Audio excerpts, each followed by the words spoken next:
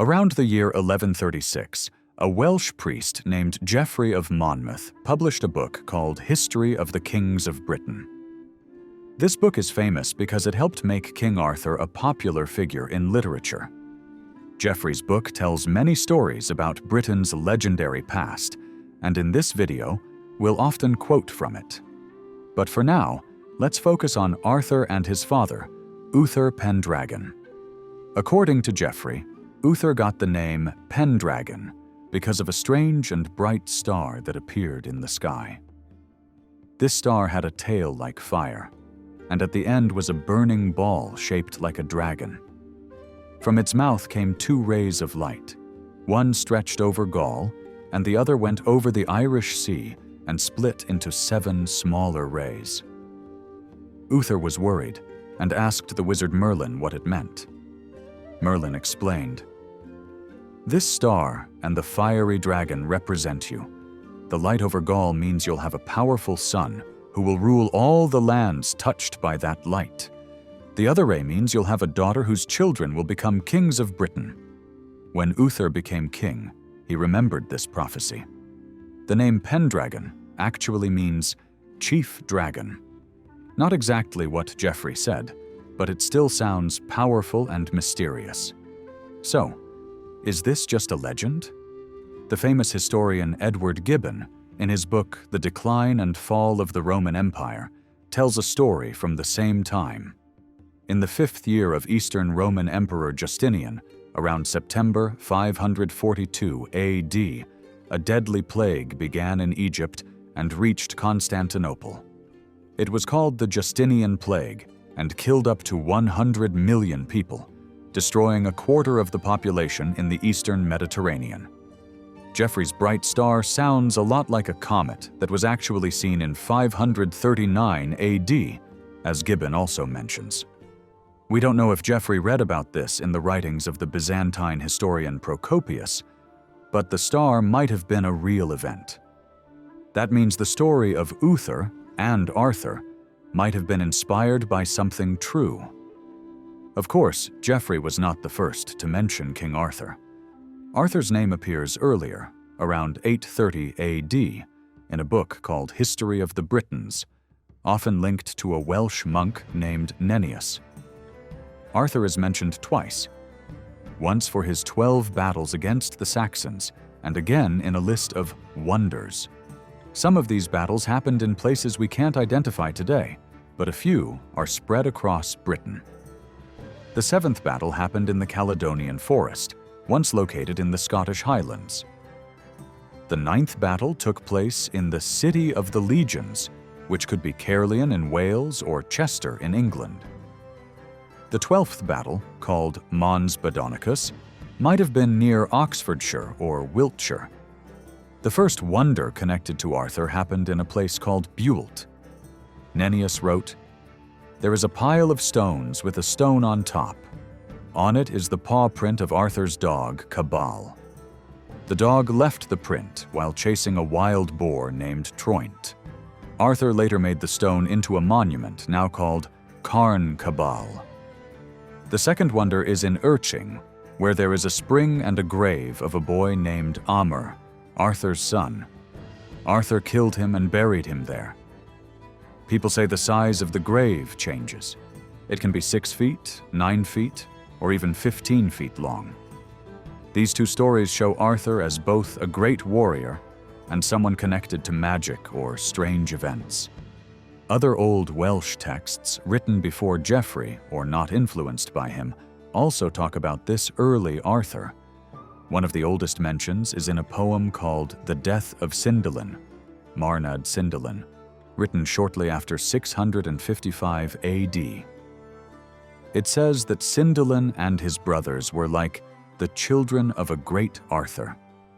Another poem, the Gododin, written between 800 and 1000 AD, talks about a warrior named Gwydir who fought bravely and fed black ravens in battle, but says he was not Arthur, meaning even he wasn't as great.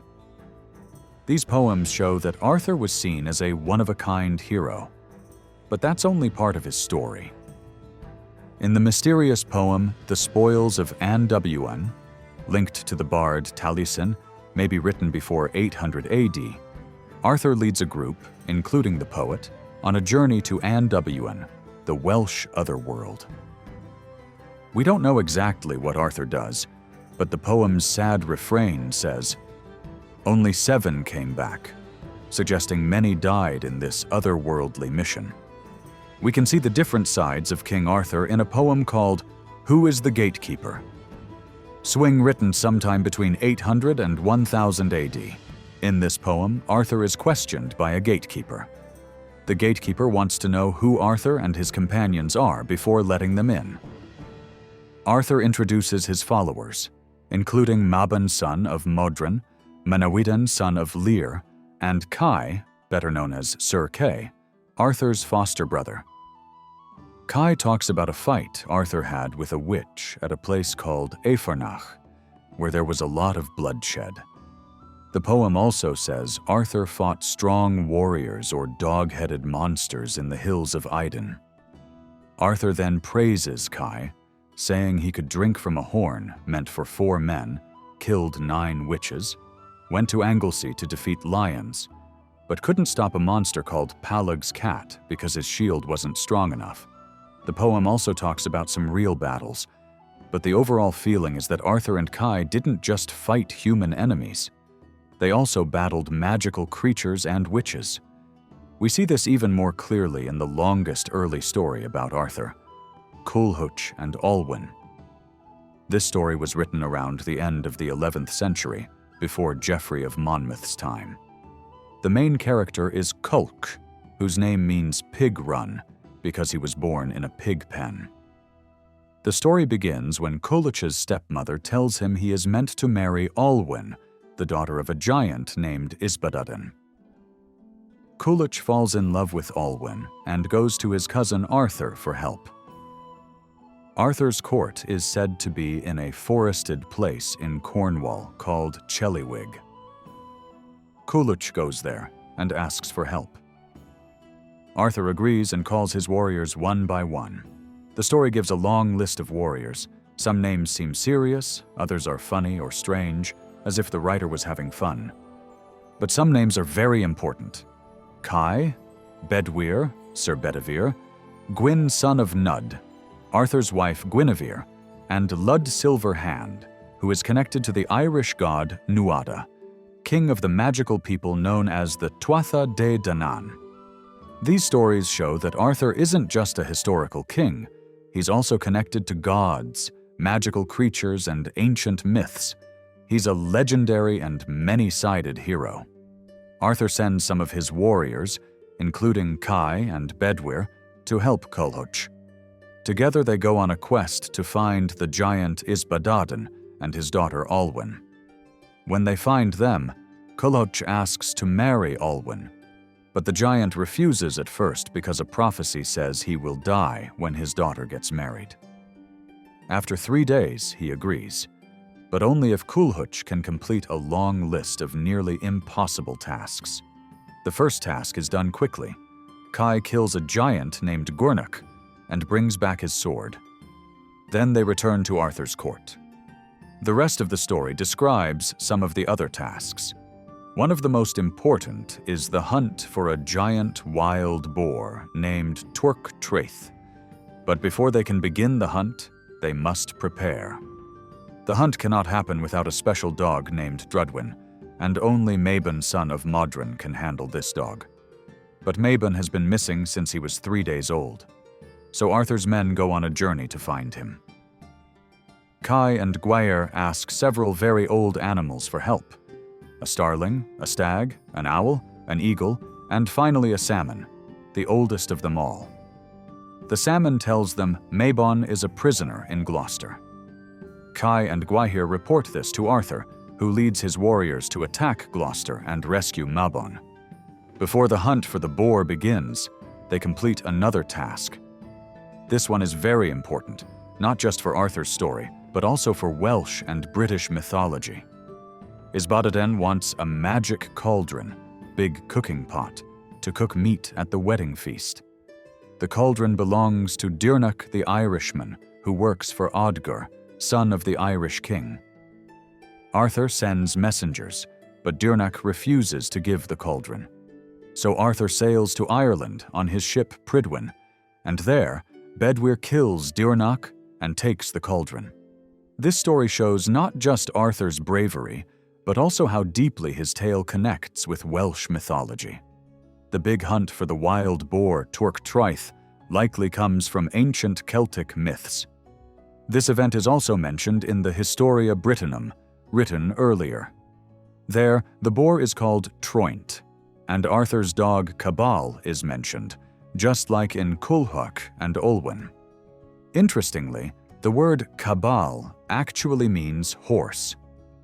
In this story, the hunt is shown as a huge and epic event. Arthur gathers warriors from the 3 islands of Britain, from France, Armorica, and Normandy. They all sail together to Ireland, where the wild boar and its 7 young are living. The battle lasted for a whole week.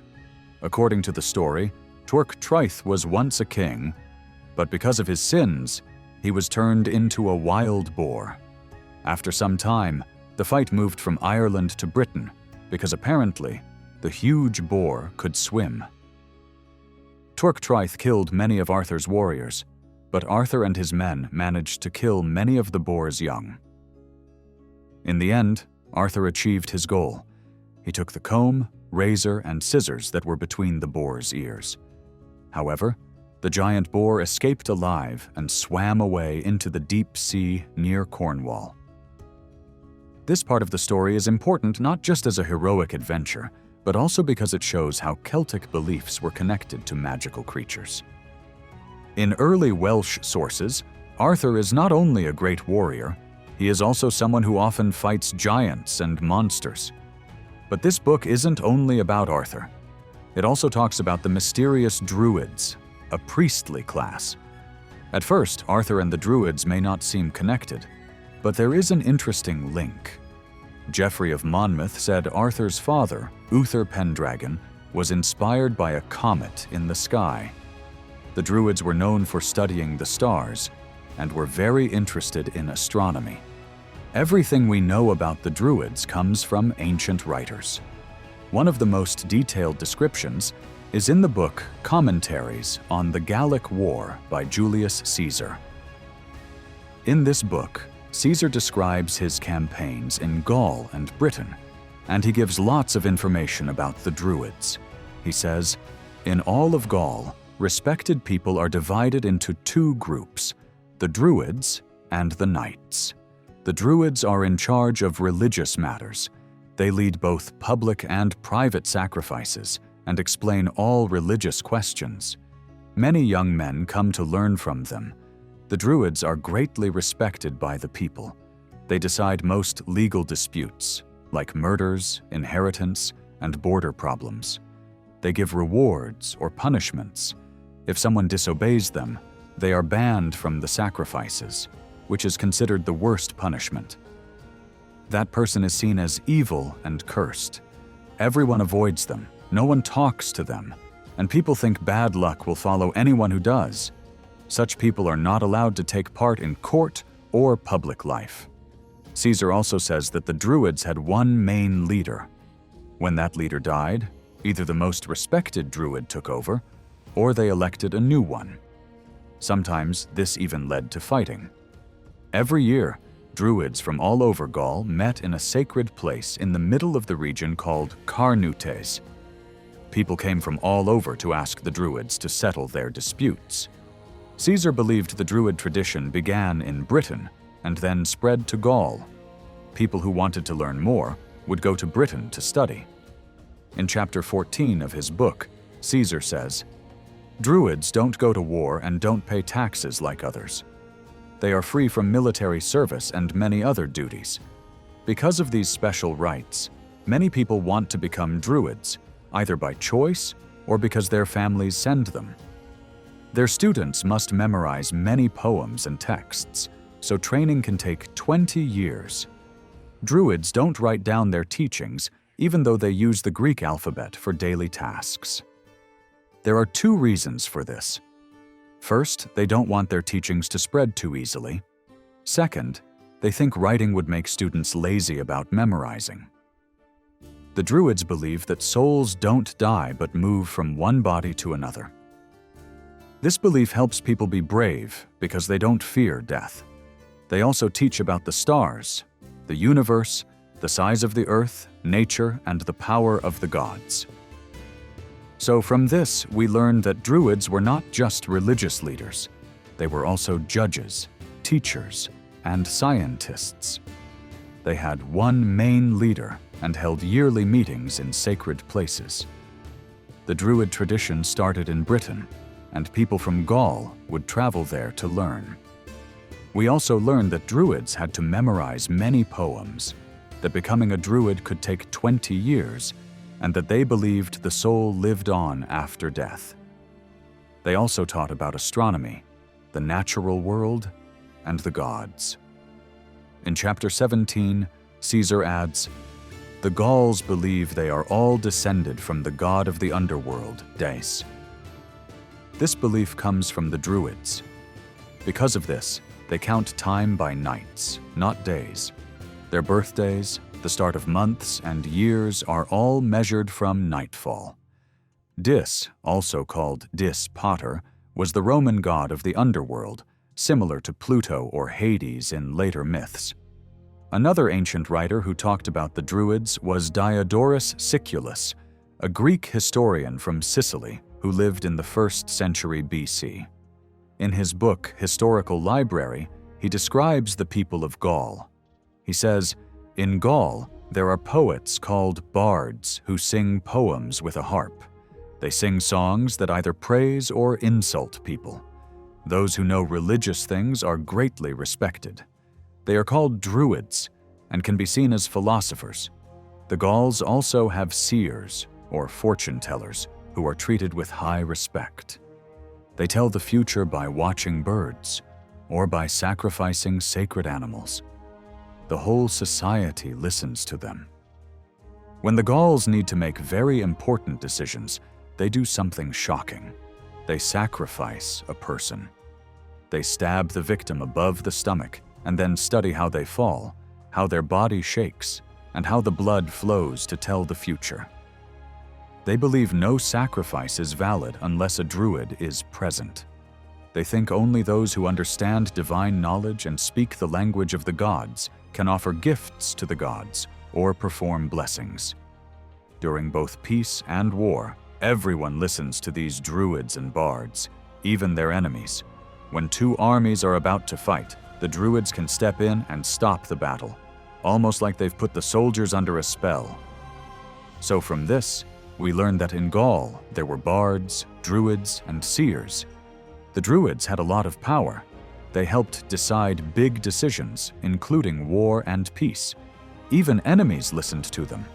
Sacrifices could only be done with Druids, and they were seen as the connection between people and the gods. Another Greek historian, Strabo, who lived between 64 BC and 24 AD, also wrote about Druids in his book Geography. He said, "In Gaul, there are three respected groups: bards, vates, and druids. Bards are singers and poets. Vates deal with fortune-telling and the study of nature. Druids study nature too, but also focus on moral philosophy, what is right and wrong. Druids are considered the fairest people, so they are trusted to settle both personal and public disputes." In the past, when two armies were about to fight, Druids could step in and stop the battle. They often handled murder cases, and people believed their decisions affected things like how good the harvest would be. Many people also believed that the soul and the universe cannot be destroyed, even if fire and water could harm them over time. Strabo's words are similar to what Caesar and Diodorus said, but he also introduces the word vates for fortune-tellers, the same people Diodorus called seers. Later, some early Christian writers also talked about the Druids. One of them was Hippolytus of Rome, who lived from around 170 to 236 AD. He wrote a lot about Christian beliefs. but also made a comment about the Druids. He said, "The Celtic Druids were deeply dedicated to Pythagorean philosophy. A man named Zamolxis, who had been a slave of Pythagoras and came from Thrace, brought this philosophy to them after Pythagoras died." Hippolytus connected Druids with Pythagoras probably because both believed in reincarnation, the idea that the soul passes into another body after death. The man Hippolytus calls a slave, Zamolxis, was actually a god of the Getai people who lived near the Danube River. Another Christian writer, Clement of Alexandria, didn't talk directly about Druids, but shared something interesting. He wrote, "Alexander, in his book on the symbols of Pythagoras, says that Pythagoras was a student of Nazaratus the Assyrian. He also says Pythagoras learned from the Galatians and the Brahmins. The Alexander he mentions is Alexander Polyhistor, a writer who lived around 100 BC to 40 AD. The Assyrian Nazaratus is likely Zoroaster, the founder of Zoroastrianism in ancient Iran. The Galatians were a Celtic people who moved to what is now central Turkey around 270 BC. So even though Clement didn't mention Druids directly, he talks about how Pythagoras learned from the East and the Celts, which suggests that Druid teachings were seen as philosophical and important. Another Roman writer, Pomponius Mela, who lived around 43 AD, gave more details in his book, The Description of the World. In Book 3, Chapter 2, he says, "The Druids say they know about the size of the world and the sky, the movements of stars, and the will of the gods. They teach noble children many things in a training that can last up to 20 years, usually in caves or hidden forests. Most of this repeats what Caesar wrote a century earlier, but the new detail is that Druid training took place in secret places, like caves or sacred groves. This shows us that Druids were seen as very powerful and respected. They were religious leaders, philosophers, teachers, scientists, and even peacemakers.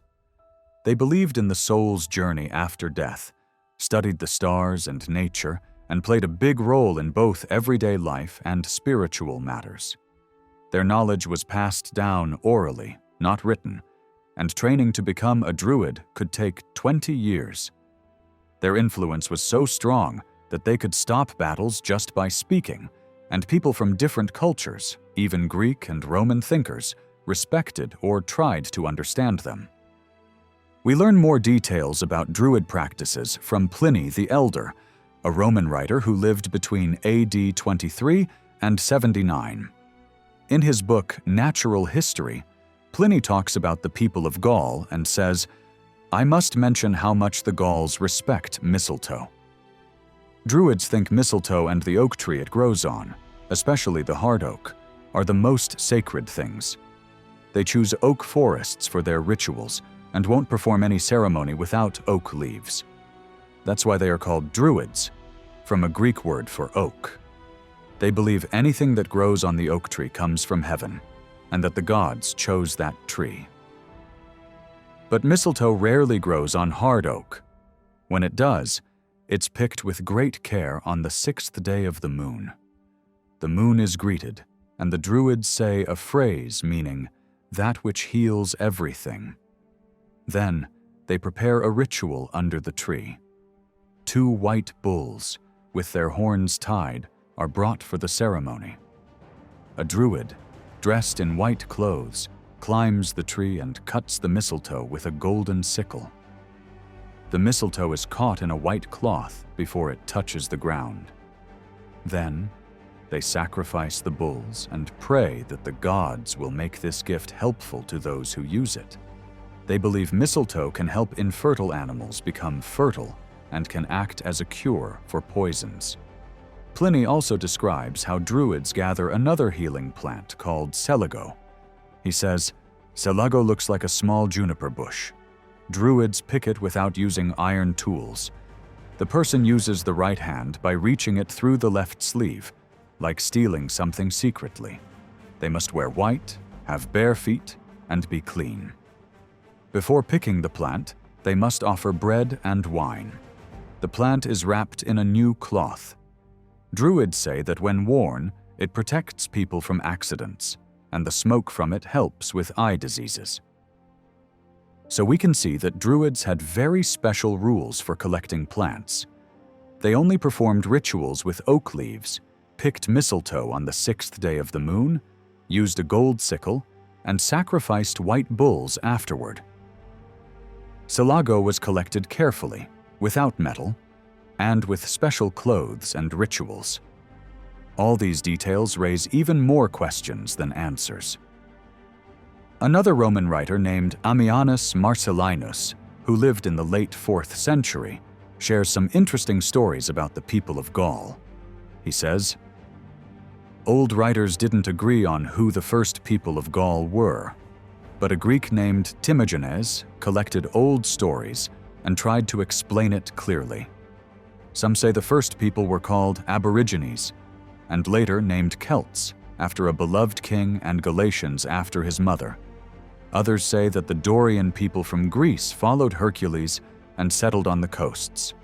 The Druidic, a priestly group, believed some of the people were native, but others came from faraway islands or lands beyond the Rhine River because of wars or floods. Another story says that after Troy was destroyed, some Trojans escaped and settled in Gaul.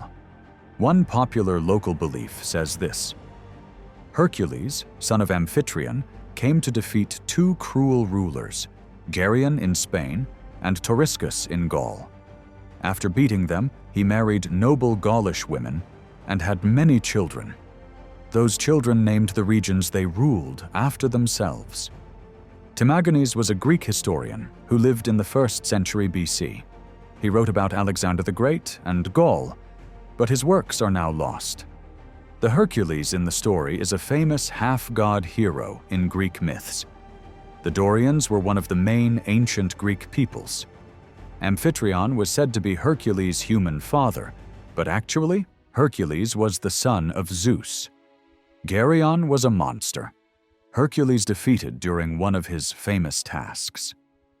These stories, when combined with what other writers said, show that Druids were not just priests. They were also wise thinkers, poets, nature philosophers, and leaders who shaped the lives of their people. There are some very interesting details here. Ammianus uses information from Timagenes, who lived much earlier, so his words may be reliable. Ammianus says the first people in Gaul were Celts, but other sources say some may have come from Germany or distant islands. Some even believed people from Troy ended up in Gaul. One local story says that Hercules had children in Gaul, and those children became rulers. This also supports Caesar's idea that the Druid tradition started in Britain. It also connects Gaul and Troy, which is interesting because the Romans believed their own founder, Aeneas, came from Troy. Pomponius Mela, another Roman writer, tells us that Druids taught in caves and sacred forests. This makes sense, since these places would be great for learning about the stars, the sky, and for collecting plants like mistletoe and silago. In this video, we will explore not only what the Druids taught, but where they came from, and what that tells us about Arthur. Our goal is to show that the comet which gave Uther Pendragon his name might also be what gave us Arthur, and that Arthur may have been the last great gift of the Druids to the people of Britain. We call him the last gift because we believe one of the biggest Anglo-Saxon kingdoms might have actually been founded by Britons. And that means England itself could be part of the Druids' legacy. The Romans invaded Britain in AD 43 and ruled it until about AD 410. But this wasn't their first contact. Julius Caesar had already led 2 missions to Britain in 55 and 54 BC during his Gallic Wars. Caesar believed the Britons were helping his enemies in Gaul, especially a group called the Belgae. These people likely came from northern France, Belgium, and parts of Germany. Caesar wanted to stop this support. His first mission in 55 BC failed. Roman troops landed near Kent, but didn't get far. In 54 BC, the second invasion went better. Caesar brought along a Briton named Mandubracius, a prince from the Trinovantes tribe in modern Essex and Suffolk. Mandubracius had lost his throne to a leader named Cassivellaunus and wanted Caesar's help. Caesar crossed the Thames River, probably near Westminster, and attacked Cassivellaunus's fort in Hertfordshire. Cassivellaunus surrendered and agreed to pay tribute to Rome. Mandubracius got his throne back. Both of these leaders later appear in British and Welsh legends, especially in stories from the Mabinogion. Julius Caesar left Britain without leaving any soldiers behind. It wasn't until AD 43 that the Romans seriously invaded the island. Two sons of a local king named Cunobelinus, called Togodumnus and Caraticus, fought back against this Roman invasion. Their tribe, the Catuvalauni, lost 2 battles near the Medway and Thames rivers. Togodumnus was killed, but Caraticus survived and kept fighting. Caraticus made alliances with 2 tribes in eastern Wales, the Silures and the Ordovices, but in AD 51, the Roman governor Publius Ostorius Scapula defeated him. Some of Caraticus's family members were captured, but he escaped and went north to ask for protection from the Brigantes tribe. However, their queen, Cartimandua, supported the Romans. She captured Caraticus, chained him up, and handed him over to the Romans. The Silures continued resisting the Romans and weren't fully defeated until around AD 76. Around this time, the Druids appeared clearly in written history. The Romans saw them as a serious threat. In AD 60, the Roman governor Gaius Suetonius Paulinus attacked and destroyed Mona, modern Anglesey, which was the Druids' main center in North Wales. The Roman historian Tacitus described the scene in his book, Annals. The enemy was lined up on the shore, ready to fight. Among them were wild-looking women in dark clothes with loose hair, waving torches. The Druids raised their hands and shouted curses. The strange scene shocked the Roman soldiers, who froze in fear and became easy targets. But the general shouted orders, and the soldiers encouraged each other. They realized the women were not magical, so they moved forward, destroyed the enemy, and burned them in their own fires. Afterwards, a Roman base was built in the area, and the sacred groves, dedicated to cruel and superstitious beliefs, were destroyed. These people believed in sacrificing humans and reading the future using their blood and intestines. This shows that the Romans didn't just fight wars, they also tried to destroy the religions and cultures of the people they conquered. Druids weren't just nature lovers, they were spiritual and social leaders. So, when the Romans attacked them, it was also a major cultural attack. But Suetonius couldn't fully finish the conquest of Wales because he had to deal with a major rebellion led by Boudica. She was the queen of the Iceni, a tribe living in what is now Norfolk. Her husband, King Prasutagus, ruled his people under Roman protection and wanted to leave his kingdom to both his daughters and Rome. But after his death, the Romans ignored his will. They took over the kingdom by force, beat Boudica, and attacked her daughters. This led to a large rebellion. Both Tacitus and Cassius Dio, another Roman historian who lived between AD 160 to 230, wrote about it. Dio said that before going into battle, Boudica gave a powerful speech and released a rabbit from her clothes. The rabbit ran in the direction they believed brought good luck. The army cheered loudly. Then Boudica raised her hands to the sky and prayed. "I thank you, Andraste, and I call on you, as a woman to a woman." This is one of the earliest written records of religious practices in Britain. Andraste was likely a local war goddess, possibly connected to a Celtic goddess named Andarta, worshipped in Gaul. Boudica's army included the Iceni and Trinovantes tribes. They first destroyed Camuladunum, which used to be the Trinovantes' capital, but had become a Roman town. There was also a temple for the dead Roman Emperor Claudius. Rome sent a legion to help, but it was defeated. Suetonius rushed to Londinium, but he didn't have enough troops to defend the city, so he evacuated it.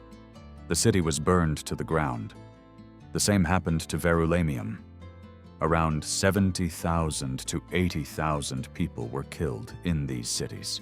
Suetonius gathered his army in the West Midlands, and although they were outnumbered, defeated Boudica at the Battle of Watling Street. Tacitus says Boudica poisoned herself after the loss, but Cassius Dio says she got sick and died, and was buried with honor. The destruction of the Druid center on Mona and the crushing of Boudica's rebellion didn't end Roman rule in Britain. The Romans kept expanding north and tried to conquer Scotland, but they failed. Eventually, they marked the northern border with Hadrian's Wall, started in AD 122, far south of Scotland. So what was Roman Britain like? To understand religious life during Roman rule, we first need to know how the land was organized. Britain was made up of tribes, and the Romans used those tribal areas to set up administrative regions. We can learn about religion in Roman Britain in different ways. By studying temple ruins, by looking at sacred places outside temples, and by examining religious symbols and artwork. In this video, we'll focus on southern Britain, especially a region that stretches from Gloucestershire through Wiltshire and Somerset to Dorset. By exploring temples and religious sites in this area, we'll get a better picture of how religion worked at the time. Let's start with one important temple, the Ule Temple in Gloucestershire. This area was once home to the Dobunni tribe. Today, Ule is a small village in a forested valley of the Cotswold Hills. But in Roman times, the settlement and temple were on West Hill, south of the village, overlooking the Severn Valley. Nearby Roman towns included Glevum, about 12 miles north, and Corinium, 16 miles to the east. The Fosse Way, a major Roman road from Exeter to Lincoln, connected towns like Bath and Cirencester. Another road ran southwest from Gloucester, passing right below West Hill along the Severn Valley. The Ancient Documents Research Center at Oxford University is well known for studying the many curse tablets found in Ule. On their webpage titled Ule History, they explain, under the Roman temple in Ule, there are remains of an older religious site. It was a square wooden building surrounded by a ditch, built about 50 years before the Roman conquest. In the early 2nd century AD, a new stone temple was built. It stayed in use for around 300 years. Later, around the 5th century, a new wooden building with a curved back was built on the same spot. In the early 6th century, this was rebuilt with stone. Some think it might have been a church or a baptism site, but we can't be sure. Outside one of these buildings, the head of a statue of Mercury was carefully buried. This means the head was kept safe for at least 100 years after the temple was destroyed. This shows that Mercury, the god, was very important to the Dobunni people. Even after the Romans left and Christianity spread, people respected the statue so much that they saved the head of the god for a long time. That kind of respect shows how deeply important this god was. We don't know exactly which god was worshipped in Ule before the Romans came. But during the Roman period, the main god was Mercury, who was often connected with the Celtic god Lugus. Researcher Alexei Kondratiev studied this link. He looked at place names like Lugudunon, which show this connection between Lugus and Mercury. As we mentioned earlier, Julius Caesar wrote in his book Gallic Wars that the Gauls especially worshipped Mercury. They saw him as the inventor of all the arts, the guide for travelers, and the god of trade and wealth. That could explain why there are so many altars to Mercury in Celtic areas, but not many with the name Lugus. Under Roman rule, the locals may have used the name Mercury, even when they really meant Lugus. Over 400 altar inscriptions to Mercury have been found in Gaul and Britain. This suggests that Mercury was more important in these areas than he was in the Roman religion itself. In Ule and other places, Mercury is shown with classic Roman symbols, but there are 4 unique Celtic features that Kondratiev points out. He is linked to high places, like mountaintops. For example, the Arthurian tribe in France placed a giant statue of Mercury on Puy-de-Dôme mountain. Sometimes he is shown with 3 heads. He is connected to Cernunnos, the horned god. In Belgium and along the Rhine, Mercury is shown holding a spear and standing with a goddess named Rosmerta. Rosmerta means the great provider. She was a goddess of fertility. Kondratiev believes these images show ideas about leadership and power. In Iron Age Celtic society, community leaders and warriors would gather for ritual feasts to strengthen their unity. During these feasts, they would drink a special drink that symbolized their bond with the land and the gods. Rosmerta was the one who held this special drink, and Mercury, with his spear, was the protector of kings and a symbol of power from the other world. There's also debate about where the name Lugus comes from. At first, people thought it came from a word that means light, like Latin lux or English light. But Kondratiev suggests it may actually come from a word that means oath or sacred promise. In Old Irish and Welsh, similar words mean oath. Kondratiev supports this idea using a Celtic text found in 1971 in Chamalières, France. That text was part of a ritual prayer for victory in battle. It ends with the words Lug de sumis, which means I prepare them by oath. The word Lug sounds like the name Lugus, so people believe there's a strong link between this god and the idea of sacred oaths. Now, let's look at a second important temple, the one at Lydney Park, also in Gloucestershire. This temple was built inside the walls of an ancient hill fort near iron mines used during both the Iron Age and the Roman period. It stood on a main Roman road that connected Gloucester, the Roman army base at Caerleon, and the capital of the Silures tribe, called Venta Silurum. Lydney is 18 miles from Gloucester and 12 miles from Caerwent. The temple was likely built after AD 364 and was dedicated to the god Nodens.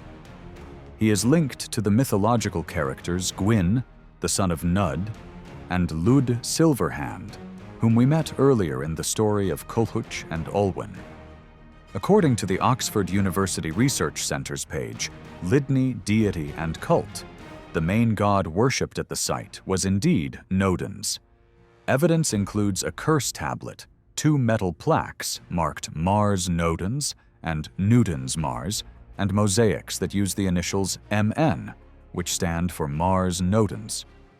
The name Nodens is Celtic, and it may come from a word meaning to catch or to trap. He might also be connected to the Severn River and its powerful tidal waves. Outside of Lydney, Nodens is only known from 2 small statues found near Lancaster. At the temple in Lydney, archaeologists found many statues of dogs, made in a special artistic style. One of them is considered one of the best bronze sculptures from Roman Britain. Researchers believe these dog figures might be connected to hunting or healing, but as we'll see in this section, dogs may also be linked to the underworld. Other objects found at the site suggest that the temple may have been used for healing. These include a female figure that was likely an offering to the god, a hollow bronze arm, and a stamp used for making medicine for eye diseases. This stamp shows that a healer may have worked at the site. Not far from there, in the northwest corner of Wiltshire, about 10 miles from the Roman town Aquae Sulis, modern Bath, another temple site was discovered in a place called Nettleton. Nettleton lies just west of the Roman road Fosse Way, which connected towns like Corinium, Lindinus, and Isca Dumnoniorum. The first temple in Nettleton was built around AD 69. It was a rectangle-shaped building on the side of a valley. Archaeologists found many objects here, including a bronze lamp shaped like a chicken, stone carvings, glass items, fancy Roman pottery, and many coins dating as late as the 4th century. The second temple was likely an earlier round-shaped sacred area, and it was later replaced by a third temple built in an octagonal shape. These two later temples were inside a walled area. Construction happened in several stages. A round sacred space from the 2nd century, a stone platform from the 3rd century, and an octagonal temple built in the 4th century. An altar stone says this temple was dedicated to Apollo Cunomaglus, which means Master of the Hounds Apollo. In the 4th century, the temple was changed. Some rooms were closed off, and the shape was changed into a cross, so it may have been used as a church for a while before becoming a pagan temple again. These changes show how religion was evolving in the Roman world in the 4th century. In AD 313, Emperor Constantine made Christianity legal, and it became the official religion. But when Emperor Julian came to power in AD 355, he tried to bring back paganism for a short time. All of this happened as the Romans were slowly losing control of Britain. One sign of this was when the Spanish general Magnus Maximus was declared emperor by British soldiers in AD 383, and then executed in AD 388 by order of the Roman Senate. So who was Apollo Cunomaglus? We don't know much about him outside of Nettleton. His name means Hound Master, and this, along with a link to Diana, suggests that he was connected to both hunting and healing. There is also a carved image that may show Mercury and Rosmerta, suggesting that Cunomaglus might also be linked to the Celtic god Lugus. Another temple was found near the village of Chew Stoke in North Somerset, on a hill above the River Chew. The Oxford University Centre for Ancient Documents says, on their page Pagan's Hill History and Buildings, that this temple was probably built in the late 3rd century. People lived and worshipped there through the 4th century, with a possible short break, and the site was likely abandoned in the early 5th century. The latest coin found there belongs to Emperor Arcadius, who ruled from AD 383 to 408. It's not clear which god was worshipped at this temple. According to the page Pagan's Hill Deity and Cult, the only clues come from 4 statue pieces. These are parts of a sitting dog, about 80 centimeters tall, wearing a jeweled collar. At first, they were thought to be from the Middle Ages, but later they were confirmed to be from Roman times.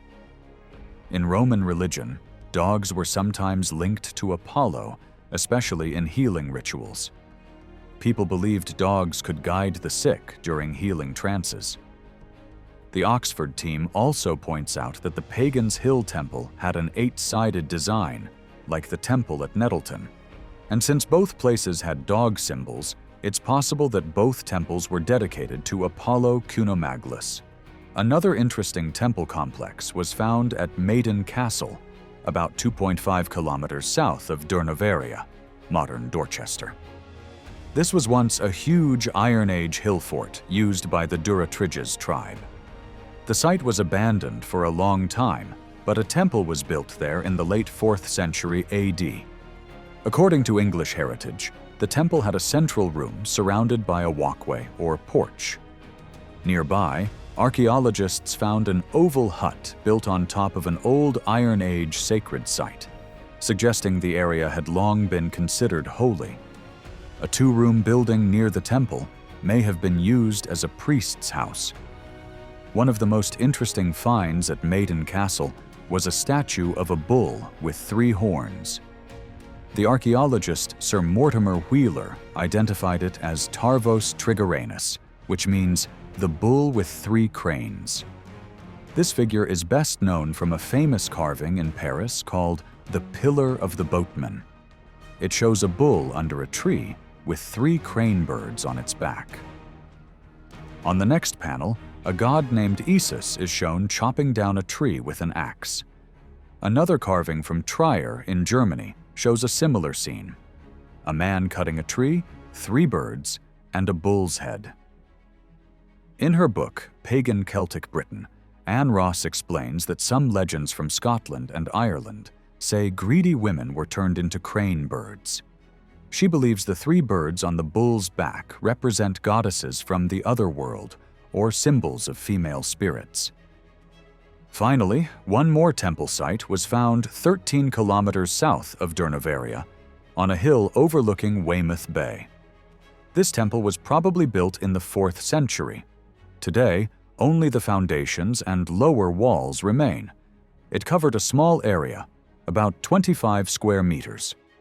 In the southeast corner, archaeologists found a deep pit, about 3.5 meters down.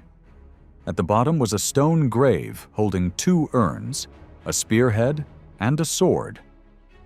On top of this were 16 layers of ash and burned material, each layer containing a bird's remains and a coin, with roof tiles placed in between. Some researchers think the birds were hawks, crows, starlings, or ravens, but scholar Miranda Green believes all were ravens. As Kondratiev explains, the Celtic god Lugus seems to have a special connection to ravens. In an old Greek text called De Fluvius, which is often linked to Plutarch, there is an interesting story about how the city of Lugdunum was founded. The story says that when the city was being built, some ravens came down from the sky. People saw this as a good sign from the gods. But these birds weren't normal ravens. They had white feathers mixed in with their black ones. Because of their unusual appearance, they became the center of a temple used for prophecy. People would leave food on a platform as an offering, and a priest would watch how the ravens reacted. Based on the birds' behavior, the priest would interpret messages from the gods. These special ravens were believed to bring messages from the other world. Their black and white feathers made people think they could move between opposite worlds, just like Lugus, who was believed to travel between different realms. In some artworks, a mysterious guardian spirit of Lugdunum is shown with ravens, and many believe this figure is actually Lugus himself. The first sacred place we'll look at is a cave near the village of Alveston in South Gloucestershire. This village is about 1 mile south of Thornbury and 13 miles north of Bristol. It's close to the Severn River estuary and to the temple at Lydney Park, so it lies within the territory of the Dobunni tribe. In 1998, cavers found many bones in the cave. In 2001, the TV show Time Team did an excavation there.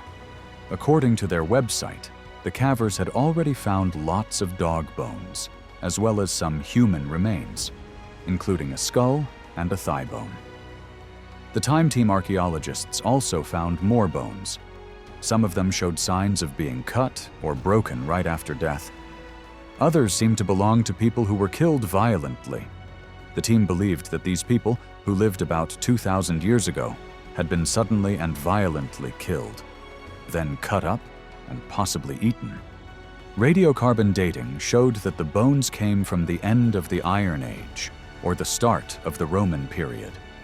This means they had found the most recent case of cannibalism ever discovered in Britain. Some clues about why the bones were placed in the cave came from other finds. Along with the dog bones, there were also cow bones, a possible bear bone, and some wooden sticks. Archaeologist Mark Horton said that this was not random. It looked like a site used for a special kind of ritual. He explained that at the end of the Iron Age, this area was a center for underground or underworld religions, and some of these continued into the Roman period. One of the gods shown in local temple art was the Celtic hunter god Cuno Maglus, often linked to a dog from the underworld. It seems that Cuno Maglus was connected to beliefs about the afterlife that may have included human sacrifices and even cannibalism. Let's now look at what Horton calls an underworld cult. At Jordan Hill, archaeologists found ritual pits from the Roman period, but this kind of practice had existed in southern Britain long before the Romans came. According to Jody Lewis, one important site is the Wilsford Shaft near Stonehenge, in a place called Normanton Down. At first, people thought the shaft was a burial pond, but later they found out it was actually a man-made well, about 30 meters deep and 1.8 meters wide. Excavations showed it held many offerings from the Bronze Age, including a jet ring, amber beads, bone needles, animal bones, and other items made from organic materials. According to the Wiltshire Council, the shaft was built around 2300 BC and used until around 1450 BC.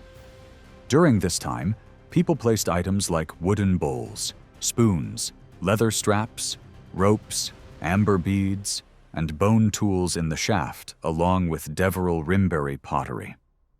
The archaeologist Ashby believed these were not grave goods, but offerings, placed underground in a way similar to how people made offerings to the dead.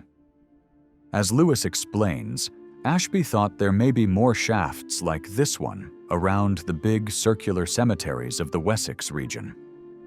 These may show that underground religious practices from the Iron Age and Roman times actually began in the Bronze Age. These ritual pits will be studied in more detail later, but for now, it's important to say that underground structures like this were still in use during the Roman period around Stonehenge. The Wessex archaeology team studied a Roman-British village at Butterfield Down, near Stonehenge. This village was built in the 2nd century AD and grew the most in the 3rd and 4th centuries. One of the best-known figures connected to the underworld is Orpheus. In ancient stories, Orpheus goes to the world of the dead to rescue his wife Eurydice, and he charms Hades and Persephone with his music. There are 2 mosaics of Orpheus in southern Britain, one in the Woodchester Roman villa in Gloucestershire, and one in the Littlecote Roman villa in Wiltshire. In his book, The Romans at Woodchester, Graham Thomas describes the villa and its mosaic. The building likely began during the reign of Emperor Hadrian, and it was repaired and updated many times over the centuries. According to Giles Clark, the villa didn't have an official Roman function. Instead, it was probably built by the descendants of local tribal leaders from before the Roman conquest. Woodchester is located on an old road between the Roman cities of Aquae Sulis, Corinium, and Glevum. Clark notes that the area around Woodchester is rich in archaeology. Within 5 miles, at least 7 other villas have been found. The famous Orpheus mosaic was made around AD 325 by craftsmen from Corinium. It shows scenes of Orpheus in nature, playing music. The villa was first excavated in the 1790s by Samuel Lyson, who published his findings in a book called Account of the Roman Antiquities, discovered at Woodchester in the county of Gloucester. One of the most impressive finds was a headless marble statue of the goddess Diana Luna, with a sacrificed bull at her feet. This high-quality statue is now in the British Museum and shows how luxurious the villa was. According to Catherine Dunfabin, the Woodchester Roman villa was very large and impressive, with at least 20 rooms decorated with mosaics. The famous Orpheus mosaic is found in the central hall, which is about 50 square meters. In the middle of the mosaic is an octagon-shaped area that shows fish, and it may have been designed as a fountain or water basin. Around it, Orpheus is shown playing his lyre, surrounded by birds. In the next ring, we see animals walking on a plain white background with trees placed between them. These animals include a griffin, bear, leopard, deer, tigress, lion, lioness, boar, dog, and elephant. On the outermost ring, there is a large spiral coming from the head of Oceanus, and in the four corners there are water nymphs placed in column bases. These nymphs are shown with a dark background, which is unusual. The Littlecote Roman Villa is located in Littlecote Park in Wiltshire, near Ramsbury in the Kennet Valley. In Roman times, it was near a small fort called Cunetio, and it stood on two major Roman roads, one going from Caleva Atrebatum to Aquisulis, and the other from Venta Belgarum to Corinium. According to Wikipedia, the area started as a small military post near the river. Around AD 70, the soldiers left, and local people began living in round huts. About 50 years later, those were replaced with a rectangular Roman-style house. Another 50 years later, the house became a two-story villa with wings and corridors. Over time, it was repaired and changed many times, especially around AD 270. By around AD 360, farming had stopped at the Littlecote Villa, and the site began to have a religious use. A large barn was turned into a courtyard, and a three-apsed hall with its own bathhouse was built. This hall had a floor decorated with a famous Orpheus mosaic, which was discovered in 1727 by the manager of Littlecote Park. Some researchers think this religious change was connected to Emperor Julian's effort to bring back pagan religion around AD 362. But after Christianity became the official religion under Emperor Theodosius, around AD 400, the buildings were either destroyed or left in ruins. Martin Hennig explains that the main figure in the mosaic is Apollo, who is connected to Orpheus. There is also a fox, a usual symbol seen with Orpheus, and figures that represent the seasons, riding on animals. These figures are also linked to Apollo. At the ends of the apses, there are sun faces that also refer to Apollo. These sun rays reach to the edges of the panel and may look like seashells, which might represent the soul's journey across the sea to blessed islands, a kind of paradise after death. Other parts of the mosaic show geometric patterns, but one panel decorated with sea panthers suggests a scene from the wild sea parade of Dionysus. There are also two panthers on either side of a cup, another symbol of Bacchus, the Roman name for Dionysus. So it seems this religious space was about a mystical link between Bacchus, Orpheus, and Apollo. All these images seem to be about spiritual salvation. Hennig also says that Dionysus was seen as a savior god who led souls into a new life after death. In mythology, he saves Ariadne, the daughter of King Minos, on the island of Naxos, and she joins his joyful procession. In both Greek and Celtic myths, the Blessed Isles were thought to be the heavenly lands where heroes went after death. According to Toynbee, the shell symbol represents the soul's journey to those islands. Also, near Littlecote, in Nettleton Shrub, Apollo was worshipped in the form of Apollo Cunomaglus. At this point, we return to our main study area, Gloucestershire, home of the Dobuni tribe. As said before, in Gaul, the god Mercury was often shown with Rosmerta, a goddess of fertility. While no written dedications to Rosmerta have been found in Britain, there are some images that seem to show her. For example, a carving from Northgate Street in Gloucester, where the Shakespeare Inn now stands, shows figures thought to be Mercury and Rosmerta. Mercury has his usual rooster, staff, caduceus, and winged hat. Rosmerta holds a strange staff in one hand and a ladle reaching into a bucket with iron bands in the other.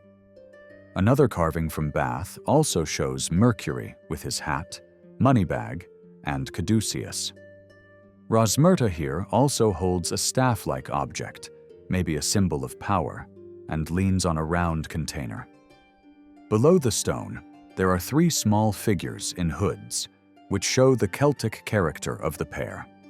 According to Green, the mother goddess can also be connected to war. At Daglingworth, near Cirencester, a carving shows a goddess sitting with 3 hooded cucullati figures, 2 of whom hold swords. Another carving at Kingscote, just 3 kilometers east of Uli, shows a goddess on a throne holding bread or fruit, with a warrior standing beside her. The Geni cucullati, or hooded spirits, appear all across the Celtic world, from Austria to Britain. In Britain, Green says, these figures are usually shown in groups of 3, are short in size, and are not sexualized. But they are clearly connected to fertility. They are shown with mother goddesses, and they often carry eggs. These figures appear in both northern and southern Britain. For example, near Hadrian's Wall, in a small 3rd century temple beside the Vercovicium fort, 3 cucullati figures were found. They were wrapped in heavy cloaks. The one in the middle had a male face, while the others may be female, or represent a young and old male. In southern Britain, cucullati seem to have many meanings. In places like Springhead in Kent and Bath, they were linked to healing springs. In Lower Slaughter in Gloucestershire, 2 groups of cucullati are shown with a worshipper. The well there may have been part of a healing water cult. But since they are also shown with rosettes and 2 ravens, they may also represent the underworld. In the area where the Dobuni tribe lived, the cucullatus figures were directly linked to a mother goddess. In one carving from Corinium, a goddess named Cuda is shown offering something to a group of 3 cucullatus figures. In another carving, a mother figure holds a cake or fruit, and nearby cucullatus spirits are shown carrying swords, as if to protect her. In a 3rd stone, a mother goddess is shown with fruit, while the cucullatus next to her carries an egg. 2 carvings from Wycombe, near Ule, also show these symbols that are often linked with fertility. In short, the connection between cucullatus figures and the mother goddess is made even stronger by the fact that these spirits are usually shown in groups of 3. This shows how themes like fertility, the afterlife, and healing were all connected in Celtic Roman religion. These images from Dobuni lands help us better understand religion in Roman Britain and later Welsh mythology. The bucket, or large pot, often shown with the mother goddess, is thought to be a kind of cauldron. Since cucullatus figures are linked with fertility, healing, and the other world, especially the ones at Lower Slaughter, which seem to come up from a well, this cauldron could be related to the one we see in the story of Culhwch and Olwen, called Dirnach's Cauldron. It also reminds us of the cauldrons of rebirth found in other stories, like the spoils of Anwn and the second branch of the Mabinogion.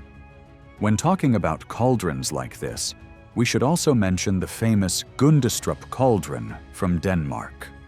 It's a large silver vessel from the 1st century BC, discovered in 1891 in a bog near Gundestrup village. The silverwork looks like it's from Thrace, but the pictures on it are clearly Celtic. Some designs show Thracian influences, but most reflect Celtic myths. One panel, called the E-plate, shows a row of warriors with spears and shields, along with men blowing carnixes.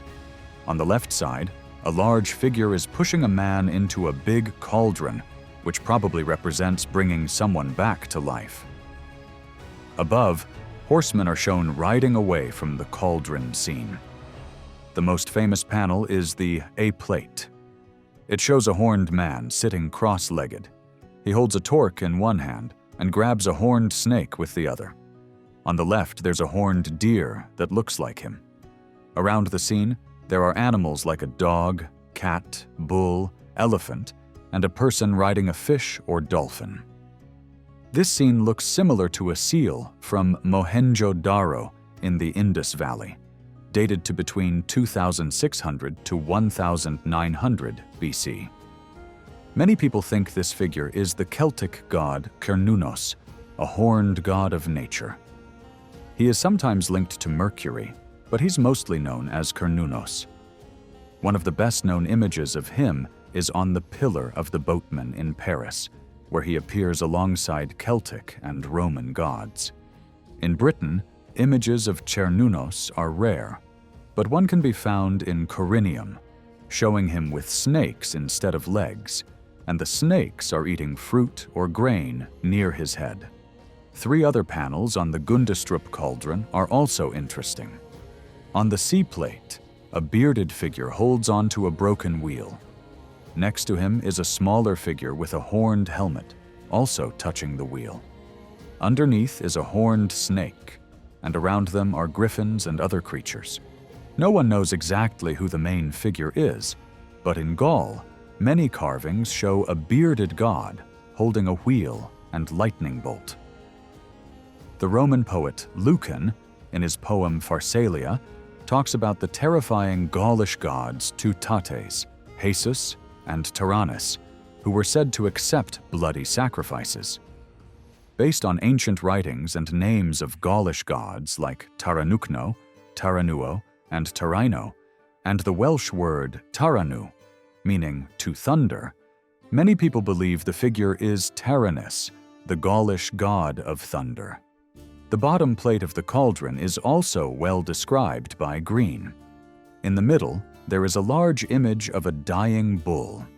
A female figure, who clearly looks human and has visible breasts, holds a knife or sword and is attacking the animal.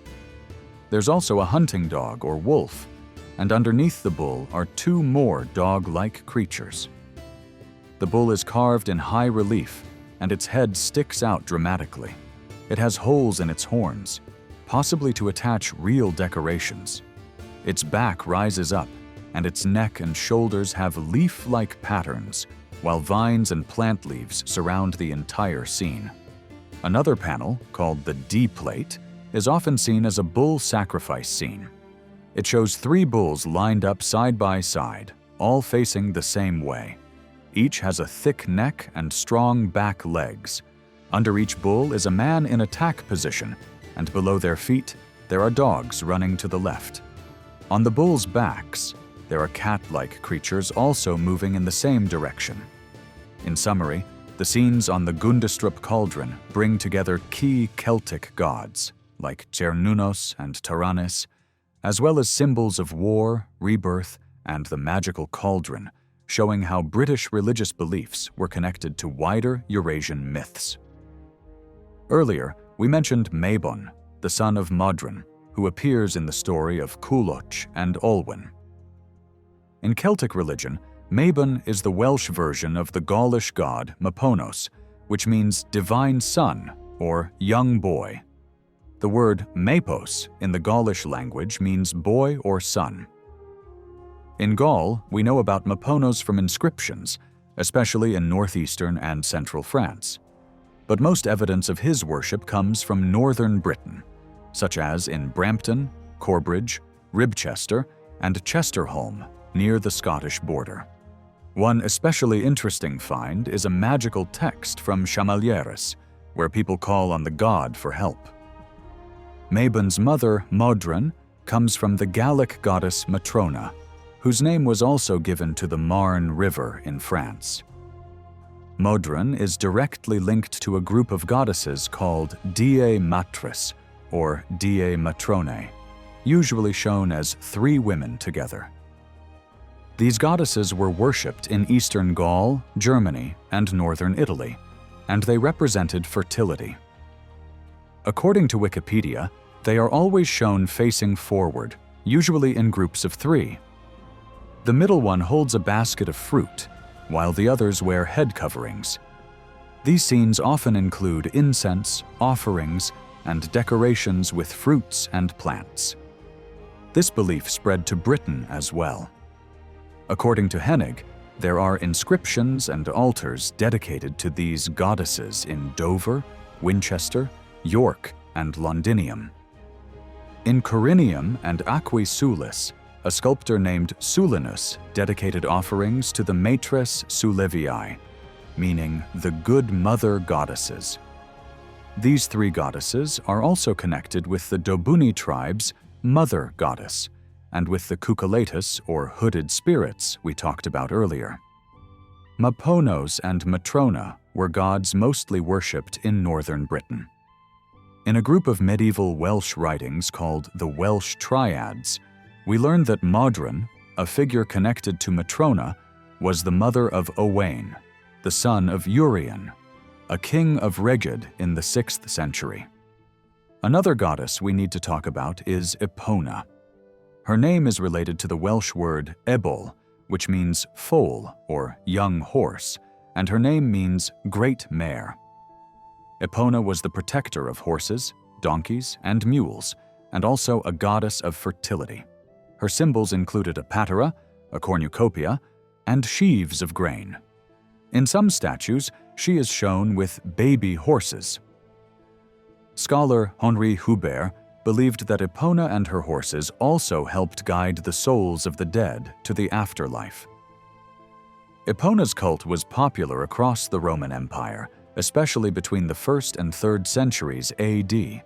She is mentioned in two famous Roman books, The Golden Ass by Apuleius and The Satires by Juvenal. According to Green, Epona was worshipped most in eastern Gaul and along the German frontier. One of the most important finds related to Epona in Britain is a small bronze statue from Wiltshire. In the statue, Epona is sitting between two small horses. She holds a patera full of grain in her right hand and a yoke, used for animals, in her left. This horse goddess gives us clues about prehistoric religion in Britain, which we'll explore more later, especially through ideas like the cauldron, triple goddesses, and the hooded spirits from Gloucestershire. The poem The Spoils of Annwyn is said to have been written by the bard Taliesin between 800 and 1000 AD, though some experts, like John Coke, believe it may have been written even earlier. Most of the poems claimed to be by Taliesin are found in a collection called the Book of Taliesin, put together around 1350 AD. Taliesin was a real historical poet, but not all the poems in the book are truly his. Taliesin's name appears in a historical document called Historia Brittonum, written around 830 AD, which says, Deutigern fought bravely against the Angles. At the same time, Talhaiarn Catagen, Neirin, Taliesin, Bluchbard, and Cian, also called Gwyneth Gwaut, became famous poets of Britain. Taliesin is mentioned here alongside Aneirin, another well-known bard who lived in the 6th century and wrote the heroic poem Gododin. The other three poets, Talhaiarn, Tad Awen, Bluchbard, and Cian, are mostly forgotten today. Taliesin is said to have lived during the time of Deutigern and Maelgwyn, a 6th century king of Gwynedd, a kingdom in northwest Wales. Maelgwyn was descended from Suneda, the founder of Gwynedd. Only about 11 poems in the Book of Taliesin seem to come from the 6th century. Many of these praise King Urien of Reged and his son Owain. The kingdom of Reged was in what is now northwest England, Cumbria, and may have included parts of Lancashire and southern Scotland. Taliesin probably worked as a court poet in this area, maybe based in Carlisle. Some poems also suggest he served in Powys, in what is now Wales, possibly in the Roman town of Viroconium. But The Spoils of Annwyn probably wasn't written by the historical Taliesin. Its style and content are very different from praise poems. To understand this poem better, Scholars like Sarah Higley have translated and analyzed it. But before we look at the poem, it's important to know that it was written in Old Welsh, and many parts are hard to understand today. Every translation is partly an interpretation, and different translators give very different versions. One of the best-known translations was done in the 19th century by W.F. Skene. The poem begins with these lines: "Praise to the High Lord, ruler of the land. His power reaches all corners of the world. Gwir was imprisoned in the fortress of the Mound, a place from the stories of Pwyll and Pryderi, where no one had gone before. He was bound with heavy chains, guarded by a loyal servant. He sang sad songs before telling of the treasures of Anwen. The bard's chant, meant to last until the end of time, began like this: 3 times we boarded the ship Prydwen and sailed to that fortress, but only 7 men came back alive from Caer Sidi." These lines describe the start of a journey to the other world, known as Anduboyan. The first place they visit is Caer Sidi, which means Fortress of the Mound. To understand this name, we must not only look at Old Welsh, but also the Indo-European language family to which Welsh belongs. This family includes languages like English, French, Persian, Latin, Hindi, Greek, and Welsh, and stretches from Portugal and Ireland in the west to India and Pakistan in the east. Sometimes comparing words in different Indo-European languages helps us understand their deeper meanings. For example, the word caer in Welsh means fort or castle. It comes from a much older root word, cat, meaning shelter or hut. This same root appears in many old languages. Here are some examples.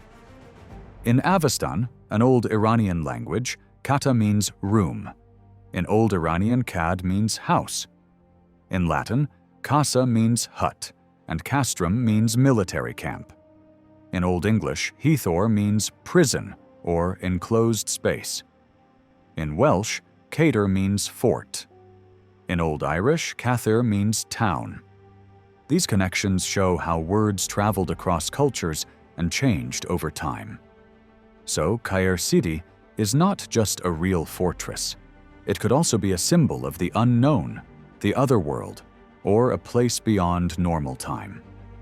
As the poem The Spoils of Anduboyan continues, it talks about more fortresses, more symbols, and more mythical themes. This helps us think about what the poem really means, and who might have written it. In the poem, the word Sidi is related to the Irish word Sid, or Siege, which refers to mounds or hills in nature. People believed these were places where supernatural beings lived. Scholar Koch says these mounds were often seen as entrances to the other world. Another scholar, Falileev, explains that the root of this word is very old and appears in many languages. For example, in Old Irish, Sid means mound or peace. In Cornish, Asedva means assembly. In Old Welsh, Gorsedd means gathering place. In Middle and Modern Welsh, sed or sed means sat.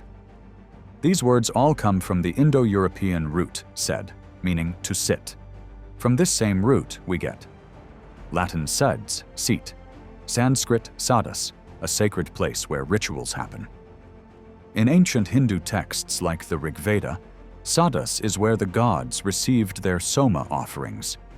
Even though the Sidi mounds in Britain weren't necessarily ritual sites, it's clear they had a strong connection to the other world. In the poem, it says a man named Gwir was held prisoner in Caer Sidi. We don't know much about him, but in a Welsh triad called the Three Noble Prisoners, Gwir is mentioned along with Mabon, son of Modron, and Lir. Lir is an important but quiet character in the Mabinogion, a collection of Welsh myths. Both Gwir and Mabon seem to share something. They both suffer in prison. Gwir sings sad songs, and in another tale, Mabon cries out in pain while locked in a dungeon in Gloucester. The poem says Gwir was imprisoned because of something related to Pwyll and Pryderi. Pwyll was a king in West Wales, and in the Mabinogion, he ruled the otherworld for a year and a day. Pryderi was his son. The word ebostol used in the poem might come from Christian language and could mean messenger or letter, but it's unclear. Was Gwir imprisoned because of messengers they sent, or because of a message? This mysterious journey to the otherworld is made on a ship called Prydwen, which means fair-faced. Only 7 men came back alive from Caer Sidi. This idea of 7 survivors also appears in another Mabinogion tale, where only 7 men return from an expedition to Ireland. One of them is the legendary bard Taliesin, though Arthur is missing from that version. The next part of the poem goes, I was praised in song. Songs were heard in the 4-peaked fortress, which turns 4 times. My poem was spoken through the cauldron. It was born from the breath of 9 maidens. The cauldron of Anwin's chief. What is its shape? It has a dark border and is decorated with pearls. It does not cook for cowards. Their fate forbids it. Leoch's shining sword pointed at it. It was left in the hand of Lemanach, and lamps were burning at the gate of hell. We went with Arthur, shining through hardship. But only 7 men returned from the fortress of drunkenness. Now, the journey continues to a new place called Caer Pedriwen, which Sarah Higley translates as 4-peaked fortress, though it could also mean 4-cornered fortress. To understand these names, we need to go beyond medieval texts and look at older myths. After all, most of what we know comes from either Roman records or stories changed by Christian beliefs. This brings us to Varuna, a god from the ancient Indian book Rigveda. Varuna ruled the sky, water, and divine law, and he also watched over the souls of the dead. In ancient Iranian religion, Varuna's image changed over time and appeared as gods like Apam Napat and Ahura Berizant, according to scholars Mary Boyce and Franz Grenet. In a Zoroastrian text called the Vendidad, one of the good places made by the god Ahura Mazda is called Varena, with 4 corners. This is the 14th of 16 good lands. It's also where the hero Thraitaona was born.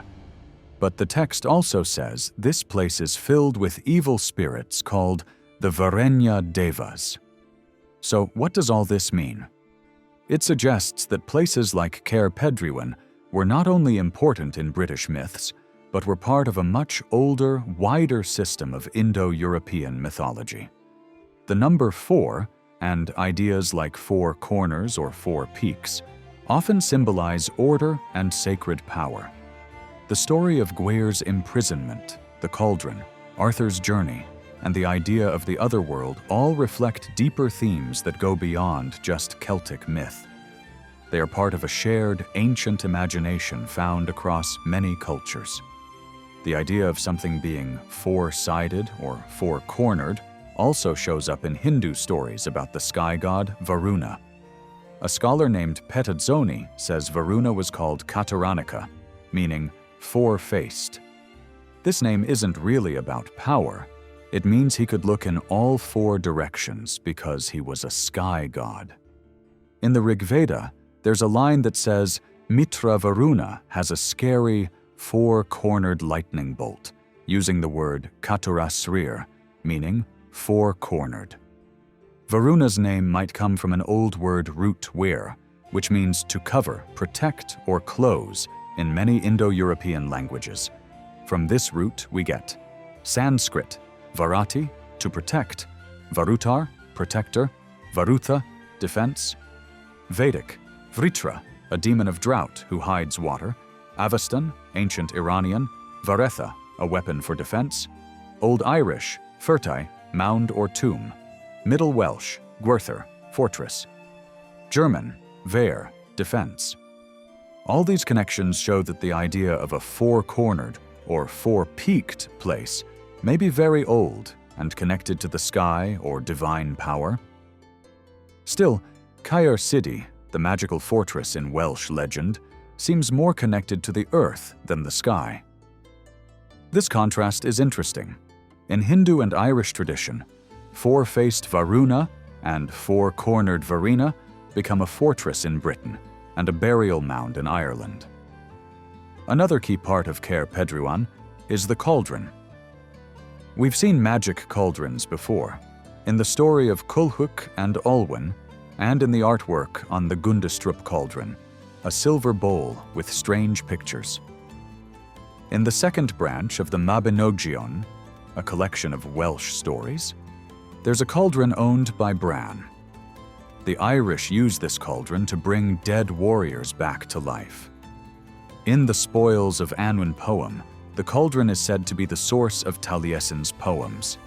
This magical cauldron belongs to the ruler of Anwen. It has a dark border, is decorated with pearls, will not cook for cowards, and is brought to life by the breath of 9 maidens. Let's start with these 9 maidens. If the number sounds familiar, that's because in the old poem, Pa Gur, Arthur's knight Kay says he once killed 9 witches. Surprisingly, we know a lot about these women. A Roman geographer named Pomponius Mela wrote about an island off the coast of Britain called Sena, where a god was worshipped. On this island lived 9 priestesses called the Senae, known for their great wisdom. People believed they could create storms, turn into animals, heal deadly diseases, and tell the future. These 9 women also appear in the story of Saint Samson, a 6th century Christian saint from Wales who later moved to Brittany. In a life story written between 610 and 820 AD, Samson meets a strange woman in a forest. She says, "I am a sorceress. My kind is seen as sinful. I have 8 sisters and a living mother. They're deep in the forest. My husband died and left me here, so I can't leave." This makes 9 women again. They show up once more in Geoffrey of Monmouth's Life of Merlin. He describes the island of Avalon, also called the Blessed Island, where everything grows naturally without farming. Grapes and grain grow on their own. Apple trees give fruit in the shade. People live over 100 years. 9 sisters rule the land, using their own peaceful laws. The oldest, wisest, and most beautiful is Morgan. She knows the healing power of every plant, can treat sickness, change her form, and even fly like Daedalus. After the Battle of Camelot, Arthur is taken there to heal. Another story about 9 women comes from a 13th century Welsh tale called Peredur fab Efraug, based on Chrétien de Troyes' Percival and the Holy Grail. In it, Peredur visits a castle. He's given food but no place to sleep. The reason? 9 sorceress women from Gloucester and their parents live here. They've destroyed the land. If we don't escape by morning, they'll kill us. Peredur decides to stay. In the morning, one of the witches attacks a guard, and Peredur kills her. She says, "Do you know who I am? It was my fate to be wounded by you. Now I'll become your student. Please forgive me." He agrees, and she takes him to the witch's palace. He stays for 3 weeks, then leaves with a horse and armor. The strangest part is that these witches are said to come from Gloucester. That connects them to the 9 maidens of Anwen, and possibly to the Dobuni tribe's mother goddess, who is often shown carrying a bucket or cauldron. There are also links to other female figures, like the hooded spirits, shown in 3s, and the maters, or mother goddesses, who are also often shown in groups of 3. All of this suggests that the 9 women are part of a very old tradition in British religion. Since the Bretons originally came from Britain, this makes sense. Over time, pagan priestesses were turned into witches under Christian influence, except in Geoffrey's story, where they still have power and wisdom. Maybe Geoffrey even read Mela's description of the priestesses on the island of Sena. Another special thing about Anduin's cauldron is that it doesn't cook food for cowards. Because of this, some people have compared it to the Holy Grail. The Grail appears for the first time in Chrétien de Troyes' story, Perceval. In that story, Perceval is a young man who meets knights and decides to go to Arthur's court. A girl there says he will do great things. Although Kay makes fun of him, Perceval defeats a knight outside and takes his red armor. He has many adventures, saves and falls in love with Blanchefleur, and learns from an old knight named Gourmont. One day, Perceval sees two men fishing from a boat. He can't cross the river, so one of the men invites him to a nearby house. Perceval climbs a hill and finds a tower and a great hall. Inside, a noble old man welcomes him, but can't stand up due to illness. A servant brings in a sword sent by the old man's nephew, and the old man gives it to Perceval. Then another servant enters carrying a white spear dripping blood. But Perceval remembers Gourmont's advice not to ask too many questions, so he stays silent. More servants come, carrying big candles. Then, a young girl entered, holding a bowl in her hands. She was beautiful, graceful, and well-dressed. The bowl gave off so much light that the candle flames seemed dim, just like the stars fade when the sun or moon rises. Another girl followed her, carrying a silver serving tray. The first bowl was made of pure gold and decorated with the world's finest jewels, stones from both the sea and the earth. This golden bowl is the Holy Grail, a symbol of something sacred, mysterious, and powerful. Like Anduin's cauldron, it's surrounded by magic, courage, and mystery. Perceval didn't ask who the special cup was for. Then he and the old man ate dinner at a table made of ivory. The cup was brought out again, but Perceval still said nothing. That night, the old man apologized and was taken to his bedroom. The next morning, Perceval woke up and found the hall empty. Everyone had left. As he rode away, the bridge lifted itself and closed behind him. On the road, he met a young girl crying under an oak tree. She was holding the cut-off head of a knight. Another knight had killed him earlier that morning. She asked Perceval where he had stayed the night before. He told her about the tower and the hall. The girl explained that the man he stayed with was the Fisher King.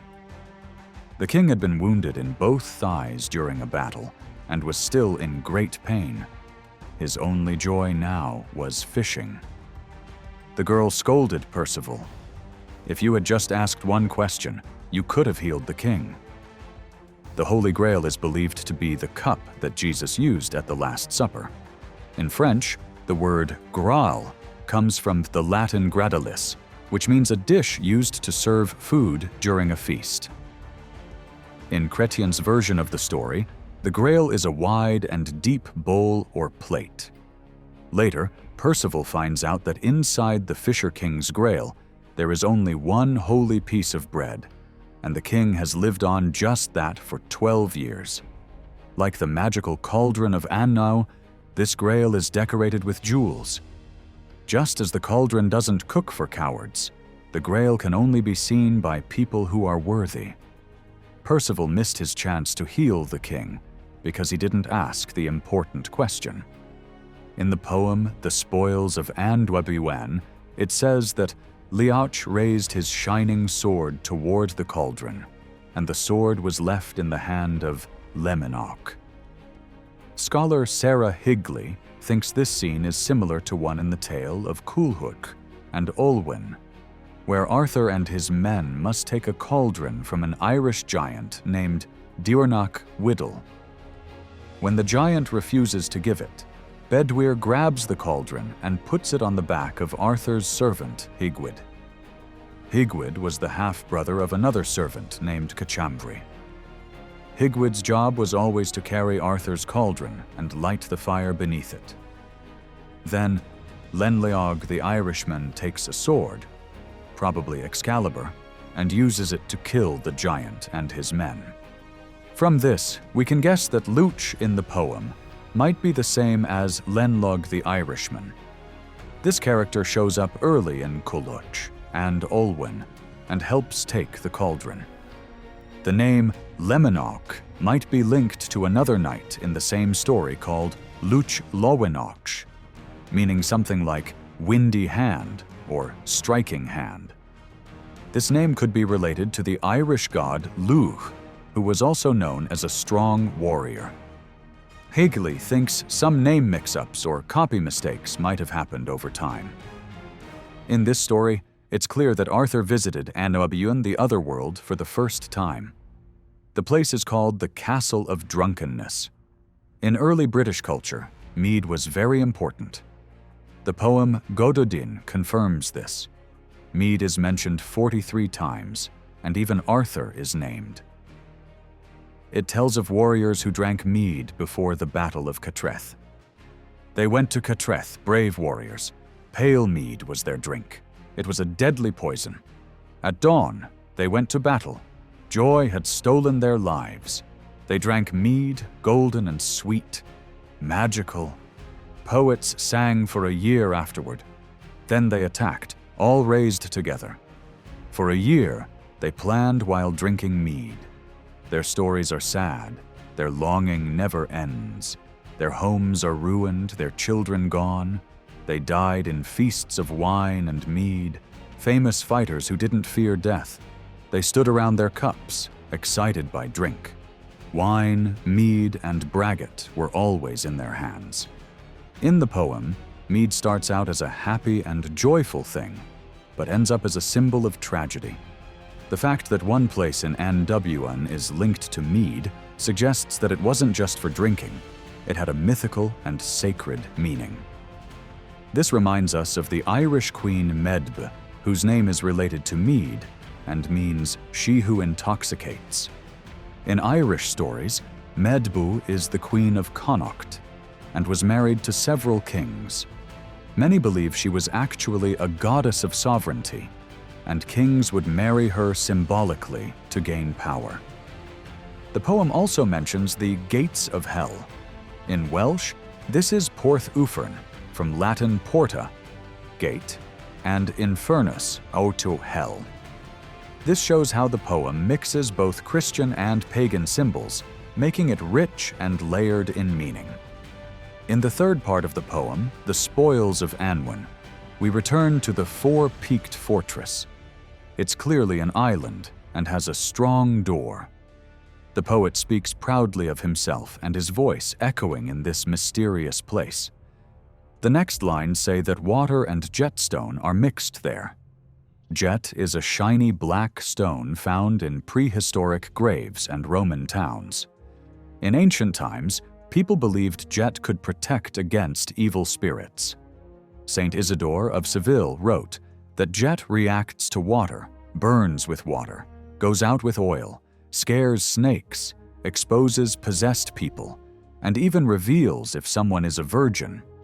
So when the poem says water and jet are mixed, it likely means something magical and protective, not just a place with rocks. Later, the poem talks about the 3 fillings of Prydwen, Arthur's famous ship. On one journey, many went aboard, but only 7 returned alive from the Castle of Harshness. This 7 survivors idea also appears in another Welsh story. In the second branch of the Mabinogion, after a war with the Irish, only 7 people survive, along with Bran's severed head. They live for 80 years on a magical island called Grail. Bran warns them, "You can stay as long as you want, as long as you don't open the door that looks toward Cornwall." Of course, someone eventually opens it. All their grief, pain, and memories rush back, especially Bran's death.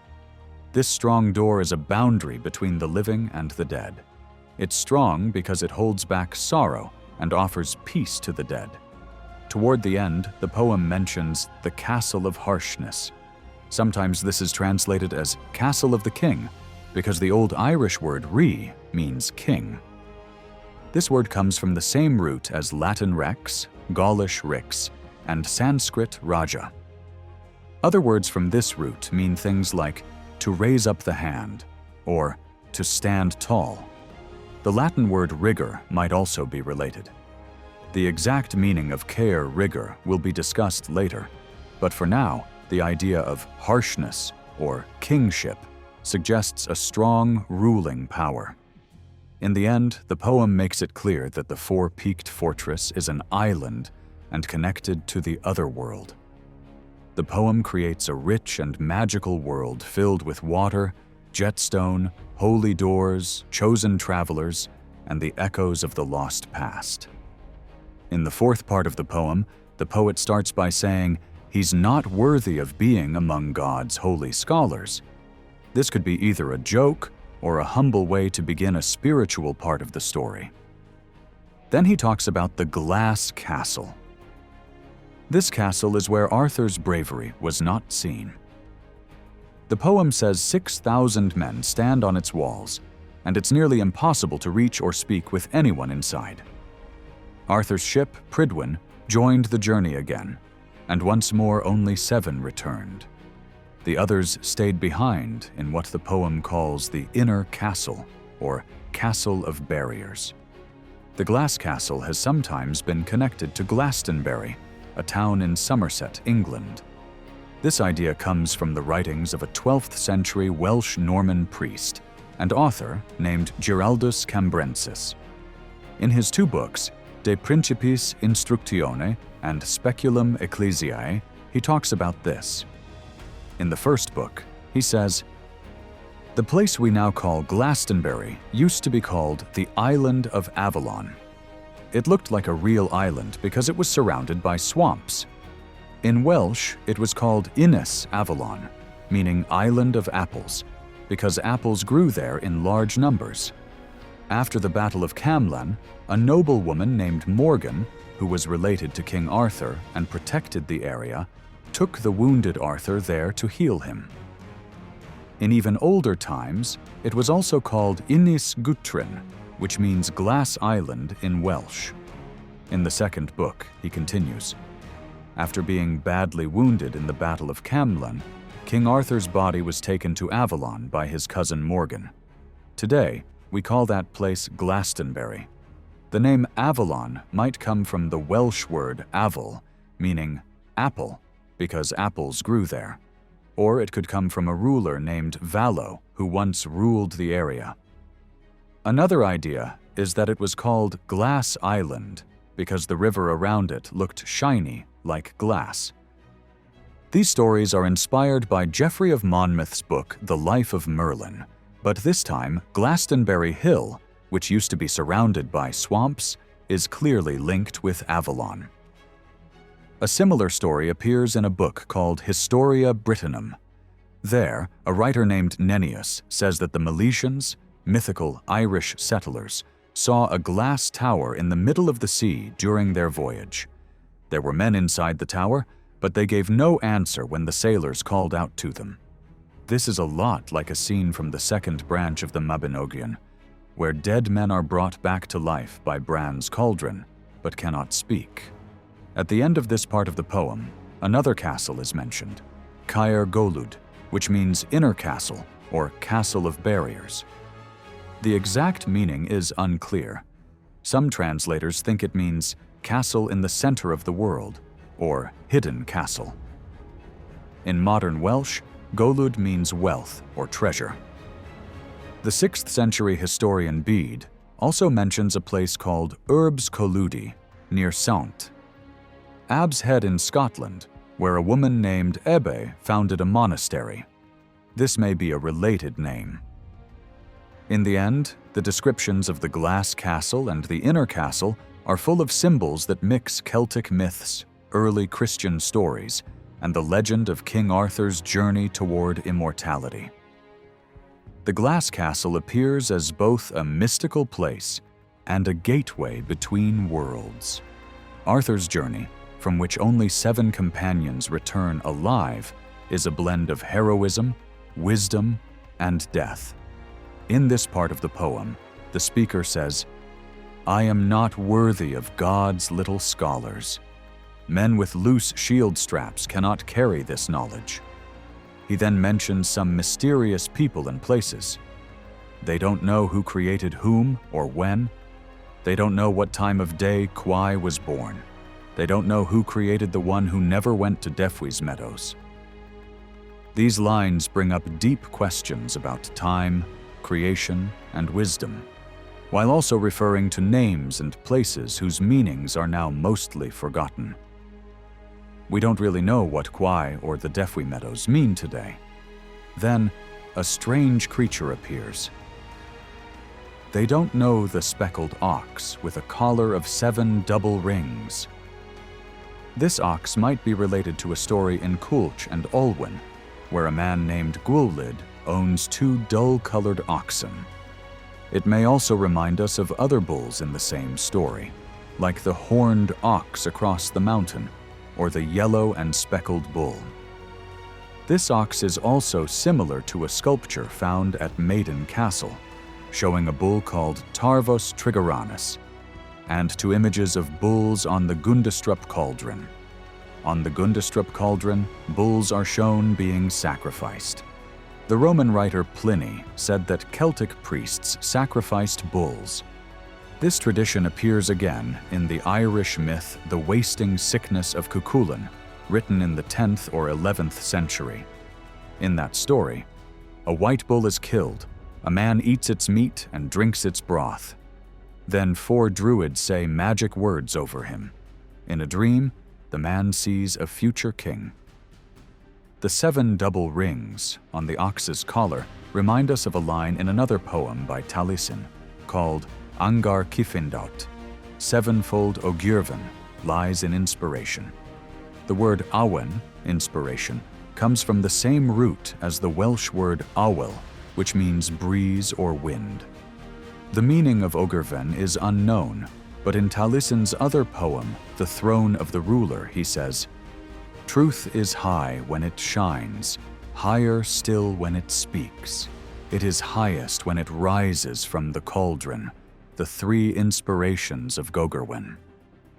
So the speckled ox is likely a symbol of poetic inspiration and ancient knowledge. When the little men don't recognize the ox, it means they lack this deep wisdom. Finally, Arthur arrives at another castle on his journey to the other world, the Castle of God's High Place. This castle appears in other early Welsh texts. In a dialogue between Gwydno Garanhir and Gwyn ap Nud, Gwyn says, "I am sad, for I saw a battle before Caer Vandwy. There, shields were broken and ribs crushed. The attacker was noble and great."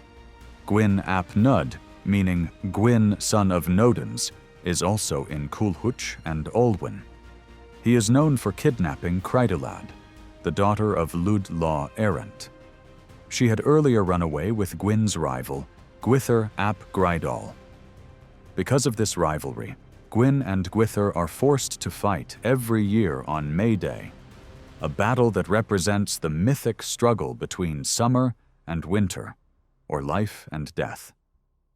If Gwyn is connected with this castle, then Caer Vandwy may also represent a deeper idea, a balance between life and death, light and dark, summer and winter. Like the other castles in the poem, the Castle of God's High Place is not just a real place. It also symbolizes a spiritual journey, a gateway between worlds. The 6th part of the poem begins with a complaint about certain people. The speaker calls them small men, meaning ordinary people who lack wisdom. He says, "I am not worthy of the small men. Their will is weak and soft. These people don't understand how the world began or how things are ordered. They don't know what day the leader was created or what time the master was born. They don't know what animal was in their hands. With a silver head, they do not know." This connects back to earlier parts of the poem, where people were criticized for not understanding ancient knowledge. The silver-headed animal might be the same speckled ox with the fancy collar mentioned earlier, a symbol of deep wisdom. The poet is clearly upset that most people have lost this kind of understanding. Next, the speaker returns to Arthur's journey. When we went with Arthur, it was a sad battle. And except for 7, no one came back from the fort of strong walls. This is the 7th castle in the poem, called Caer Ochran. Some scholars translate this name as closed castle or hidden castle. The Welsh word ochre means slope or mountainside. In Roman times, a place in Cornwall was called Ochrinum, and the Greek word ochrin and Latin ochris both mean rocky, steep mountain. So Caer Ochran could be a far-away, hard-to-reach place, both physically and spiritually. This part of the poem is both a criticism of ignorant people and a new stop on Arthur's mythical journey with 7 companions. Then, the poem describes the people the poet dislikes, probably monks or religious leaders, and says they are like young wolves huddling together, afraid to meet true wisdom. They don't know the time between midnight and dawn. They don't know where the wind comes from or where it blows. They don't know which land it strikes. Then comes a mysterious line. The grave of the saint, perhaps lost, perhaps hidden in the other world, has been erased, both in body and meaning. But the speaker says he will still praise God to avoid sadness because Christ brings him comfort. Here we understand that the small men are actually the new religious leaders, and the poet thinks they don't understand the old Celtic wisdom. For example, the line about not knowing when midnight ends and dawn begins may refer to how the ancient Gauls counted the start of the day from night, not from morning. Forgetting this is a symbol of losing old knowledge. Line 58 is open to many meanings.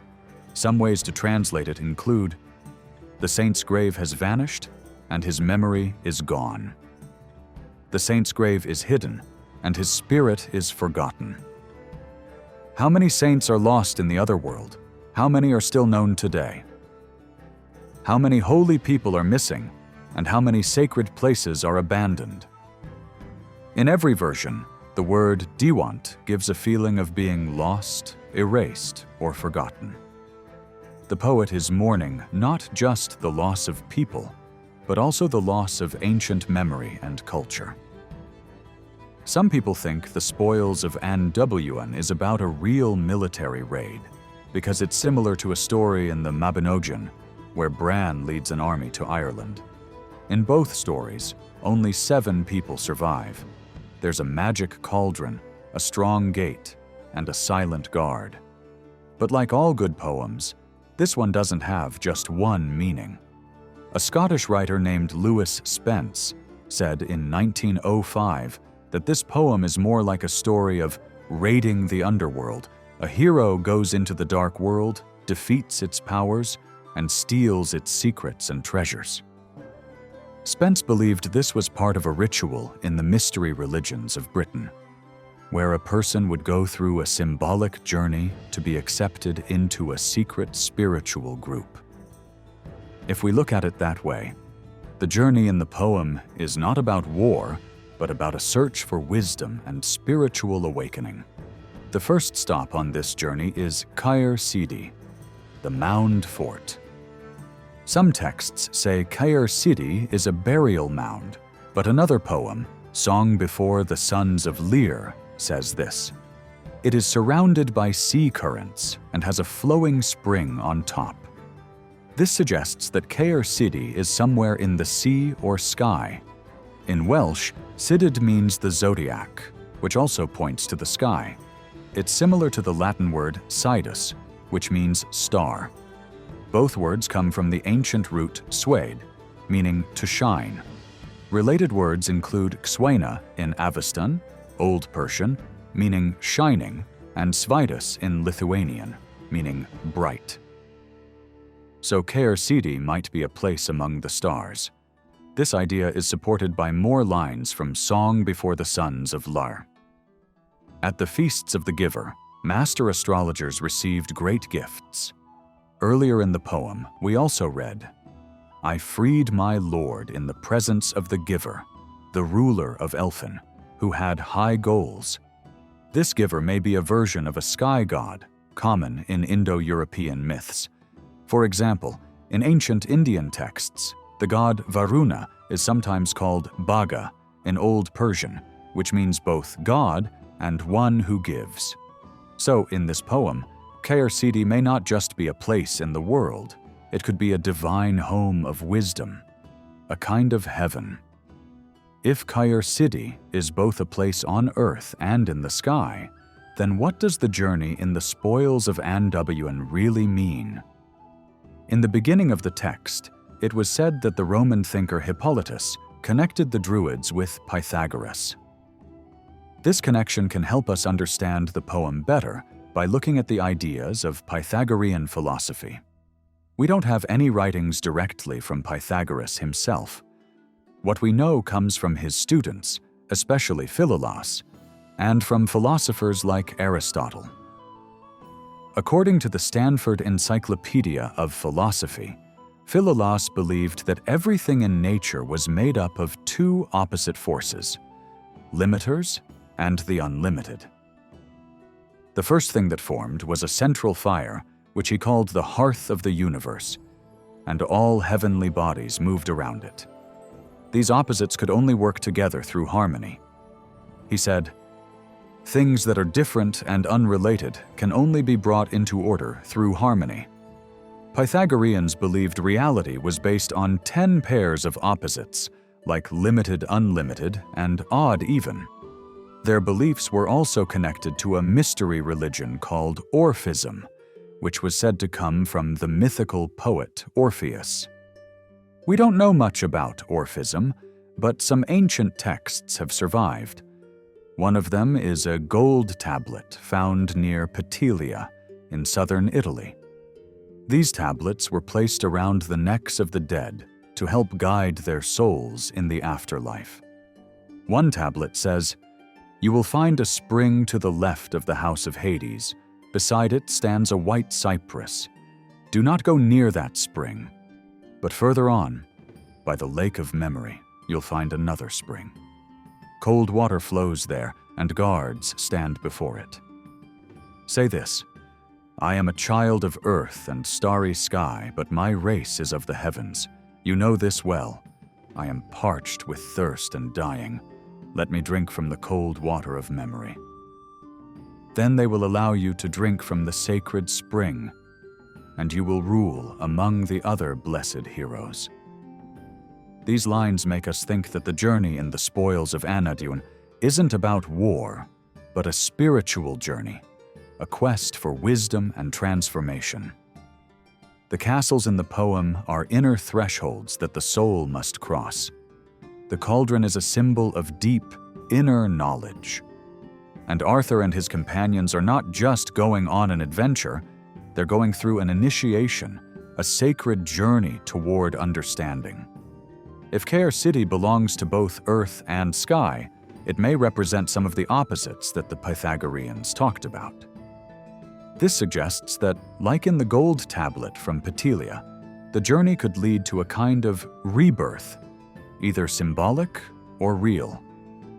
We get another clue about Caer Sidi from a character called Gwyr, who is held prisoner there. Scholar John Coke suggests that Gwyr may be another name for Gwrai, the baby form of Pryderi, a character in the Mabinogion tales. Another researcher, Dan Merkur, connects this to a scene in another story where Pryderi gets stuck to a magical golden bowl in a castle. Merkur thinks this shows that Gwyr, like Pryderi, was captured by the very object he desired, in this case, the cauldron or bowl.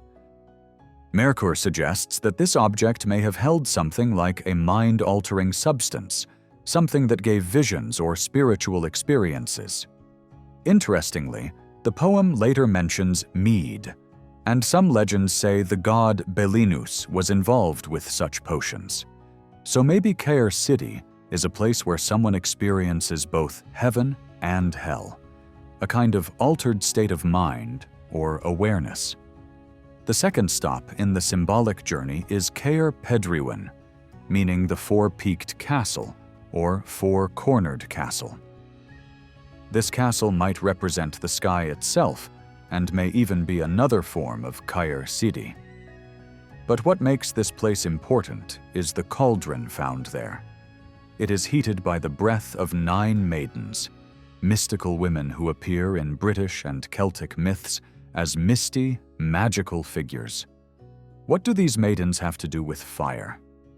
One possible answer comes from Saint Bridget, an Irish saint who may be the Christian form of the Celtic goddess Brigantia. Brigantia was the protector of the Brigantes tribe in Britain. A medieval writer named Giraldus Cambrensis said that in the Irish town of Kildare, there was an eternal flame kept burning in Bridget's honor. 19 nuns took turns guarding the fire, and on the 20th night, Bridget herself was said to tend it. No men were allowed near, and the fire was never blown by mouth, only fanned. This is the opposite of the 9 maidens, who breathed directly onto the fire to heat the cauldron.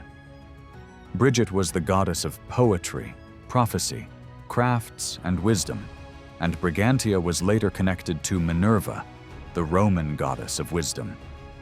So the cauldron may symbolize inspiration, but only for the brave. The poem says, "It will not boil the food of a coward," meaning that true wisdom or inspiration only comes to those willing to face the journey of death and transformation. The four-cornered castle is the high point of the journey, and only those with courage can reach it. Up to this point, the poet maps out the journey, but the real journey begins at the next stop, Caer Vedwit, or Castle of Mead Drunkenness.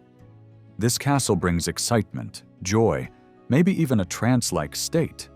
It brings the hero back to the threshold of wisdom, symbolized by the island with strong gates.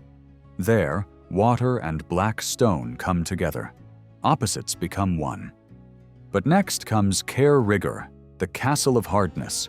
The word rigor can mean cold, stiffness, or tension, like the body or soul freezing after a powerful experience. This marks a new phase in the journey. At this point, the poet starts complaining again about the small men. Then comes Caer Widir, the Glass Castle.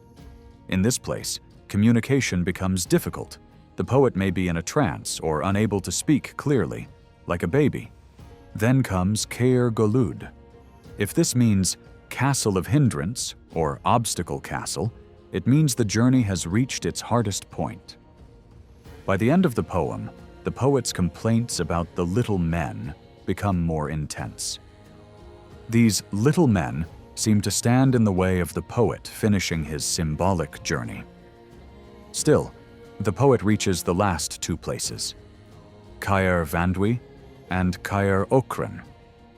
We don't know for sure if the poet finishes his journey, but in the 7th and 8th parts of the poem, the way the monks are described, how they howl like a pack of dogs or gather like young wolves, along with the poet's sadness and sense of loss, suggest the journey might have failed.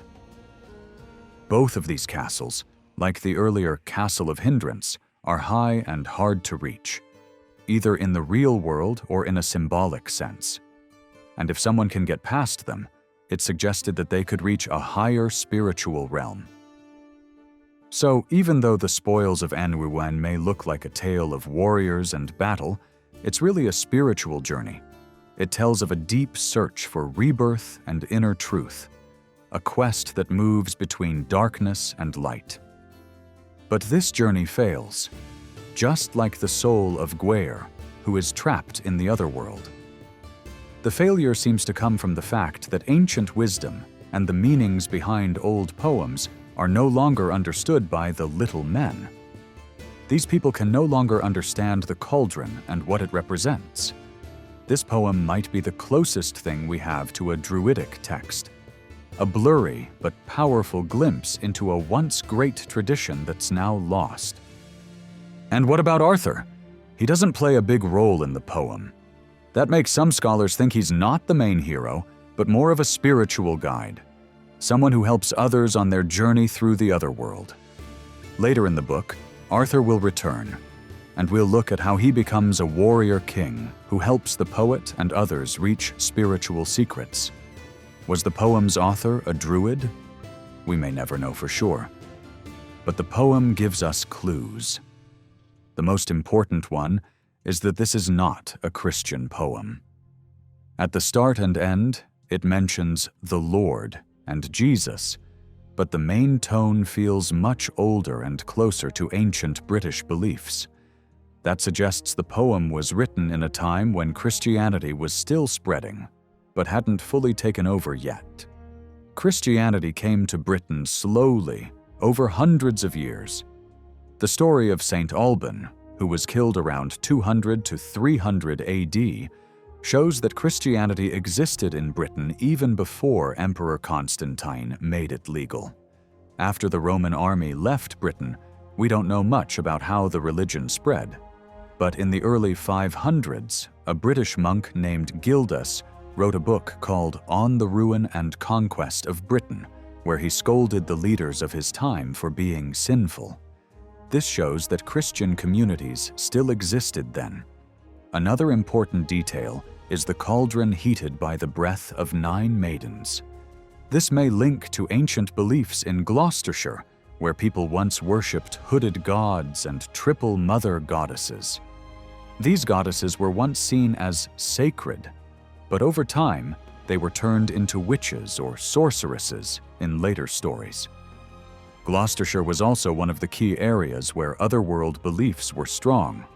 According to the Anglo-Saxon Chronicle, in 577 AD, towns like Corinium, Glevum, and Aquae Sulis were taken by the Saxons. The area soon became part of the Witchy Kingdom.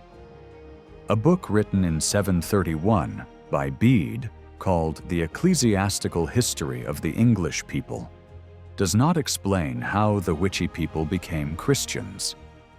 That may be because they had already converted during Roman times. In fact, some Roman temples were turned into churches, like the one at Ely.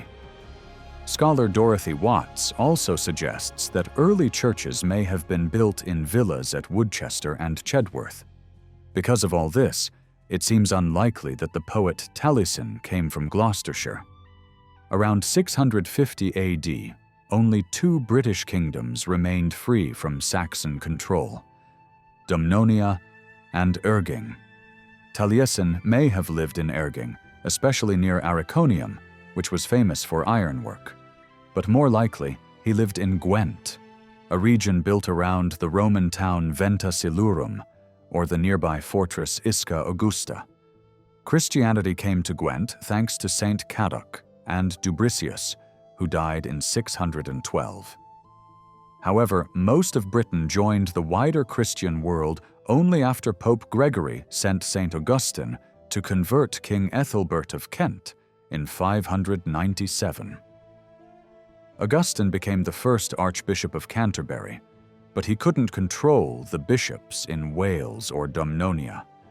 The stories now known as the Mabinogion were written between 1060 and 1200.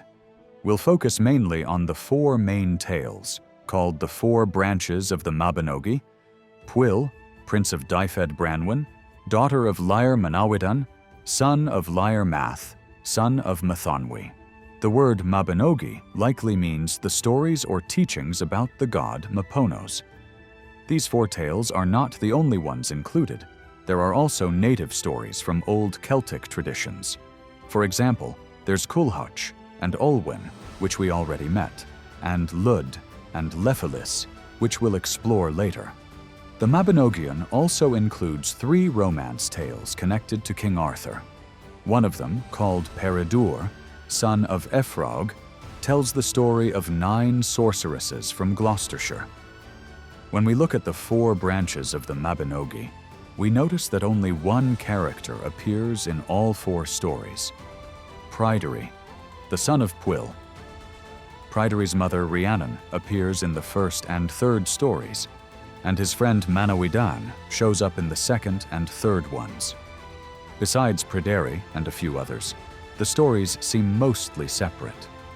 To better understand them, we can divide the characters into 3 groups: the children of Lear, the children of Dawn, and a third, more mysterious group called the Mound People. Let's start with the first branch, called Pwyll, Prince of Dyfed. The story begins with 2 interesting facts. First, we don't know anything about Pwyll's family. No mother or father is mentioned. Second, his name is special. Pwyll means wisdom, mind, or sense. The word comes from Old Celtic and is related to other ancient words meaning to observe or to understand, like the Sanskrit word city or the Greek word tereo. The story begins with Pwyll going on a hunt with his dogs. During the hunt, he sees another pack of dogs attacking a deer. These strange dogs are shining white with red ears. Pwyll chases them away and lets his own dogs take the deer.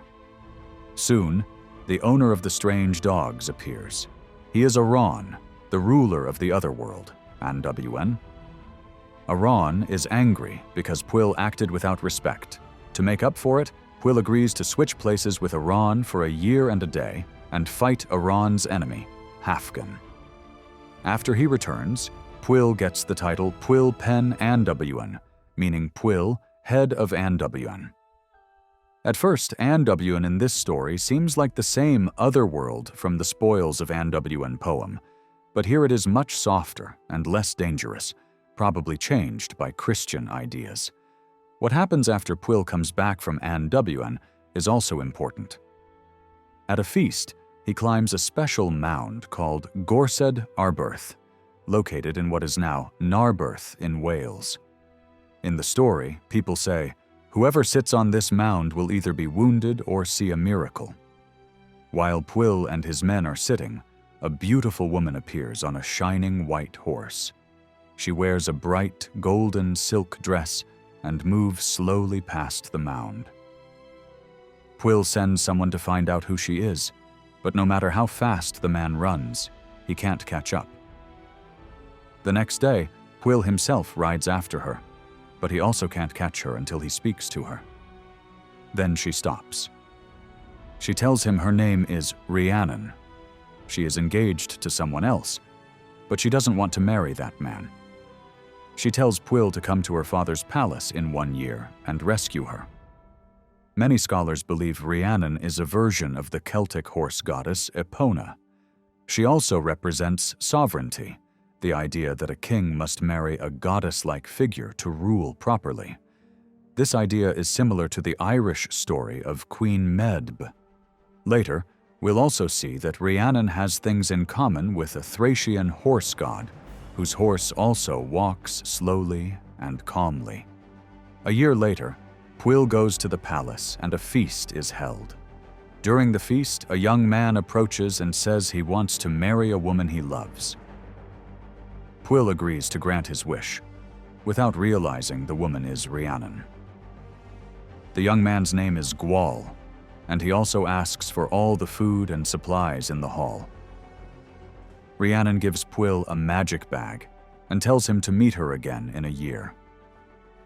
At the next feast, Pwyll dresses as a beggar, with ragged clothes and rough shoes. After the meal, he asks Gwal to fill his bag with food. But the bag is magical. It never gets full. Pwyll tricks Gwal by asking him to step into the bag and press down the food. Once Gwal steps in, Pwyll flips the bag and traps him inside. Soon after, Pwyll marries Rhiannon, the goddess of sovereignty and fertility. The magic bag connects Rhiannon with Epona, who is often shown holding a horn of plenty. Later in the story, Rhiannon gives birth to a baby boy. That night, some women are told to watch over the baby, but they fall asleep. When they wake up, the baby is gone. To avoid punishment, they kill a puppy and smear its blood on Rhiannon, then accuse her of murdering her own child. Rhiannon's punishment is symbolic. Every day she must sit by a stone step near the palace gate and tell everyone what happened. She must also offer to carry travelers on her back, like a horse. Meanwhile, in another place, a ruler named Tiernan Treif Liant hears a strange sound one night while watching over his prized mare. When he returns, he finds a baby wrapped in silk. He and his wife raise the baby and name him Gree Golden Hair.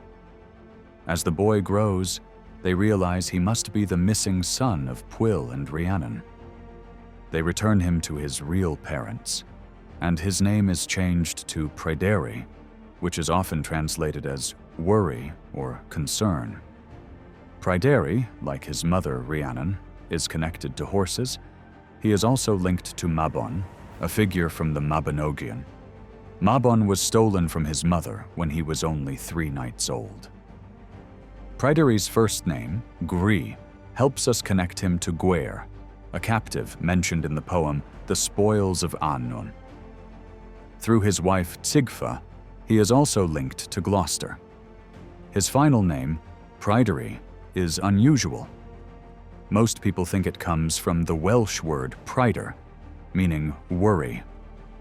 But scholar Ifor Williams suggests it may come from the Old Breton word pryteri, meaning lost. This fits the story better. Another interesting idea comes from Czech folklorist Joseph Baudius. He connects the name Pryderi to an old Indo-European root qrt, which gives words in Irish, Welsh, and the old name for Britain, Prydain. That makes Pryderi more than a story character. He becomes a cultural archetype. This story focuses on the children of Lyre, including his son Bran, his daughter Branwen, his son Manawydan, and half-brothers Nisian and Efnisian. Their mother is Penardun, daughter of Bailey Mor. Nisian and Efnisian share a different father, Euroswyd. The story opens by saying Bran is king of Britain and is crowned in London. Lear's name comes from a Celtic root meaning sea, making his children symbolically the children of the sea. One day, while sitting by the sea at Harlech, Bran and his men spot a fleet of ships. The leader is the Irish king Matholwch, who wants to marry Branwen. They hold a big feast on Anglesey at Aberfraw, and that night, Matholwch and Branwen are together. Next morning, Efnisian sees Matholwch's horses and finds out they came with his sister. He's furious because he feels his sister was married without their permission. So he cruelly maims the horses. Since horses are royal symbols, this is a serious insult. Furious, Matholwch leaves. Bran hears about it and offers new horses and a silver staff to make peace. This convinces Matholwch to return. During the feast, Bran gives Matholwch a special gift, the Cauldron of Rebirth, which was featured in The Spoils of Annwn. Bran explains it came from Lasar and his wife Timide in Ireland. Matholwch tells his side. One day on a hill above Cauldron Lake, they saw a giant carrying the cauldron with a large woman. He takes them back to Wales, but they begin to hurt people and give birth to warrior children every 3 months. The people build an iron house, heat it with coals, and trap them inside. But the couple escapes and takes the cauldron back to Wales. This story is important because the iron house breaks the old cauldron motif. Folklorist Ustin says it's like a twisted cauldron. Instead of rebirth, it kills people. So here, the symbol is corrupted. Later, Matholwch goes back to Ireland with Branwen, and she gives birth to a son. But soon the Irish mock Matholwch's marriage. Angry, he punishes Branwen and forces her to cook in the palace. Branwen raises a starling bird, ties a letter to its leg, and sends it to her brother Bran in Wales. Bran gathers his men and travels to Ireland. He is so big he crosses the sea on foot, carrying musicians on his shoulders. At first, the Irish make peace. They give the throne to Branwen's son, Gwern, and build a giant house for Bran. But it's a trap. Inside 100 columns are hidden warriors. That sets the stage for the next part of the story. Efnisian arrives at the house before anyone else and asks what's inside the leather bags. Someone answers, flour. But Efnisien checks each bag with his hands and crushes the skulls of the men hiding inside. When Bran and the others arrive and sit at the table, peace talks begin. Bran and Manawydan speak with their young relative Gwern. Gwern goes up to Efnisien, but suddenly Efnisien grabs him and throws him into the fire. Branwen screams and tries to run to her son, but Bran stops her. The Irish then bring out the Cauldron of Rebirth and start throwing their dead soldiers into it, bringing them back to life. Efnisien sneaks into the group of dead Irish, climbs into the cauldron, stretches his body inside it, and breaks it into 4 pieces, destroying it. In the end, the Britons win the war, but at a huge cost. As mentioned earlier, only 7 people survive. Among them are Manawydan, Pryderi, and Taliesin. Bran is wounded in the foot by a poisoned spear. Before he dies, he tells the survivors to cut off his head and bury it on White Hill in London. But he also says the journey will be long. First, they will feast at Harlech for 7 years, comforted by the songs of Rhiannon's birds. Then they must go to the island of Grail and stay there for 80 years. During this time, Bran's head will not rot and will keep speaking, as if he were still alive. When they reach the coast of Wales, they learn that Caswallon, son of Beli, has taken control of Britain and is now king in London. So they go to Harlech and begin their 7-year feast. As soon as they take their first bite of food, 3 birds appear in the sky and sing so beautifully that no other sound matters. These are likely the magical birds of Rhiannon. After the 7 years, they move to Grail. There, they forget all their pain and sadness. But one day, one of the 7 survivors opens a door that faces Cornwall, a door that should never be opened. This breaks the magic, and they are forced to leave the island. Eventually, they reach London and bury Bran's head on White Hill, fulfilling his last wish. Beli, who is also the father of Bran, and Manawydan's mother, Penarden, is considered an ancient ancestor in Welsh legends. In the story Lud and Lephelis, Beli has 2 sons, Lud and Caswallon. The idea that Beli is the father of Cassivelaunus, who fought Julius Caesar, likely comes from a mistake in the medieval text, Historia Brittonum. In that text, a British king is called Belinus, son of Minocanus, but this may have originally meant Adminius, son of Cunobelinus, king of the Britons. Scholar Koch suggests the name Beli might come from a Celtic warrior named Bolgios or Belgius, who once fought the Greeks and Macedonians. Over time, the name became linked to the Belgi, a group from northern Gaul, who later migrated to southern Britain. Locals may have seen them as a people from across the sea. This might explain why Bran and Manawydan are called the Children of the Sea. The Celtic migration to Britain likely happened between 450 and 200 BC. During that time, warriors like Brennus and Bolgios led campaigns in Greece and Macedonia. Around 100 BC, the Belgae settled in southeast Britain. The people already living there probably saw them as sea people. Interestingly, in the old Welsh triads, Lear is called half-tongue Lear. This might mean that the language of these sea people was only partly understood. Today, parts of Walloon and Flemish spoken in Belgium share sounds with Welsh, hinting at a deeper connection between the Belgi's language and early British speech. The third branch of the Mabinogion is called Manawydan, son of Lear. It begins right after the events of the second branch. It starts with Manawydan and Pryderi burying Bran's head on White Hill in London. Manawydan doesn't want to live under Caswallon's rule, so Pryderi offers him rule over Dyfed's 7 districts and also to marry his mother, Rhiannon. Manawydan accepts and becomes ruler of Dyfed. He marries Rhiannon. One day, Pryderi and his wife, Sigfa, and Manawydan and Rhiannon hold a feast at Arberth. Afterwards, they all climb the Gorsedd Hill, like in Pwyll's story.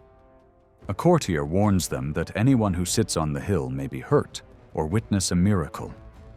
Sure enough, while they sit there, a loud thunder strikes, and a thick mist covers everything. When the light returns, all signs of life are gone. The people, animals, and smoke from houses all disappear. Only ruined buildings remain. Everyone is gone, except for the four of them.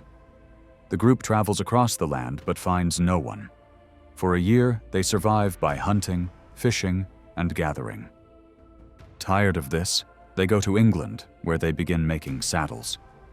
Manawydan adds blue paint and decorations, making them the best saddles anyone had seen.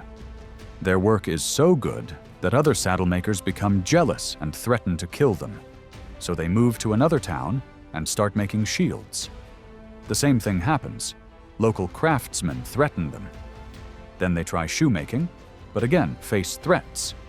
They return to Dyfed, go back to Arberth, and live by hunting again.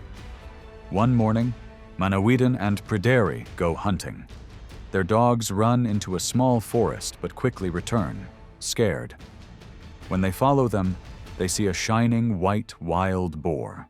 They chase the boar, and it leads them to a large castle they had never seen before. The dogs and the boar enter the castle. Manawydan warns Pryderi not to go in, but Pryderi follows anyway. Inside, Pryderi sees only a marble fountain and a golden bowl hanging from 4 chains. The beauty of the bowl amazes him.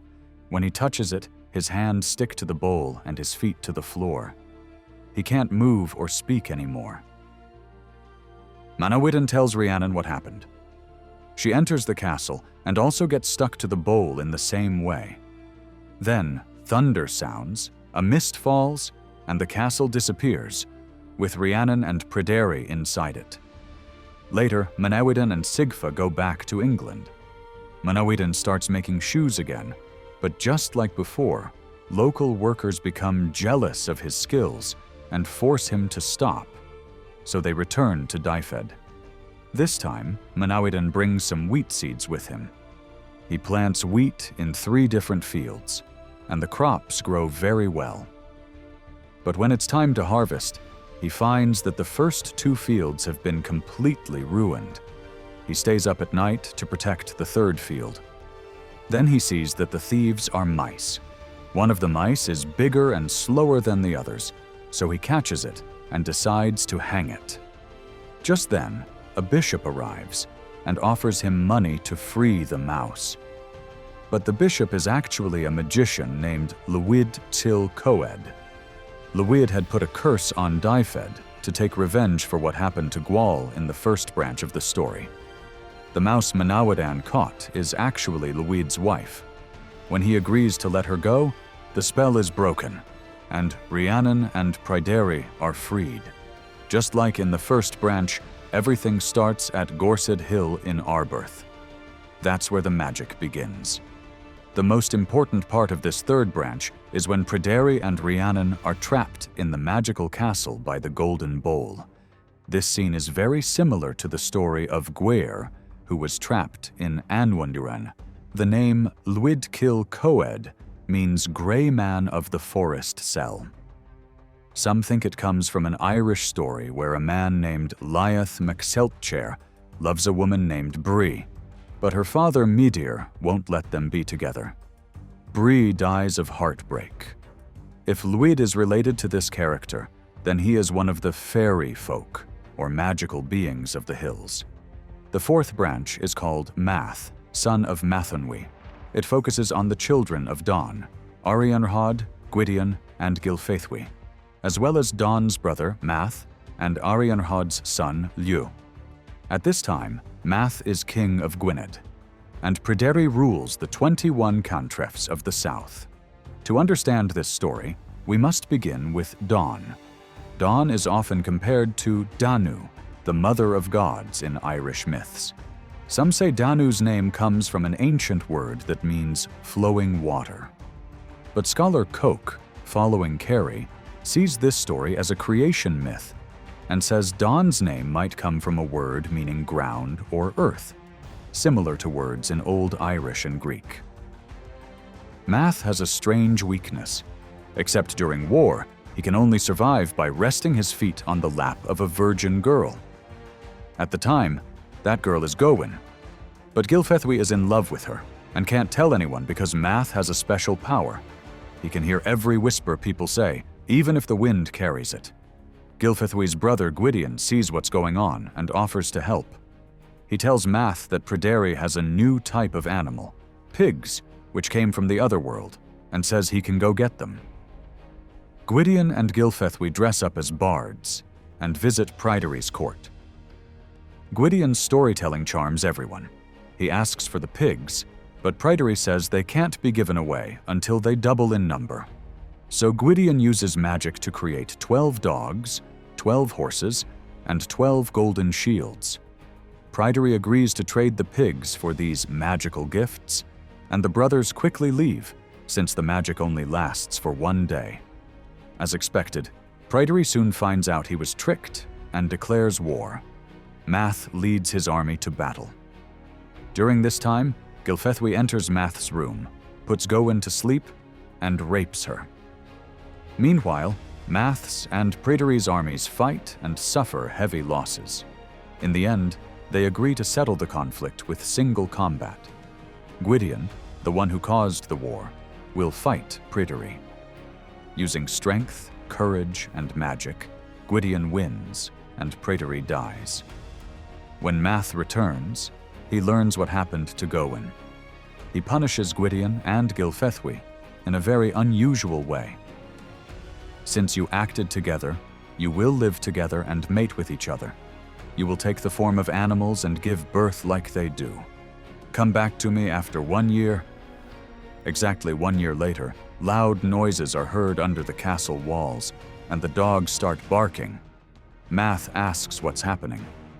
A servant looks outside and replies, "My lord, there is a stag, a doe, and a strong young animal with them." Math goes outside and sees a buck, a doe, and their fawn. The same magical punishment was repeated twice more, once every year. First, a female deer was turned into a wild boar, and a male deer into a female pig. The next year, the female pig became a female wolf, and the wild boar became a male again. At the end of the third year, they were all turned back into humans. Math no longer had a virgin to rest his feet on, so Gwydion suggested his own sister, Arianrhod. Arianrhod was the daughter of Dawn, who was also Math's sister. But Math wanted to be sure Arianrhod was truly a virgin, so he asked her to step over his magical wand. When she did, she gave birth to a big boy with curly golden hair. Soon after, a second, smaller thing was born. Gwydion picked it up, wrapped it in silk, and hid it in a chest at the foot of his bed. The big boy was named Dylan and ran straight into the sea. Later, Gwydion heard crying from the chest. When he opened it, he found a small baby boy. He gave the baby to a nurse, and the child quickly grew strong, just like Pryderi in the first branch. Gwydion became like a father to the child. One day, he took him to Caer Arianrhod, where his mother lived. At first, Arianrhod welcomed them, but when she realized the boy was her son, she became angry. When she learned he had no name, she swore, "He will not have a name unless I give it to him." To break this curse, Gwydion made a ship and disguised himself and the boy as shoemakers. They went to Caer Arianrhod.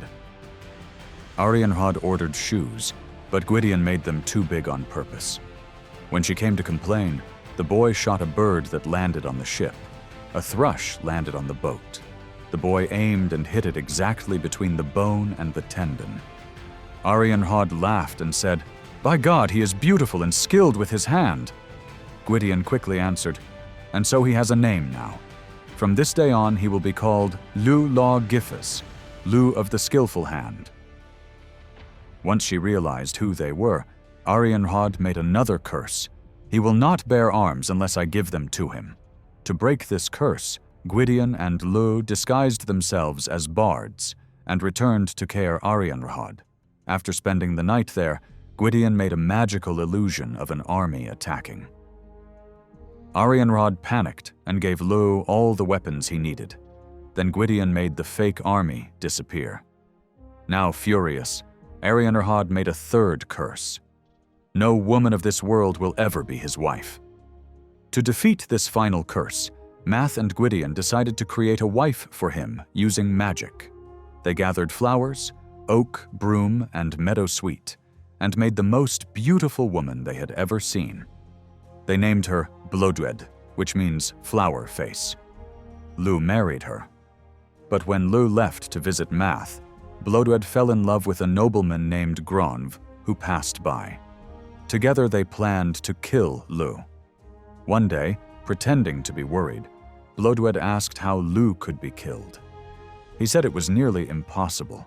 He could only die under strange conditions, standing in a bath by a river, with one foot on the edge of the tub and the other on a young stag's back, and only with a special spear.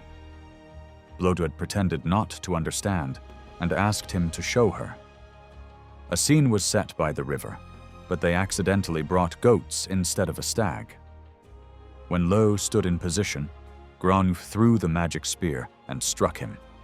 Lu screamed in pain, turned into an eagle, and flew away. When Gwydion heard what happened, he went looking for him. One day, he followed a female pig that was eating rotten flesh and worms under a tree. He looked up and saw an eagle sitting in the tree. Every time the eagle shook its feathers, bits of rotten meat fell. Gwydion knew this was Lu and began to speak 3 short poems called Englinion. A tree grows between 2 lakes. Its black branches stretch high and low. If I'm not mistaken, this tree came from Lu's flowers. The eagle moved a bit lower. On a high plain stands a tree. Rain doesn't touch it. No drop falls. Struck 90 times by waves. Lu Log Giffes is at the top. The eagle came down to the lowest branch. On a steep slope stands a tree, a holy place for a noble lord. If I'm right, Lu will come down to my lap. Then the eagle landed on his lap. Gwydion touched him with his magic wand and turned him back into a man.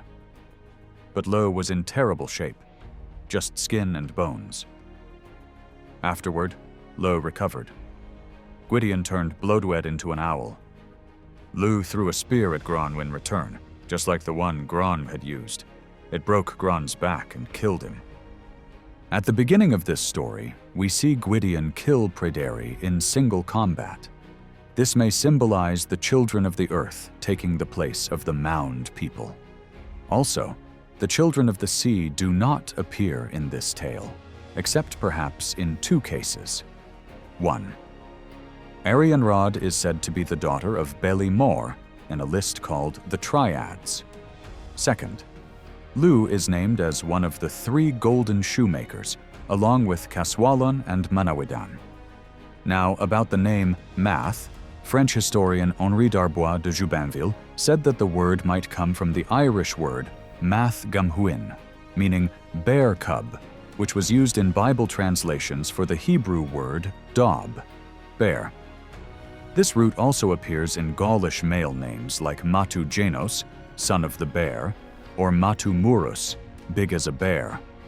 There were even bear gods named Matunus or Matunos, and place names like Ande Matunum, meaning Fortress of the Great Bear. In Ireland, there's a name Mac Mathgamna, meaning Son of the Bear Cub. Some scholars, like Bokhorn, say this group may include the wizard Math ap Mathonwy from this story, and Math Mac Umoir from Irish myth. We don't know exactly how Math is linked to the bear, but he is clearly a wizard or druid. In fact, in one triad list, it says Math taught Gwydion one of the 3 greatest magical spells in Britain. According to Coke, In an old Welsh manuscript called Harleian 3859, there is a family tree from the kingdom of Brycheiniog, where a person called Old Lleu is described as the son of Gwydion. If this is true, it suggests two things. 1. Gwydion might actually be Lleu's real father, which would explain why Arianrhod, Lleu's mother, is so angry with both her son and Gwydion. 2. Gwydion's name may come from Widu Genos, which means son of the tree. Arianrhod's name is usually translated as silver wheel and is connected to the moon, just like Lleu's name is linked to light. The Welsh scholar John Rhys believed that Caer Arianrhod referred to the Corona Borealis constellation. Lleu is often compared to the Irish god Lugus. His nickname, Skilled Hand, is very similar to the Irish god Lug's nickname, Lamfada. Lug was also linked to shoemaking. In fact, in Roman Spain, a guild of shoemakers dedicated a stone inscription to him. Also, the name of Lleu's home, Dinas Dinle, shares meaning with the city name Lugdunum in Gaul, just written in reverse.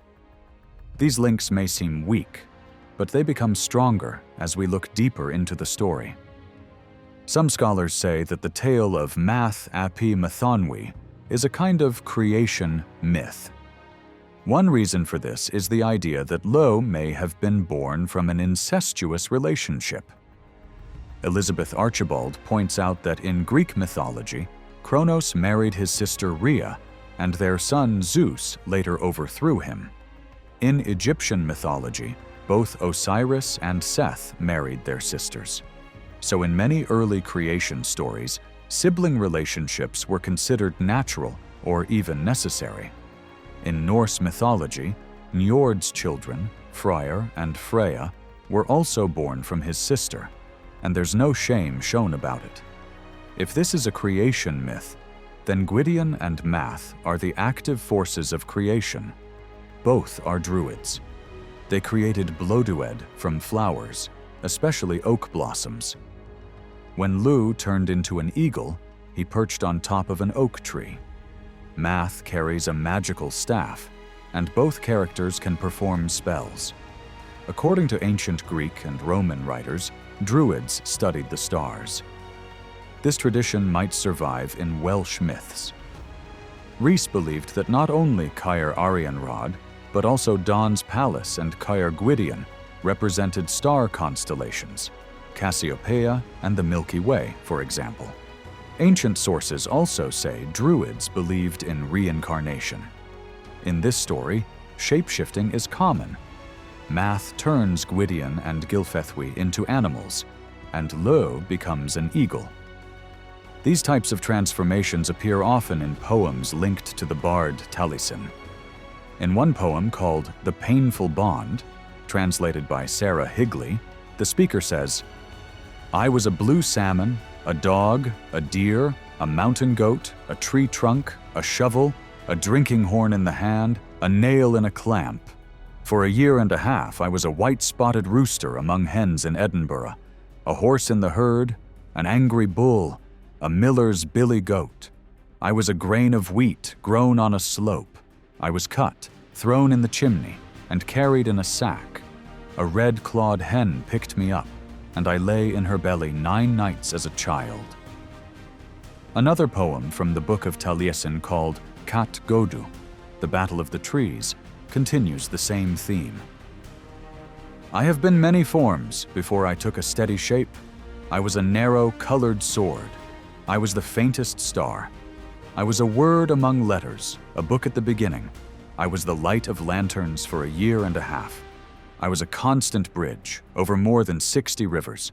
I was a road, I was an eagle, a canoe on the sea, calm at a feast, a raindrop in the storm, a sword in the hand, a shield in war." It's not always clear what these transformations mean. Some may represent reincarnation, some shape-shifting, and some might just show a poetic connection to nature and culture. Looking for the mound people and children of the earth. If we want to learn more about the mysterious ancient groups known as the Mound People and the Children of the Earth, one of the best places to study is southern England. More specifically, the area southwest of London, from the Marlborough Downs and the Kennet Valley in the north of Wiltshire, down through the Pewsey Valley to Salisbury Plain in the south, and eastward into western Hampshire. These people left deep marks on the land. West Kennet Long Barrow, the Avebury Stone Circle, Silbury Hill, and most famously, Stonehenge. Let's focus on 3 monuments. West Kennet Long Barrow, clearly a burial mound or seed yam. Silbury Hill, which legend says is the grave of King Sil. Stonehenge, which the medieval writer Geoffrey of Monmouth claimed was built in memory of 460 Britons murdered by the Saxon king Hengist. He called it the Dance of the Giants. West Kennet Long Barrow is a Neolithic burial site built on chalk hills near Silbury Hill. It's about 2.5 kilometers south of Avebury. Archaeologists say it's a type of tomb known as Severn Cotswold. It has 2 side chambers and 1 main burial chamber at one end. The barrow is about 100 meters long.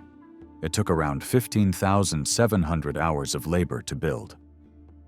At the entrance, there's a curved courtyard and a front made from large sarsen stones.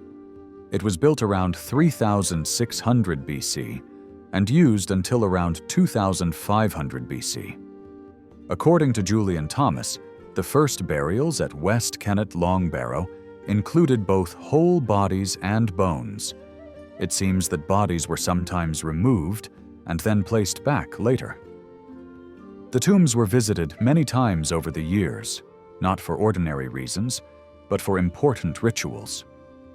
Only a small number of people could be inside the tombs at a time, which suggests that these visits were private and sacred. In fact, in the west chamber, most of the bones belonged to adult men, while in the southeast chamber, they were mostly from younger individuals. Later, new layers were added to the tombs. These layers were made of white chalk and darker burnt material that contained organic matter. In the dark layers, archaeologists found many broken pots, stone tools, and bones from both humans and animals. Pigott, one of the archaeologists who studied the tomb, said that these items came from different cultural styles, including grooved ware and beaker pottery. He believed they were not placed in the tomb all at once, but collected over time, maybe first kept in another sacred place, like a house for offerings.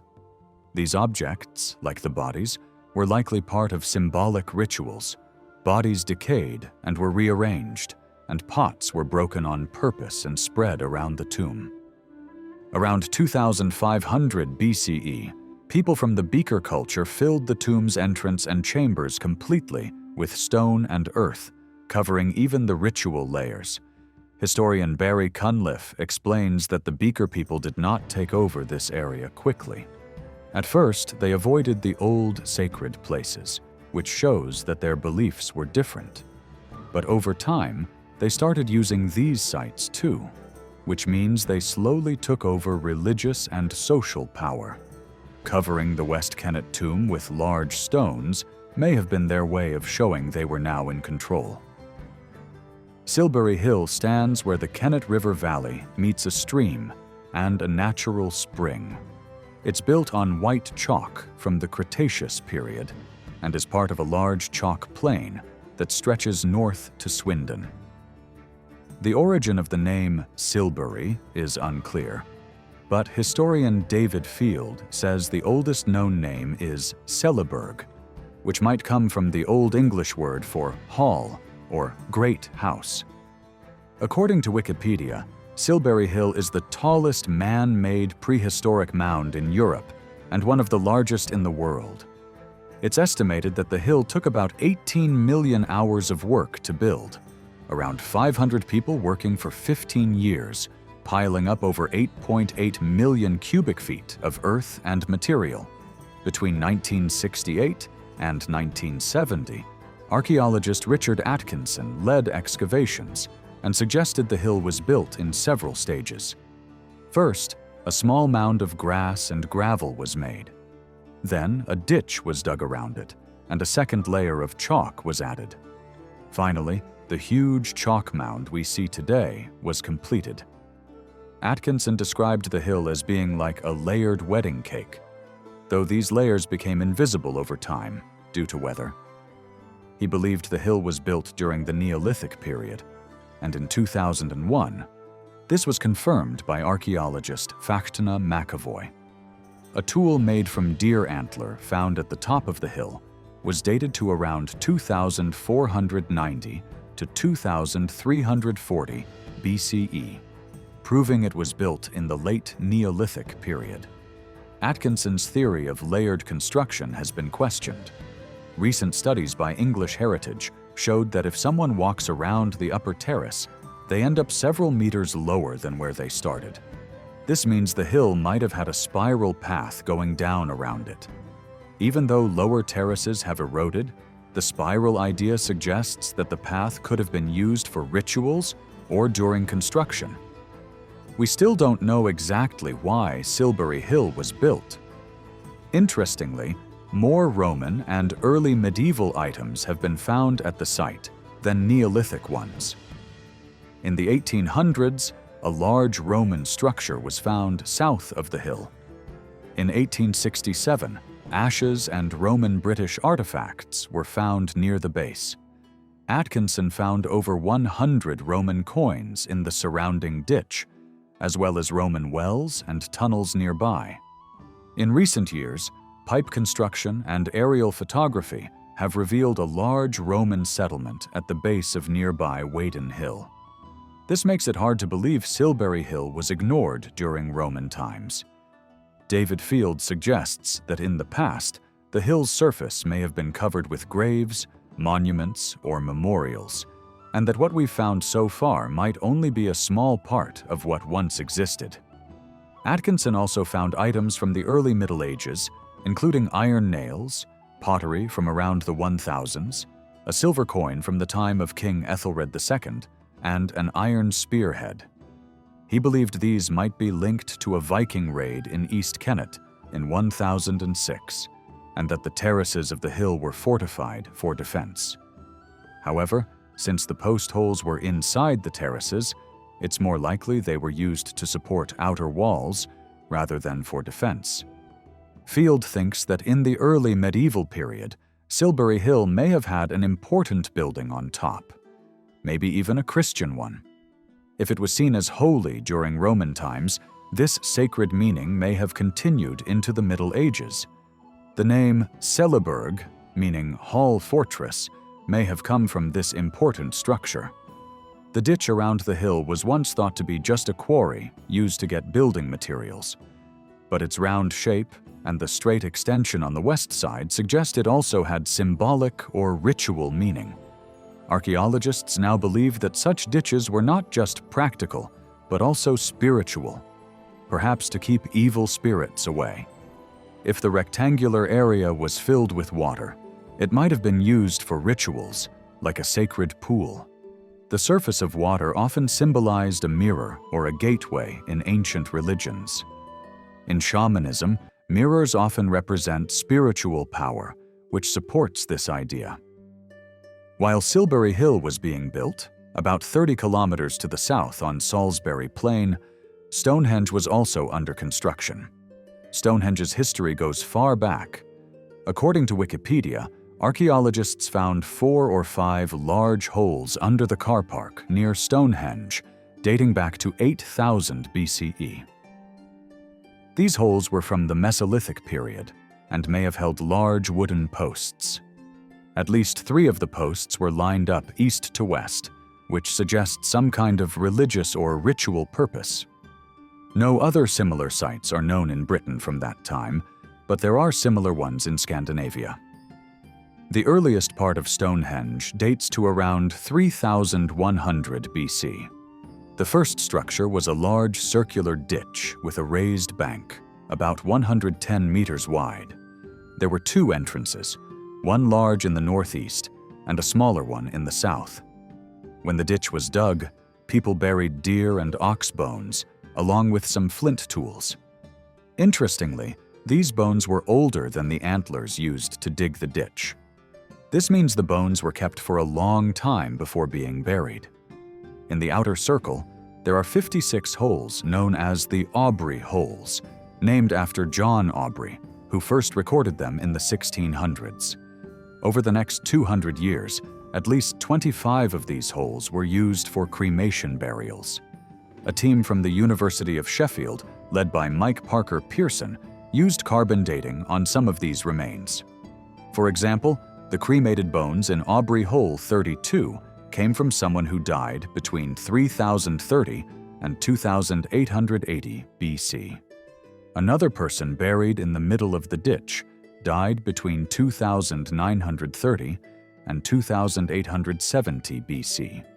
Skulls from the ditch's north and east sides date between 2890 and 2570 BC. The ditch was dug again between 2570 and 2340 BC, and a third cremation was added on the north side. All of this shows that Stonehenge was used as a cemetery from the very beginning until the time when the large sarsen stones were set up between 2655 and 2485 BC.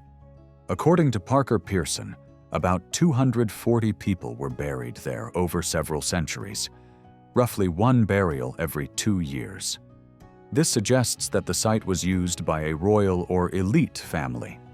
The famous stone part of Stonehenge was likely built around 2600 BC. At that time, workers dug 2 circles of holes in the center and placed up to 80 standing stones, though today only 43 remain. Some stones, made of volcanic rock called dolerite, may have been brought from the Preseli Hills in Wales, but another theory says glaciers may have moved these stones closer to the area long ago. Between 2600 and 2400 BC, builders brought in 30 massive sarsen stones, likely from quarries in the Marlborough Downs.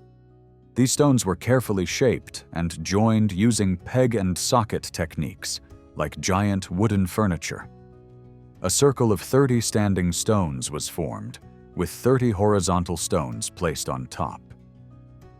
Inside this ring, 5 giant stone structures called trilithons were arranged in a horseshoe shape, with the open end facing northeast. Later, the blue stones were moved again and placed inside the sarsen circle. Some of them were carved, possibly for linking them together. Like the sarsens, these stones had wooden-style joinery, which suggests they may have supported some kind of roof or structure. Between 2280 and 1930 BC, the blue stones were rearranged again, this time into an oval and then into a horseshoe. The last known construction at Stonehenge happened around 1600 BC, when 2 new rings of holes called the Y and Z holes were dug around the sarsen circle.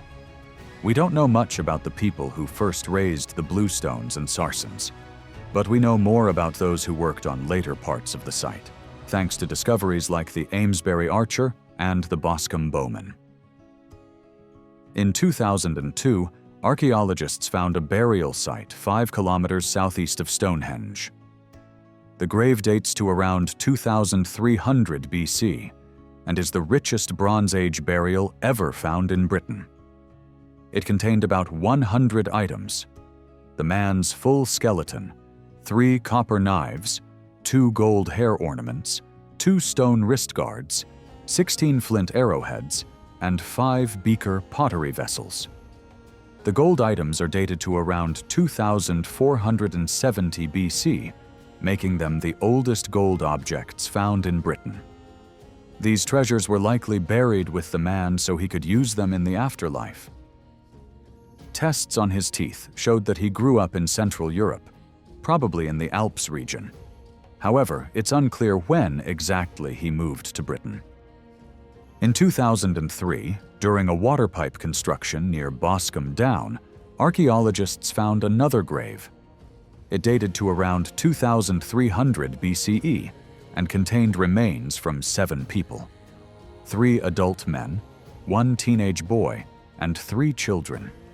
It's the largest number of people found in a single beaker grave in Britain. The grave also had 8 beaker pots, 7 of them beautifully decorated, with 6 made using rope patterns, and 1 with a rare woven pattern also seen in the Amesbury archer's grave. Other finds included 5 arrowheads, flint tools, a wild boar tooth, and a bone toggle. These toggles are common in Europe, but rare in Britain. Only 1 other has been found here. They might have been used as jewelry, clothing fasteners, or hair ornaments. Teeth tests showed that the Boscombe bowmen probably came from northwest England, or possibly North or South Wales. This means they may have been locals who adopted beaker traditions, even though they had cultural ties to the European mainland. The beaker culture spread across Europe between 2800 and 1900 BC. It started in Germany and moved west to the Netherlands, France, Spain, Portugal, Britain, and Ireland. Barry Cunliffe says this spread happened after 3000 BC, when traditional Northern European societies began to break down and more mobile lifestyles appeared. The culture gets its name from bell-shaped drinking cups, decorated with horizontal lines. These cups were often placed in round barrows, alongside weapons, in individual male graves. Pollen found in some of the pots shows they were used for drinking a kind of honey wine flavored with herbs. One of these herbs, meadowsweet, is the same flower used in the Welsh legend Mabinogion to create the character Blodeuwedd. So who were the beaker people? Some were immigrants from the Alps, like the Amesbury archer. Others were local Britons who adopted the culture. These people were responsible for sealing West Kennet Long Barrow with giant stones, and possibly for rebuilding parts of Stonehenge around 2000 BC. During all these massive construction projects, where did the workers live? The answer may lie at Durrington Walls, a Neolithic village and ceremonial site about 3 kilometers northeast of Stonehenge. Around 2600 BC, a huge wooden circle called the Southern Circle was built at Durrington Walls. It was aligned with the sunrise during the winter solstice. The post holes were arranged in 4 large concentric circles and likely held enormous upright timbers. About 200 years later, 2 more wooden circles were added, and a large henge was built around them. A deep ditch, about 5.5 meters, was dug, and the soil was piled up to create a raised circular wall 30 meters wide and several meters high. Archaeologist Mike Parker Pearson believes that Durrington Walls and Stonehenge were connected and meant to work together. Both are aligned with the movements of the sun during the solstices, which supports this idea. According to Pearson, the wooden circle at Durrington Walls represented life and the world of the living, while Stonehenge, with its stone circles and nearby burial mounds, represented the world of the dead. These 2 sacred places were linked by the River Avon and the roads around it. The path between them was likely used in rituals to symbolize the journey from life to death. Durrington Walls wasn't just a religious site. It was also a real village. It had a large circular shape with hundreds of homes. Its outer boundary was about 1.5 kilometers long, and it might have been the biggest Neolithic village in northwest Europe. Excavations between 2004 and 2007 showed that there was about 1 house every 40 square meters. This means there could have been over 300 houses inside the circular enclosure. Studies of the environment show that Durrington Walls was probably only used at certain times of the year. The lack of burnt grains or grinding stones, the absence of newborn animal bones, and the fact that pigs were mostly killed in midwinter suggest that people came here only during special times, bringing already prepared food and animals. The Amesbury archer and the Boscombe bowman tell us a lot about Stonehenge around 2300 BC. But for later times, another important place to study is the Normanton Down Barrows. According to English Heritage, this group of burial mounds dates from 2600 to 1600 BC and is one of the most impressive cemeteries near Stonehenge. It's located just south of Stonehenge, only about 1 kilometer away, and includes many different Bronze Age round barrows. There is also an earlier Neolithic long barrow. The first ritual use of this area likely began between 3400 and 3000 BC with the long barrow. Nearby, there was a special open-air area for preparing bodies. The dead were left there so the wind and birds could clean the bones. This process is called excarnation, removing the flesh before burial. Researchers Stuart Needham, Andrew Lawson, and Anne Woodward believe the Normanton Down Cemetery fits into the early stages of what Needham calls the 5 phases of the British Bronze Age. The earliest beaker burials didn't include barrows and may still be hidden. But we do know that many of these early graves were placed near older, long or oval mounds, especially in the western part of the area. Later, beaker burials followed the same pattern, and some were eventually covered with barrows, making them easier for archaeologists to find. During the 3rd phase of the Bronze Age, there was a major change in how burials were arranged. This period is named after the bush barrow, which will be discussed in more detail below. From this time on, we see 3 main types of burial sites. The most striking is the linear barrow cemetery at Normanton. 2 graves there had both daggers and belt buckles, showing wealth and high status. In the 4th phase, which includes a special type of dagger called the Camerton Snowshill dagger, burial locations start to look very different. But the biggest change happens during the Middle Bronze Age. By then, many large round barrows from earlier times were already present. Now, smaller barrow clusters began to appear, linked with Deverell Rimbury pottery, a clear sign of Middle Bronze Age burials. Only one of these new clusters is near the old Big Barrows. It's close to a group called the Lake Barrows. Meanwhile, Normanton Down seems to have been mostly abandoned. Attention shifted to farmland farther west, which was enclosed by fences. There, archaeologists found signs of homes and a deep pit known as the Wilsford Shaft, which may have been a well or a sacred pit. The most famous grave in Normanton Down is the Bush Barrow, dated between 1900 and 1700 BC. It was excavated in 1808 by Sir Richard Colt Hoare and William Cunnington. According to James Dyer, at the bottom of the barrow was the skeleton of a tall, strong man, possibly a local chief from the Wessex area. A wooden shield with bronze decorations lay at his head. A bronze axe was wrapped at his shoulder, and 2 bronze daggers were placed beside him. One dagger had a wooden handle decorated with thousands of tiny gold pins. Near his right hand was a smaller dagger. By his leg was a curious stone with holes, a fossilized tubularia used as the head of a mace. It was attached to a wooden shaft decorated with bone rings.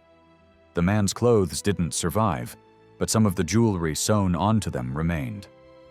A gold plate about 18 centimeters long was found on his chest, and a finely patterned gold belt buckle was on his waist. Researcher Mike Pitts made an interesting point. 3 large metal daggers and a bronze axe were found in the grave. While daggers are common in barrows, axes are rare. The rich culture that built Bush Barrow wasn't isolated from Europe. Amber beads found in Normanton Down may have come from the Baltic Sea region, and faience beads could have come from other parts of Europe, or even the Mediterranean. These luxury items were likely traded for tin from Cornwall, which was essential for making bronze. Researcher Harding believes that the style of amber beads suggests direct connections between southern England and Greece. In both Wessex and Mycenae, very similar amber plaques have been found. Siama and Eicher even say that a gold-framed amber disc found at Knossos is almost identical to one found in Wessex.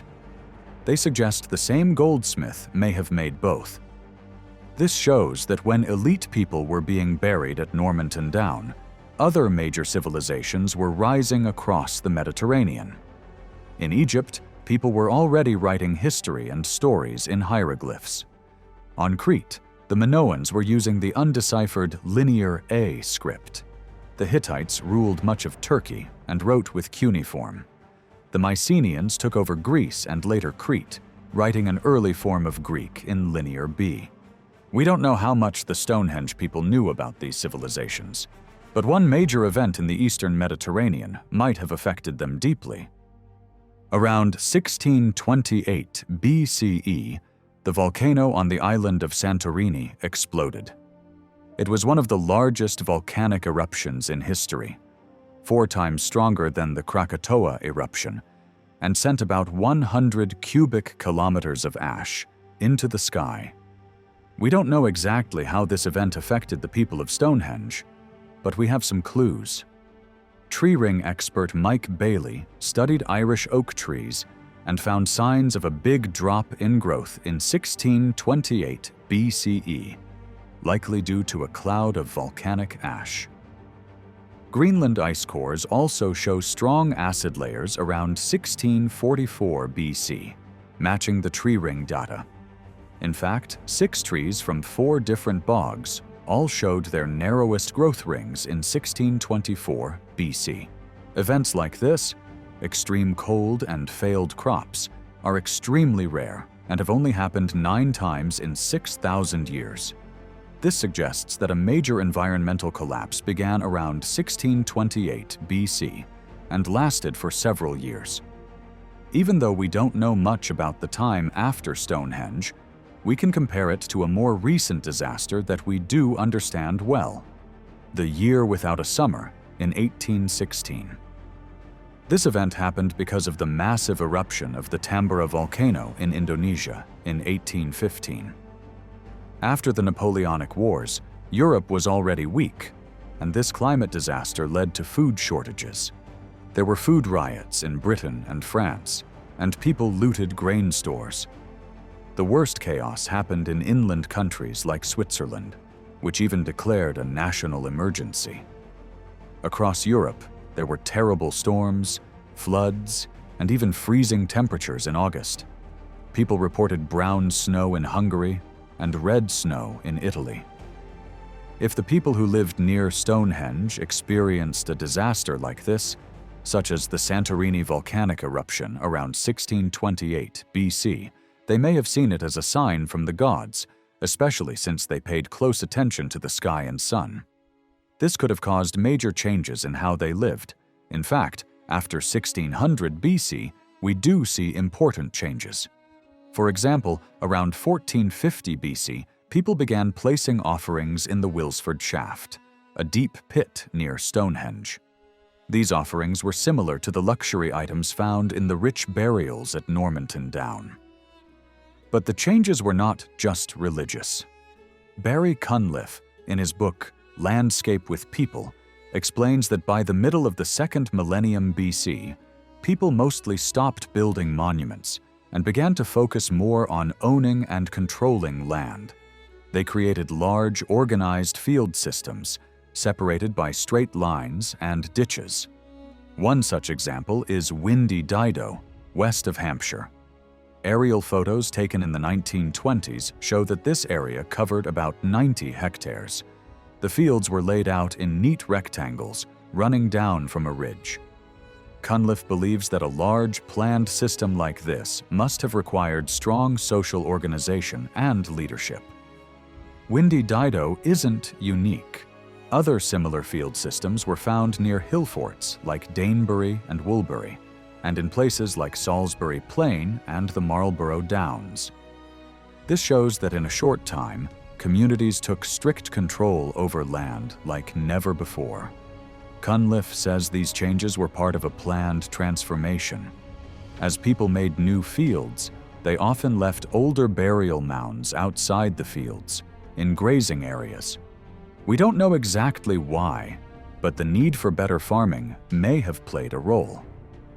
People may have also paid more attention to the gods of the land, which could explain the offerings at Wilsford Shaft. Now, social status may have been shown not only through rich burials, but also through land ownership. A large, well-managed field was a clear symbol of power.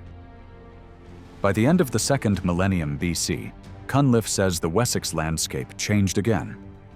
People began building huge linear ditches that divided land into massive blocks. These are called farm boundaries, or linears. These lines may have been used to manage livestock, but more importantly, they were symbols of a new social order. These straight white lines on the land made it clear that someone was in control. Many of these lines led to hilltops. A few hundred years later, these hilltops were surrounded by defenses and turned into hill forts. Examples include Sidbury, Clearbury, and Quarley. This shows that the symbolic meaning of the ditches became even more powerful over time. Some of the new ditches even cut directly across the older field systems, suggesting that the new system replaced and erased the old one on purpose. This second land reform happened around the 12th century BC and wasn't limited to the Wessex area. For example, in Dartmoor, the field systems and settlements built in the middle of the 2nd millennium were abandoned. Similar changes happened in northern Britain too. The common explanation is that the weather changed, rainfall increased, and bogs began to form in higher areas. But Cunliffe also points to a major volcanic eruption in Iceland around 1159 BC, the Hekla eruption. Tree ring expert Mike Bailey found evidence in Irish trees. A very thick ring in 1160, followed by 10 years of very thin rings. This means the trees hardly grew for a decade, showing a time of major environmental stress, just like the period after 1628 BC. This second phase of land change may show that people began to rely more on animal herding than farming. Maybe the farming systems built around 1500 BC failed after 500 years of use.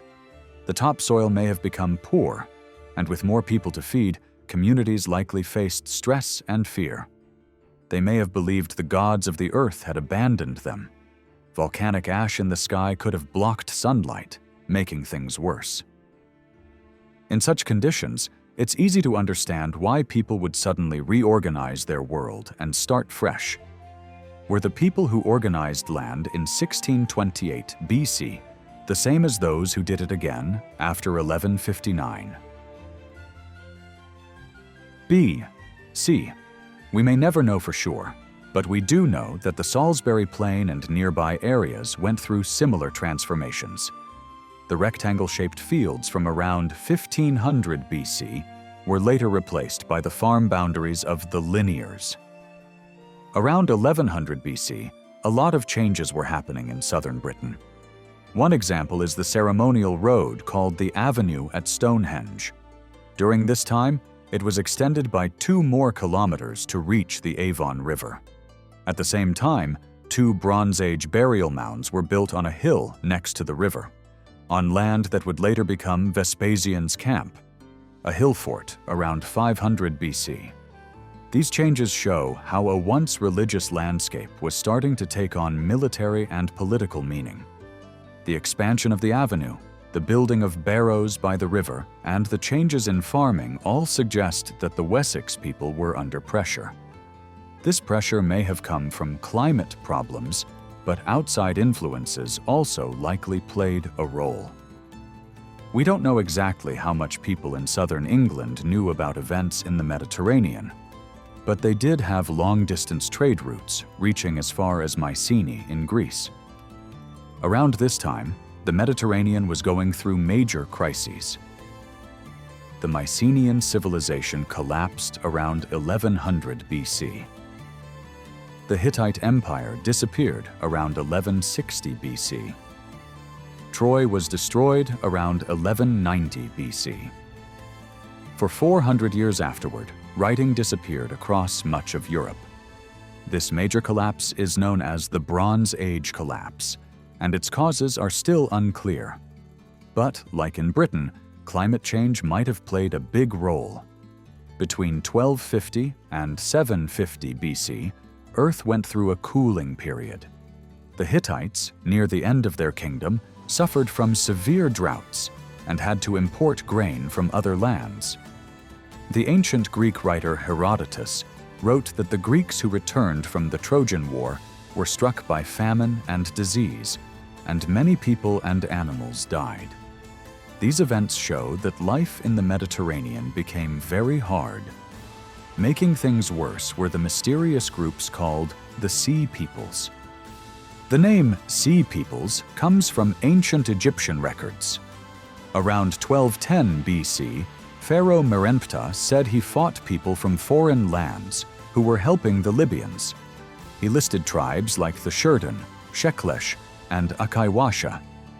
Later, around 1180 BC, Pharaoh Ramses III also listed enemies from the sea, such as the Peliset, Tertia, and Jeker.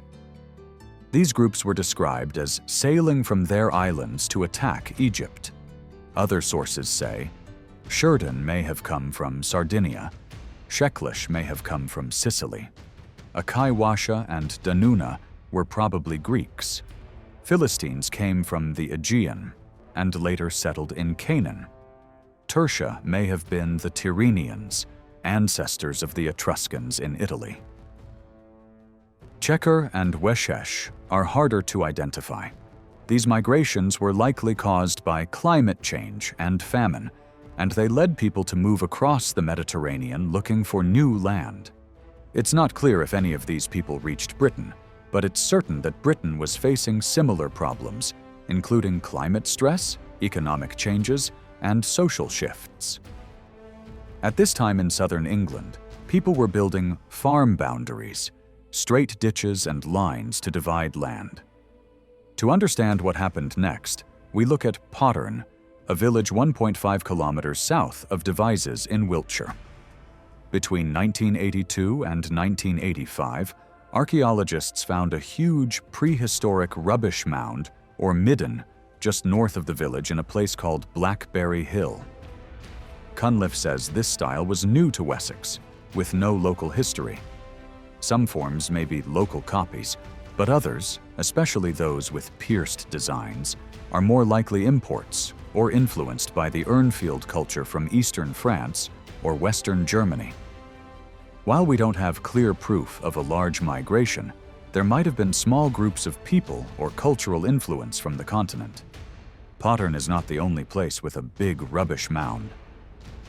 John Barrett and David McComish found signs of another midden near All Canning's Cross, just 500 meters east of the village. But the most famous midden besides Potterne is the one at East Chisenbury, located about 10 kilometers north of Stonehenge on Salisbury Plain. The East Chisenbury midden is a huge circular trash mound from ancient times. It is about 200 meters wide, covering an area between 3.4 and 5 hectares, and in some places it is 2 meters high. Around 216,000 cubic feet of material has been preserved. Excavations in 1992 showed that it was created quickly between 800 to 600 BCE, and it was full of ritual and cultural remains. Thousands of pottery pieces were found, and they seem to have been placed there on purpose. Archaeologist David McComish reported that many of the animal bones found there came from newborn or unborn sheep. There were also many cattle, pig, and deer bones. 2 pieces of human skulls were discovered. One of them had scratches and bite marks, and was placed in the mound together with pottery fragments and a small stone, probably on purpose. Fossilized human feces were also found. so why was this trash mound made? Some think it was just the result of big feasts, but archaeologist Barry Cunliffe offered another idea. He believed it was a symbol of community control over waste and animal remains. People saw this trash as a source of power and fertility and wanted to manage it together. In earlier Wessex cultures, there is evidence that household waste was used in burial rituals. But the sheer size and careful creation of these middens in the 8th and 7th centuries BC shows they were not ordinary dumps. They were a public display of fertility and social unity. Besides making middens, people in southern England also started digging up chalk-rich clay called marl to improve their soil. Many settlements from this time show signs of chalk pits. The ground in many hilly areas was too acidic, so chalk was added to help grow crops. Some of these chalk pits were also used later to bury the dead. Along with trash and chalk, people also left behind bronze tools that tell us more about their way of life. According to Cunliffe, between 1150 and 1000 BC, people in southern Britain began to make new bronze tools, using metal with high lead content. This group of tools is called the Wilburton Complex, named after a village in Cambridgeshire.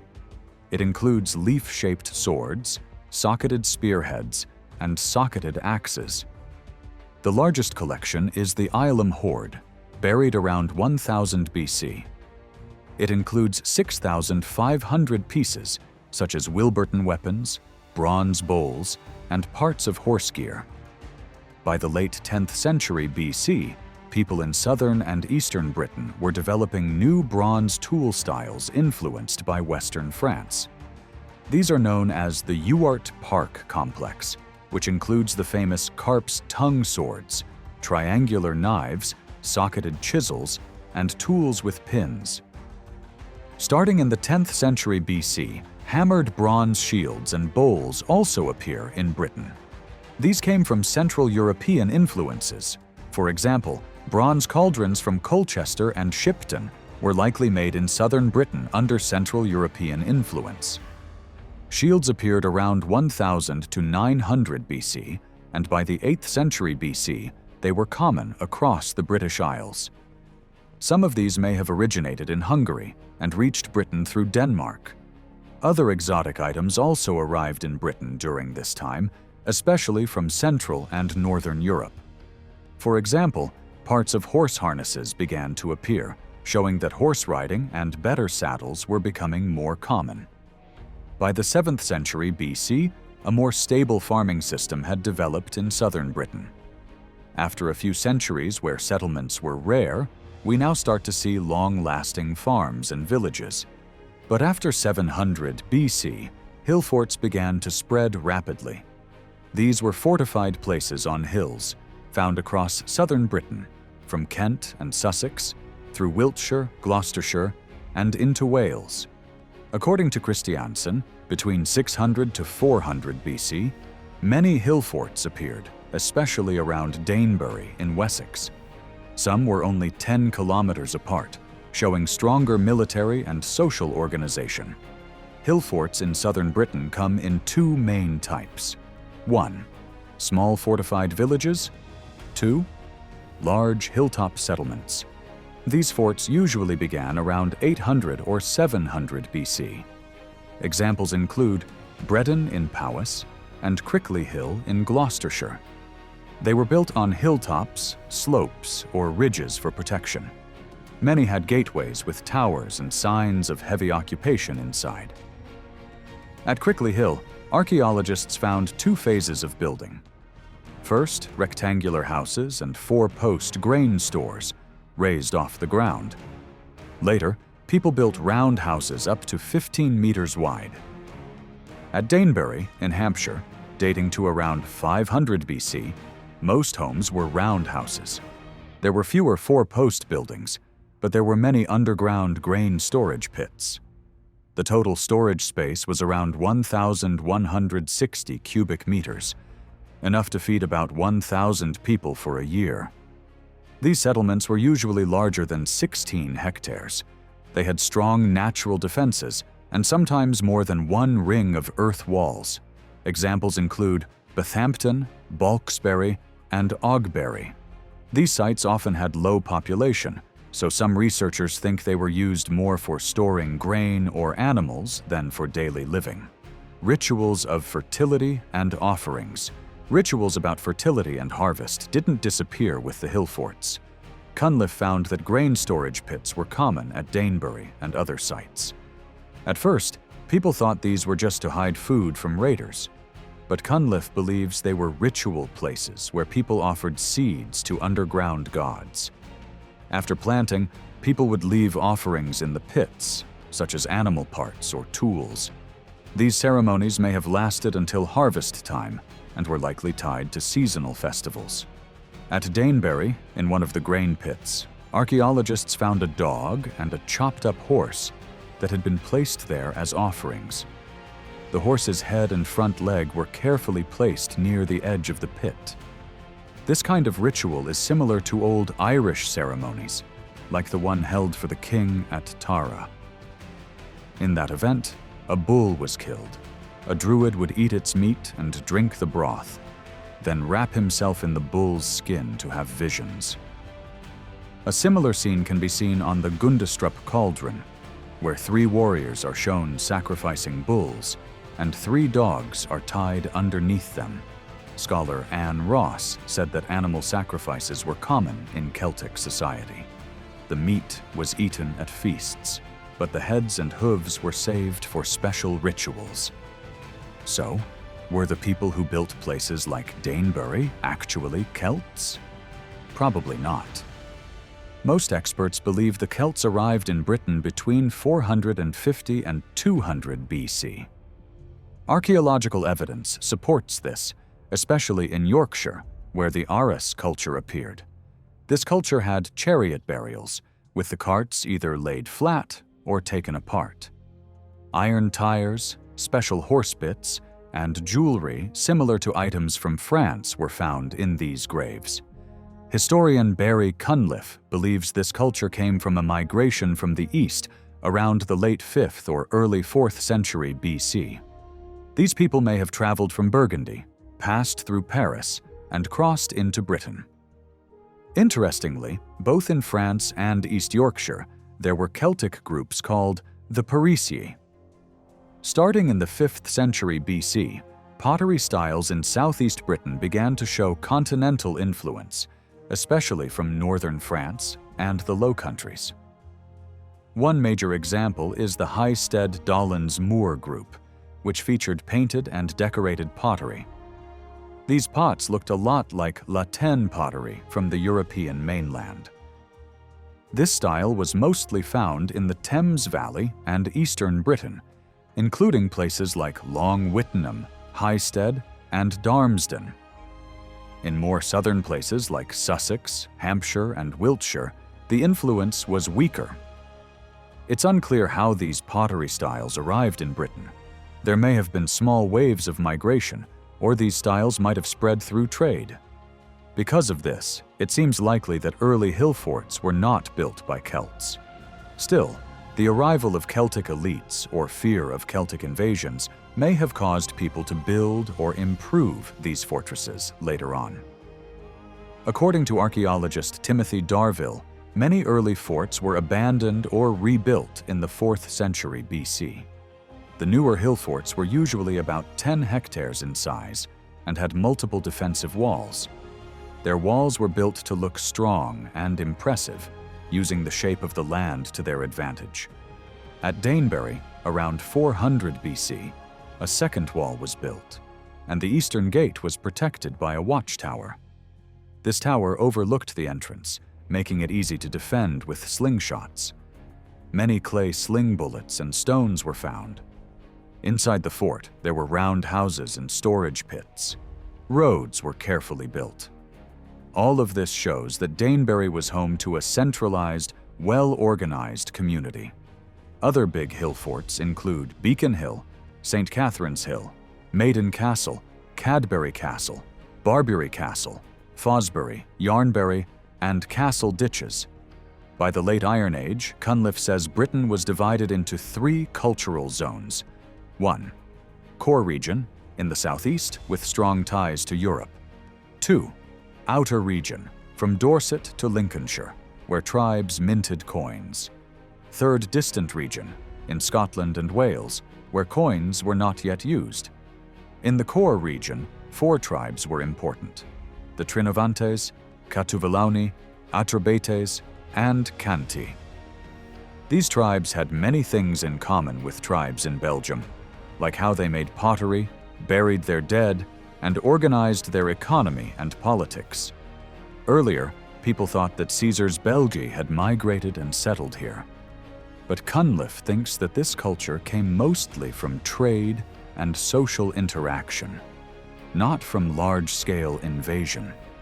These 4 tribes are linked to the Aylesford Swarling culture, named after 2 cemetery sites in Kent, dated to around 50 BC. Among them, the Atrebates tribe stands out. They lived in areas like West Sussex, Hampshire, Berkshire, and their capital was Caliva Atrebatum. They also controlled Cunetio, near Forest Hill. In the outer region, 4 tribes were important: Druids, based in Dorset; Dobuni, in Gloucestershire and nearby areas; Iceni, in East Anglia; Corialtauvi, in the East Midlands. The Druids lived west of the Atrebates. Their border may have followed the Avon and Wylye rivers. The New Forest may have acted as a natural barrier. Their coins and pottery have been found as far west as Somerset. The Dobuni were based in Gloucestershire and extended into parts of Somerset, Wiltshire, Oxfordshire, and Worcestershire. We started this study looking for the Mound people, and we found many signs of them. From the Neolithic builders of West Kennet Long Barrow, Silbury Hill, and Stonehenge, to the people who made trash mounds in the Bronze and Iron Ages, and those who built hill forts, their traces are everywhere. We also found early signs of horse goddesses like Epona, Rhiannon from the Mabinogion, and Cunamaglus, the hound lord of Nettleton Shrub. Outside influences in Britain's early history were also very clear: the Beaker people from the continent, the Amesbury archer from the Alps, the Aras culture from Celtic Gaul, Latin pottery, and the Belgic tribes from northern Gaul all left their mark. Starting around 2300 BC, powerful families controlled Wiltshire and East Hampshire, first through monuments like Stonehenge, then through land ownership, and later through fertility control and hill forts. But what happened to the people who built and cared for Stonehenge, who later controlled the hill forts and the land? Did they become the Druids tribe? Cunliffe thinks not, since the Druids seemed isolated and poor, with weak trade and no clear elite class. Did they join or get conquered by the Atrebates, who lived near the north and east of Salisbury Plain? Or maybe they mixed with Belgic immigrants, who later settled around St. Catherine's Hill and Orham's Arbor, the area that would become Venta Belgarum. Maybe they stayed near Vespasian's camp and continued their traditions. Historian Dennis Price believes the Greek explorer Pytheas of Massalia, who visited northwest Europe in the 4th century BCE, may have visited Stonehenge. His writings are lost, but later authors like Diodorus Siculus quoted him. According to Diodorus, there was a huge round temple dedicated to Apollo in Britain, and the people there were musicians who sang songs of praise. The temple's leaders were called Boreadai and were believed to be descendants of the god. Price suggests this temple was Stonehenge, and the nearby settlement was Vespasian's camp. Finally, we are left with a mystery. Who were the people who brought all Canning's Cross pottery from France or Germany, who built the early mounds and forts in Wiltshire? In the next part, we will try to answer that question, and also learn more about the identity of the Mound people, the Children of Dawn, and the mysterious Druids mentioned in poems like The Spoils of Anwa Wen and the Mabinogian.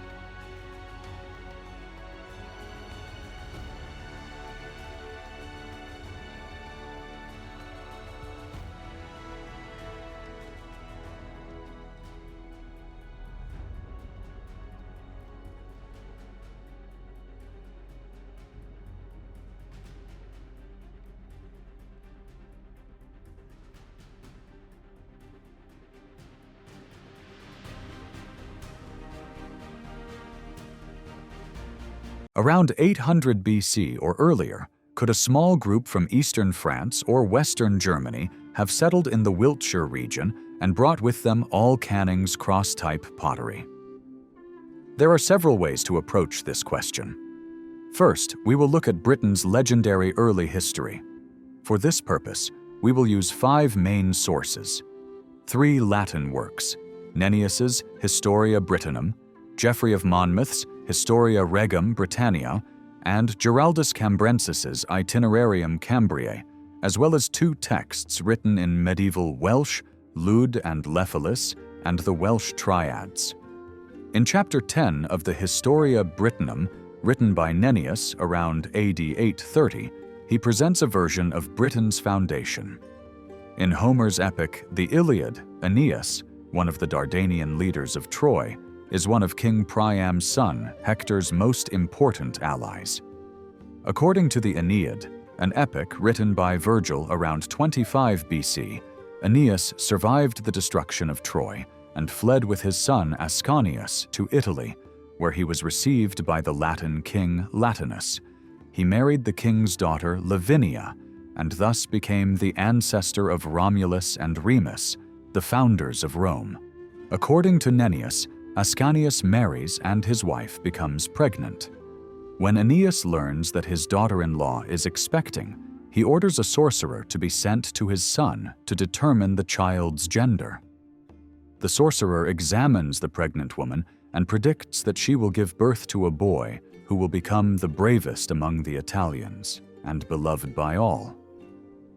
But upon hearing this prophecy, Ascanius kills the sorcerer. When the child is born, the mother dies, and the boy is named Brutus. As the prophecy foretold, one day while playing with other children, Brutus accidentally shoots his father with an arrow and kills him. As a result, he is exiled from Italy. He travels to the islands of the Tyrrhenian Sea, named after the Tirsanoi, also known as the Etruscans, from where he is also expelled under the pretext of avenging Turnus, who was killed by Aeneas. Then he goes to Gaul, where he founds a city named Turones. Finally, he arrives in Britain, settles on the island, and spreads his lineage there. Since then, the island has been full of his descendants. Geoffrey of Monmouth devotes the first book of his Historia Regum Britannia to Brutus's story. He describes how Brutus and his followers leave Gaul and arrive in Britain. Brutus, with the approval of his companions, loads the spoils they have gained onto ships, sets sail, and heads toward the promised island with a favorable wind. Eventually, they reach the shores of Totnes. At that time, the island was known as Albion and inhabited only by a few giants. However, the pleasant nature of the land, its fish-rich rivers, and forest views increase Brutus and his men's desire to settle there. They travel across the entire country, driving the giants into mountain caves, and following the orders of their leader, divide the land among themselves. Then they begin farming and building houses. Soon the island appears as if it had long been inhabited. Finally, Brutus gives the island his own name, Britain. His companions are called Britons. Thus, he aims to immortalize his name. The most interesting detail Geoffrey provides is the information that Brutus and his men landed on the shores of Totnes. Today, Totnes is a market town located at the head of the estuary of the River Dart in the Devon region, and was founded by the Saxons around AD 900. There is very little evidence of settlement from before this period. The oldest known signs of life in the area are from a Neolithic cooking site excavated in the 1950s at Hazard Hill, 3 kilometers west of Totnes. Between Totnes and Dartington, again about 3 kilometers apart, 2 Bronze Age axes have been found. In Dartington North Wood, there are protected Bronze Age earthworks, and traces of settlements from the Iron Age and Roman-British periods have also been discovered. Although the nearest Roman capital was Isca Dumnoniorum, remains from the Roman era have also been found around Totnes. Not far from Totnes, in the Dartmoor region, evidence of human activity dates back at least 12,000 years. This has been determined by analyzing ancient pollen and charcoal remains, along with examining flint tools that still exist today. According to the official website of Dartmoor National Park, more concrete evidence of human activity is found in burial chambers built from granite stones and covered with earthen mounds. Although few of these structures have survived, over 1,500 barrows or cairns have been found in the area. These circular burial mounds date from between 2,500 BC and 1000 BC. Prehistoric Dartmoor had a rich religious life. It stands out as the region in northwest Europe with the most ceremonial sites. These include stone rows, which often end in a burial mound, single standing stones, and stone circles. The people who built these stone rows and cairns lived in round stone houses. More than 5,000 such structures have been identified to date, and they were in use around 1500 BC. Like the inhabitants of Hampshire and Wiltshire, those in Dartmoor also developed their own rectangular field systems. These fields were separated by low boundary lines made of stone and earth. However, by 1000 BC, the climate of Dartmoor, just like around Salisbury Plain, had become wetter and colder. Once fertile lands had weakened and turned into peat layers. This led to the gradual abandonment of settlements in high areas. Evidence of continued settlement has only been found in a few small places. In the Roman period, the Devon region was under the control of the Dumnoni tribe.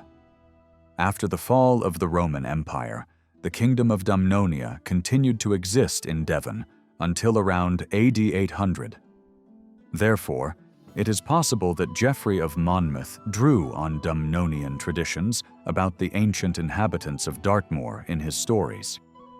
Interestingly, Geoffrey notes that Brutus and his companions drove the giants living there into mountain caves. If the word cave here refers to burial mounds, these giants might have been likened to the mound people, known as Sidhe or Gorsedd in Celtic traditions. Among Dartmoor's most striking geological formations are the tors, stone outcrops naturally shaped by erosion and usually found near the tops of hills. The word tor is one of the few Celtic origin words in English. Although its exact origin is unknown, it is believed to be related to the Latin word turris, meaning tower. However, this Latin word has no direct equivalent in other Indo-European languages except for a similarity with the Greek word tursis. As noted by the German linguist Paul Kretschmer, both of these words appear to be related to place names from the Lydian region in Anatolia. These words are also thought to be connected to the Etruscans, who are referred to as Tirsanoi or Tyrrhenioi in Greek sources and as Tusi in Latin texts. So, what is the connection between the Lydians and the Etruscans? According to the Greek historian Herodotus, who wrote around 430 BC, after a long famine, the Lydians decided to divide their people in two.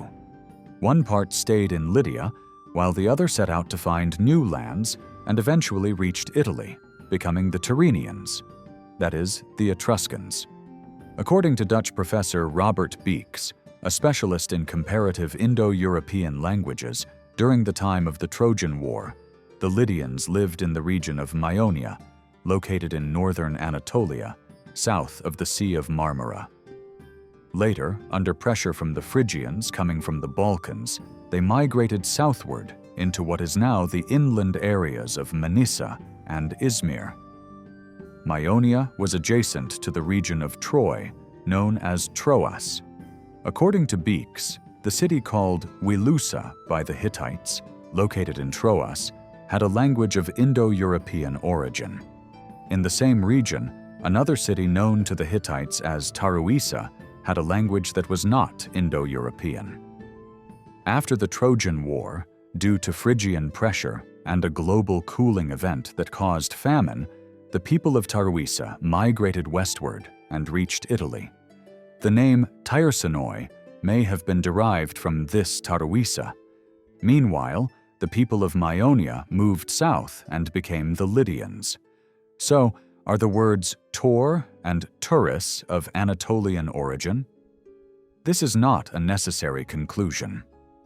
The famous Iranic languages expert H.W. Bailey proposed that the Latin word Turis might have derived from the Iranic languages spoken by peoples such as the Scythians, Sarmatians, and Cimmerians, who lived in the region stretching from the Black Sea to the Danube. Bailey refers to the word Turaka in Khotanese, an Iranian language spoken in northwest China, which means the cap of a quiver. He relates this word to the Ossetian word Turga.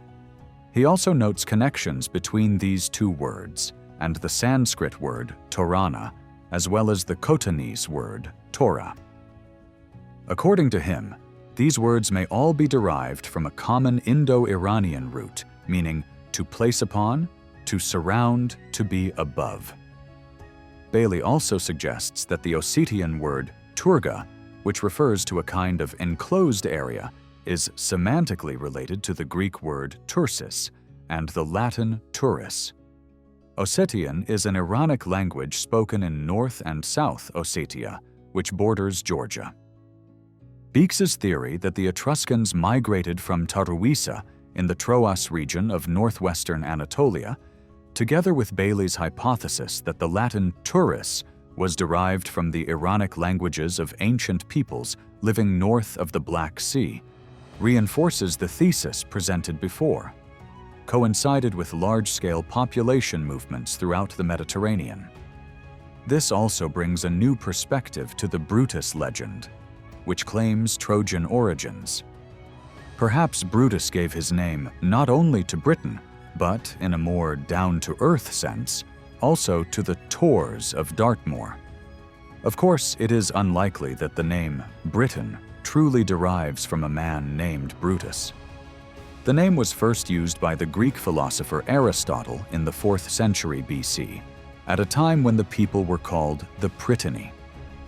As mentioned earlier, the name Britain is usually derived from the Indo-European root quer, which gave rise to words such as cruth in Old Irish and pride in Welsh.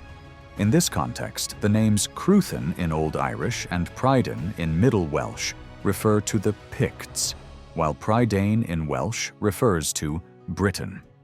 In this framework, the Britons are described as the painted people, and Baudis suggests that the character Pryderi in the Mabinogion actually means Mr. Britain.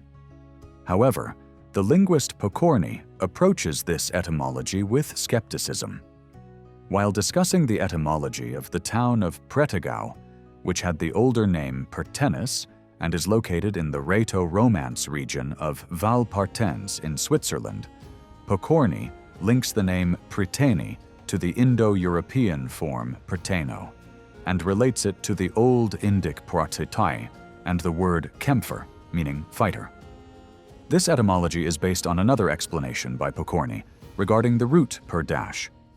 This root appears in various forms, such as Prytana in Old Indic, Peret in Avestan, and Primo in Latin. In Sanskrit, the words piart, war, and Prytana, battle, are found in dictionaries, and in Old Persian, the word Partara appears in the inscription on the tomb of Darius dated to 486 BC. As in the case of the word Tor, here too we find clues of long-distance connections between Britain and Central or Eastern Europe. Giraldus Cambrensis was the son of a powerful Anglo-Norman baron named Guillaume de Barry, the grandson of a Welsh princess, and the nephew of Bishop David Fitzgerald of St. David's. In AD 1184, he began to serve King Henry II of England as royal clerk and chaplain. He accompanied the king's son, John, on a campaign to Ireland and published his observations in Topographia Hibernica. Later, he traveled across Wales with Archbishop Baldwin of Exeter to recruit soldiers for the Third Crusade. He recounted this journey in his work Itinerarium Cambriae and afterward wrote Descriptio Cambriae. In Itinerarium Cambriae, he mentions spending a night at Swansea Castle while traveling through the Gower Peninsula in Glamorgan, and then tells a very curious story. According to the story, which took place not long before, a priest named Elidorus told it with great seriousness. When he was 12 years old, Elidorus, trying to escape the constant beatings from his teacher, hid in a hollow bank beside a river. After 2 days without food, 2 small men, the size of dwarves, appeared and said to him, "If you come with us, we will take you to a land full of wonders." Elidorus accepted their offer and followed them through a dark underground passage. They arrived in a land decorated with rivers, meadows, forests, and plains, but never fully lit by sunlight. During the day, it was always cloudy, and at night it was very dark, as there was no moon or stars. He was brought before the king and observed at length by the people of the court. Then he was handed over to the king's son. These people were very small in stature, but proportionately built. Their skin was fair, their hair long, falling to their shoulders like women's. They kept horses and hounds of suitable size. They did not eat meat or fish, but fed on milk-based mixtures prepared with saffron. They did not swear oaths, as they considered lying to be the most despicable act. Whenever they visited our world, they criticized our greed, disloyalty, and fickleness. They had no collective worship, but held a deep respect and love for the truth. Elidorus lived with this community for some time and often returned to our hemisphere to see his mother. One day, his mother said, "Bring me a gift from that land full of gold." So he stole the golden ball used by the king's son during play. However, on his way home, he was followed by 2 dwarves who took back the ball and said goodbye to Elidorus with scornful looks. Elidorus then searched the riverbanks for a year, trying to find the passage to the underground world again, but he could never find it. In time, he became a priest, but whenever Bishop David II of St. David reminded him of these memories in his old age, Elidorus could not speak of the experience without shedding tears. In Giraldus's words, he had learned the language of that people, and in his youth, he spoke it and taught me some words. The bishop often noted that this language was quite similar to Greek. For example, when they asked for water, they said idor idorum, because idor means water in both their language and in Greek. Similarly, in the British language, dur also means water. When they wanted salt, they said halgein idorum. In Greek, salt is hal, and in Welsh it is halen. This is because the Britons, first called Trojans due to their origins from Troy, and later called Britons after their leader Brito, stayed for a long time in Greek lands after the destruction of Troy, and many Greek elements remained in their language. Elidorus's story clearly draws from the same roots as the legends used by Nennius and Geoffrey of Monmouth. However, in Geoffrey's version, the giants who fled into caves have been replaced here by underground dwarves. A unique feature of Giraldus's account is the similarity between the dwarves' language and Greek, which may reflect a folk memory of an Indo-European language spoken in Britain before the arrival of the Celts. The story of Lud and Lephelis is among the native tales of the Mabinogion and is believed to have been written down between AD 1225 to 1250, though its origins may date back to the 11th century. In this story, Lud is identified with the god Nodens, or Nodons of the Roman period temple at Lydney Park in Gloucestershire. The name Lephelis contains an element similar to Lugh, a figure in the 4th Mabinogion tale, who is linked to the god Lugus. In the story, Lud is the son of Beli and the king of the island of Britain, while his brother Lephelis has become king of France by marrying the daughter of the previous ruler. During Lud's reign, Britain faces 3 disasters, or oppressions in some translations. The first disaster begins with the arrival of a people called the Coranians.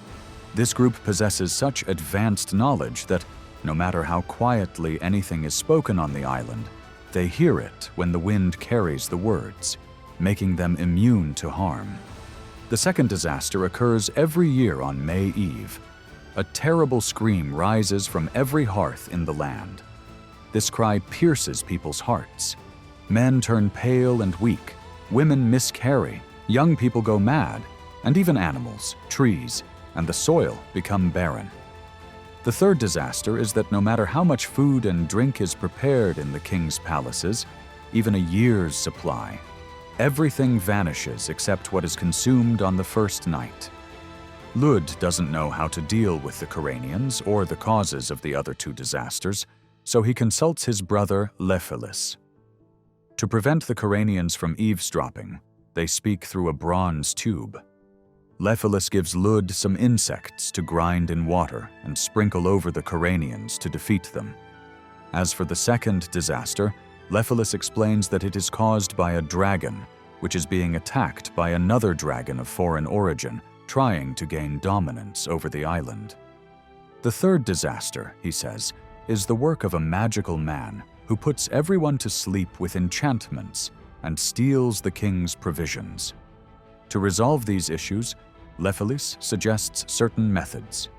To neutralize the dragons, Lud must measure the island, dig a large pit at its exact center, place a cauldron full of mead inside, and cover it with satin. The dragons will eventually fall into the pit, drink the mead, fall asleep, and then be buried in a secure place. For the food theft, Lud must sit by the feast with a cauldron of cold water to avoid falling asleep. Lud follows this advice. He crushes the insects and defeats the Coranians, lures the battling dragons into the cauldron of mead, and buries them at Dinas Emrys. Then he prepares a great feast and stands guard with the cauldron of water. After a while, he hears magical melodies and songs. To stay awake, he repeatedly plunges himself into the cold water. Finally, a huge armored man arrives, and with the basket he carries, begins to gather all the food and drink. Lud is astonished that so much could fit into one basket. The king follows the man and stops him, saying, "Stop, stop! Enough of your destruction and thefts. Unless your strength is greater than mine, this ends now." The man drops the basket and fights Lud. The clash is so fierce that sparks fly from their swords. In the end, Lud wins and brings the magical man down. The giant apologizes for everything he has done and pledges loyalty to Lud. Before analyzing this tale, it is worth citing Triad 36 from the Welsh Triads, which is associated with Lud and Lephelis. This triad speaks of 3 oppressions that came to the island of Britain and never left. One of them is the Coraniad, who arrived during the reign of Beli, son of Caswalan, possibly Lud. This people came from Arabia and never returned. The second oppression was the Gwydil Fichti, who also did not return. The third was the Saxons under Horsa and Hengist. The Saxons mentioned in Triad 36 can easily be linked with the warring dragons. In the Historia Brittonum, Vortigern wants to build a fortress, but every night the building materials disappear. His advisors tell him, "Find a child without a father and sprinkle the foundation with his blood." When the child is found and hears this, he says there is a pool beneath the site, and in it 2 vases, inside the vases a tent, and inside the tent 2 sleeping serpents. The serpents awaken and fight. The white one defeats the red one 3 times, but in the end, the red serpent gains strength, defeats the white one, and emerges from the pool. The child explains, "The pool represents the world, the tent the kingdom, and the serpents are 2 dragons. The red one represents the Britons, and the white one stands for the people who occupy most of the island. In the end, the Britons will rise and drive the Saxons back across the sea from which they came. Thus, the warring dragons, one of the 3 oppressions, refer to the Saxons who never returned. The giant man, the food thief, is likely identified with the Gwydl Fichti. This term is used in medieval Welsh literature for the Picts of Scotland. However, since this man is portrayed as a giant who uses magic to make people sleep, he belongs to a mythological age. The combination of food, music, and theft recalls a passage from Deep Nosophists by the Greek writer Athenaeus, who lived around AD 230. Citing Posidonius, Athenaeus tells how the Celts even took their poets and musicians into battle. These bards sang praises to both large crowds and individuals. They composed songs to celebrate the bravery of warriors. This reference to the mythical past becomes even more apparent through the magical basket carried by the giant man. This basket reminds us of the magical bag that Rhiannon gives to Pwyll in the first tale of the Mabinogion, and also of the cornucopia, the horn of plenty, which is a symbol of abundance associated with the Gloucestershire goddess. The Picts are, in a sense, seen as a people belonging to a mythological time. They were a confederation of tribes who lived in northern and eastern Scotland from before the Roman invasion of Britain until the 10th century. The Anglo-Saxon historian Bede, writing in the 8th century, stated that 5 different languages were spoken in Britain: Church Latin, English, Welsh, the Gaelic tongue, and Pictish. He also recorded a legend about the Picts. They were said to have descended from a seafaring colony from Scythia that settled in northern Britain. The Scottish history Scotichronicon, written in the 15th century, claimed that the Picts came from the Baltic coast. Is there any truth to the legend that the Picts descended from the Scythians? Dunbavin reports that W.J. Watson described these legends as learned embellishments based on Virgil's Aeneid, in which the terms Picti Agathyrsi and Picti Geloni appear.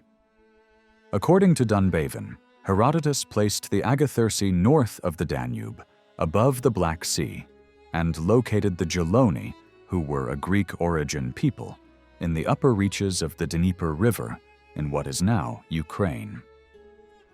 These groups were then under the dominance of the Scythians, who spoke an Iranian language. Herodotus also noted that the Agathyrsi practiced communal sharing of women, meaning that all individuals were considered members of the same family. This tradition bears a striking resemblance to the comparisons made by Julius Caesar, Dio Cassius, Solinus, and Saint Jerome about the tribes of Britain. According to Dunbavin, the Roman writer Solinus, writing in the 4th century, stated that the Agathyrsi dyed their hair and faces blue, just like what was said of the Britons. In fact, tattooing or painting animal figures on the body was not unique to the British Isles. This practice is also seen on the body of a Scythian noble excavated in Pazyryk, in the Altai region of Russia, indicating that body ornamentation was common in Scythian lands. Interestingly, the Roman historian Pliny implied that the Scythians extended as far north as the Baltic coast, which corresponds to the region given as the Picts' homeland in Scotochronicon. The most mysterious of the three oppressions is the Coranians, also known as the Coraniaid. This name is generally thought to be linked to the Welsh cor, meaning dwarf. Coke associates it with the Old Irish words corginecht, meaning magic, sorcery, and corgwinec, meaning sorcerer, magician. The Coraniaid are said to possess the ability to hear every word carried by the wind, no matter how softly spoken, an ability also attributed to the character Math in the fourth tale of the Mabinogion. Asdis R. Magnusdóttir compares the Coraniaid to the Norse god Heimdallur, who could hear even the sound of growing grass and had a horn whose sound reached across the world. The method used to destroy the Coraniaid is quite interesting. Lephalus recommends crushing a certain type of insect in water and sprinkling it over them. But these insects are not found in Britain. This description may refer to the Spanish fly, which is found only in southern Europe, particularly France. This insect secretes a poisonous substance called cantharidin, which causes blisters on the skin and can be lethal to horses if ingested.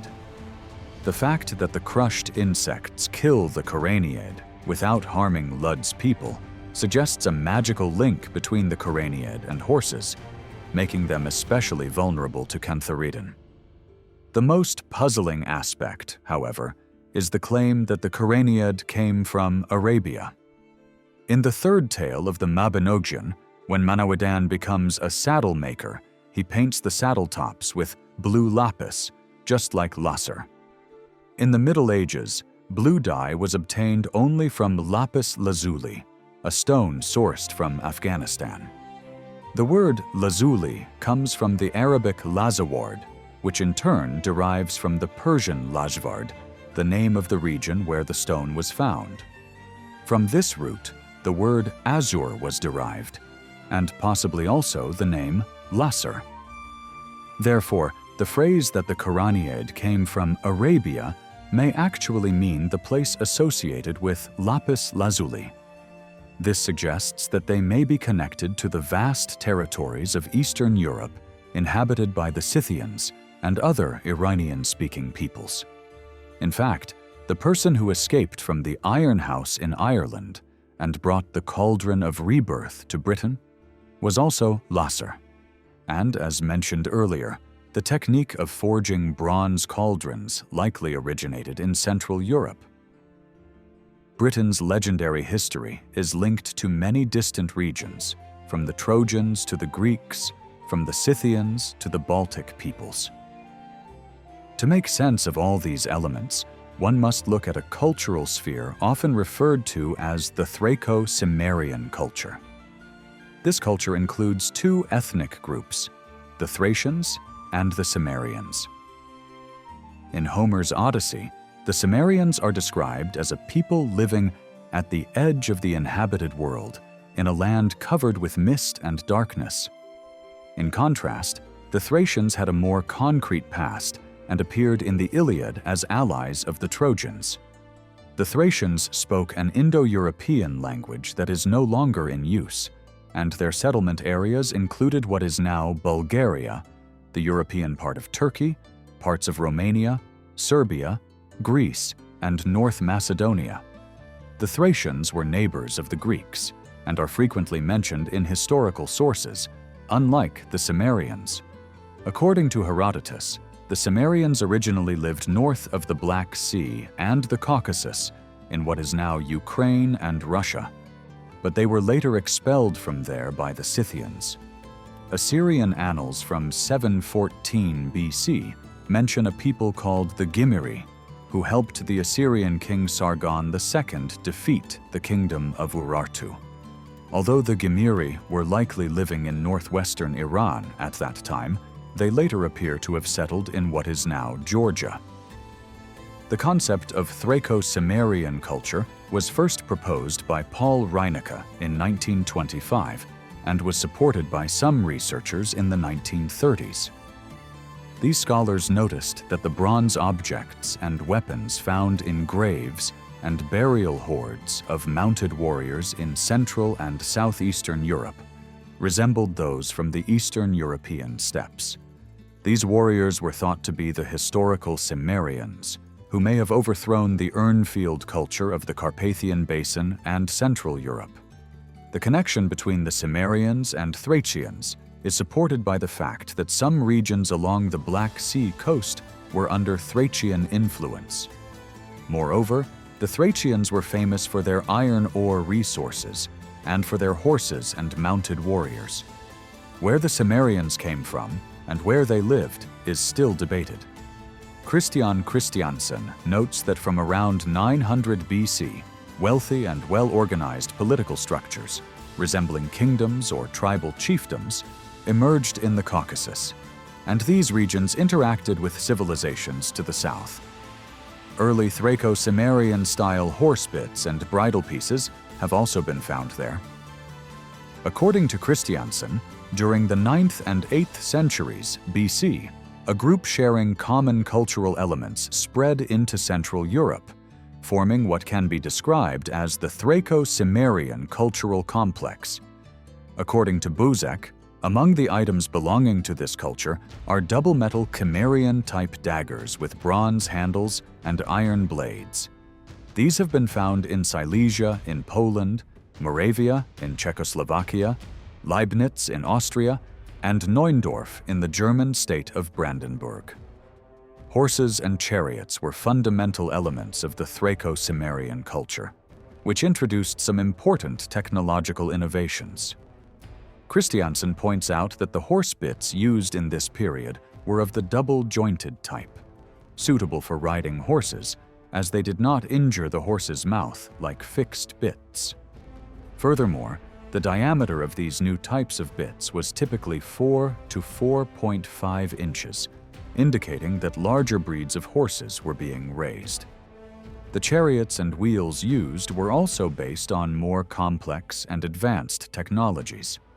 According to Christiansen, horseback riding had by then fully evolved into a practice of warfare, and this required the specialized breeding and training of horses. Christiansen states that this cultural expansion was quite complex, with trade and aristocratic conquests occurring one after another. For example, in Hungary, elite groups engaged in livestock farming introduced a new burial tradition and an entirely different material culture. In Slovenia, local and foreign traditions blended together. In the 8th century BC, a new princely system emerged, characterized by large fortified settlements and tumulus burials. These tumuli were built in places such as Sticna and Novo Mesto in Slovenia, and Sopron near the Austrian border to display the presence of new elites. To the north, similar tumuli from the same period have been found at Sedan in Germany and Voltofte in Denmark. It appears that the Thraco-Cimmerians were mounted nomadic warriors spreading westward from the steppes of Ukraine and Russia, bringing with them new types of weapons and equestrian technologies. The influence of the Thraco-Cimmerian culture was especially strong in Hungary, but it seems to have extended into Austria and even Switzerland. In fact, a Thraco-Cimmerian bronze horse bit was discovered at the Zurich Alpenquai site on the shores of Lake Zurich.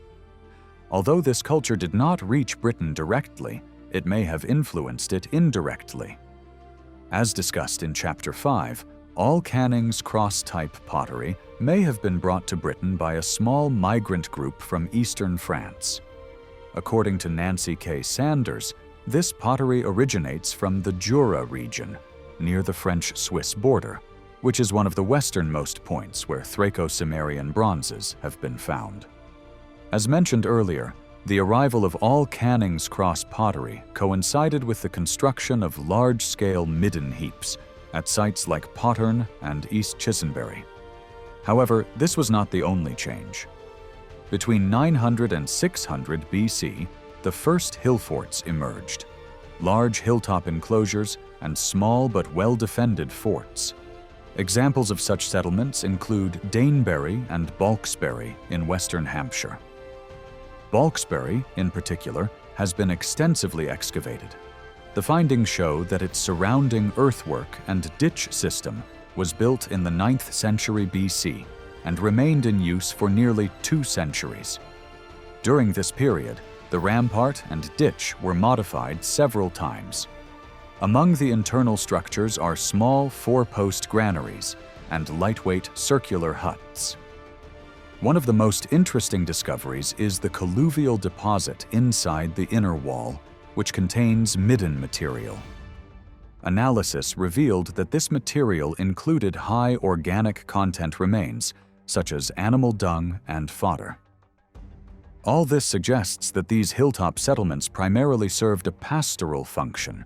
That is, they acted as animal enclosures during certain seasons. The 4-post buildings may have been granaries for fodder, while the circular huts could have been shelters for people tending the animals. The size of these settlements suggests they served large communities.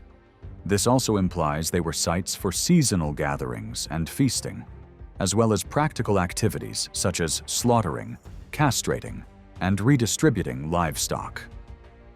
The midden material found in the colluvium at Balksbury, which includes feasting waste, supports this interpretation. Furthermore, the presence of some pottery originating from 10 to 15 kilometers away shows that the settlement was linked to a wider region. Among the smaller and more strongly fortified hill forts are Budbury in western Wiltshire, Lidbury Camp near Enford, and Oliver's Camp near Devizes. These settlements generally cover less than 7 acres. They are usually built at ridge ends, though some are found in open plains. Most have multiple lines of defense. Although all show signs of dense occupation, Oliver's Camp is weaker in this regard. No significant internal structures have been found there. According to Cunliffe, these small forts may have served as elite residences. Their prominent positions and strong defenses likely marked them as symbols of status, distinguishing them from ordinary farms. Cunliffe states that this period was one of transition, marked by rapid changes in economy, social structure, and belief systems. Before ending the discussion on the Cimmerians, we must mention some legends that associate them with the Germanic Cimbri tribe and the Celtic people called Cymri, the Welsh. The Cimbri lived in the Himmerland region of the Jutland Peninsula in Denmark, which is also where the Gundestrup cauldron was found. Ancient writers such as Strabo, Diodorus Siculus, and Plutarch directly linked the Cimbri to the Cimmerians. Although the origins of the names Cimmerian and Cimbri are not certain, some theories exist. One view suggests that Cimbri may derive from the Indo-European root K. From this root come words such as Greek kaitai, to lie down, kome, village, Hittite kethta, and kiteri, to lie down, Latin civis, citizen, Gothic heims, village, Old Norse heimer, homeland, world, and Old High German heim, home. Some linguists interpret this root as tekai, to settle, to establish, and from this root derive words such as Sanskrit kseti, to dwell. In that case, the names Cimmerian and Cimbri may mean settlers or village people. Another etymological theory connects the name Cimmerian with the Welsh Cymri, the Welsh people. This word is said to derive from the Celtic com, together, and brogland. The word brog is related to Latin margo, border, Gothic marca, boundary, Old High German marcha, Old English merk, Armenian mards, Ukrainian meza, and Persian mards, all meaning border or region. The word com is linked to the Greek koinos, common. The Persian word mards was used as early as the Sasanian period, when Marsban meant a border governor. However, it is unlikely that Sasanian Persian was influenced by Celtic or Latin. Therefore, the words Mars in Middle Persian and Armenian may have influenced each other or developed independently. Thus, the name Cimmerian may also derive from Indo-European roots such as Com and Mars, meaning those who live together in a shared land. In conclusion, even if the Cimmerians, Cimbri, and Cymri were not directly connected, at least two of these names seem to have originated from similar linguistic roots. According to what Cunliffe says about the Wessex period between 900 and 700 BC, the people who brought all Canning's cross-type pottery most likely lived in small but strongly defended settlements, like Lidbury Camp and Oliver's Camp. They kept their animals in hilltop enclosures such as Danebury and Balksbury, and held communal feasts there during certain times of the year.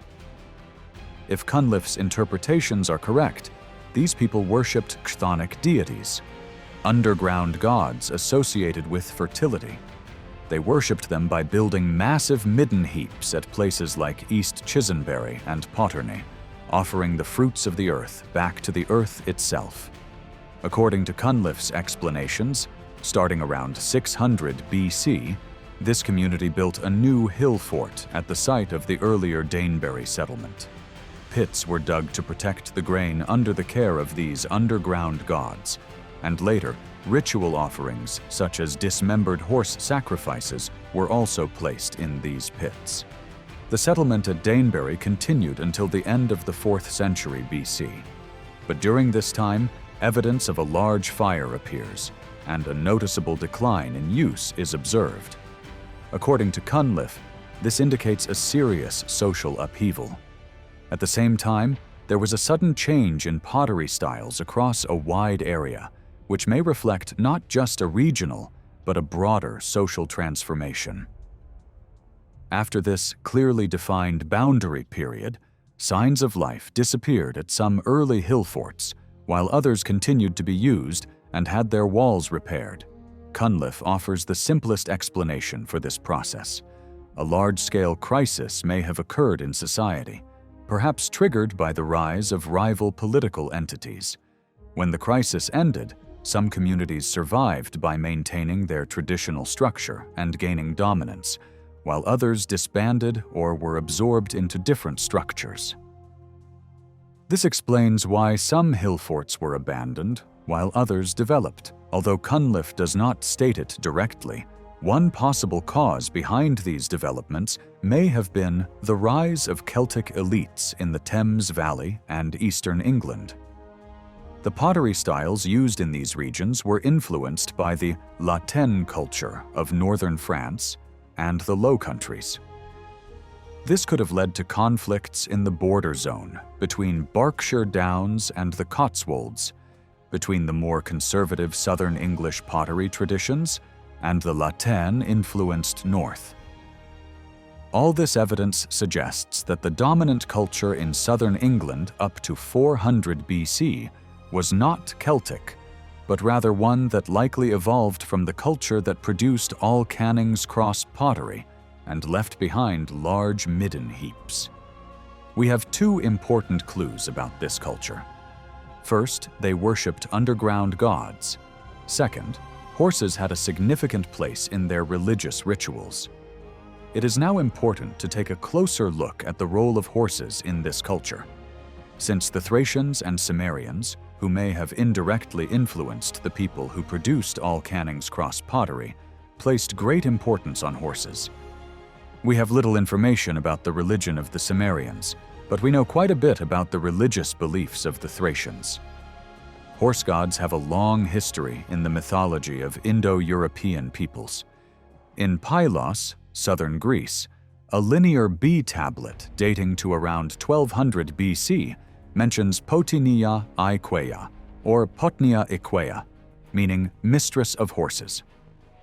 The ancient Indian religious text Rigveda frequently refers to the divine twin horsemen known as the Ashvins. In Thracian mythology, the earliest reference to a figure associated with horses is found in Homer's Iliad, which is believed to have been written around 800 BC. In Book 10 of the epic, Dolon, an ally of Troy, says to Odysseus, "If you want to sneak into the Trojan army, there are the Thracians.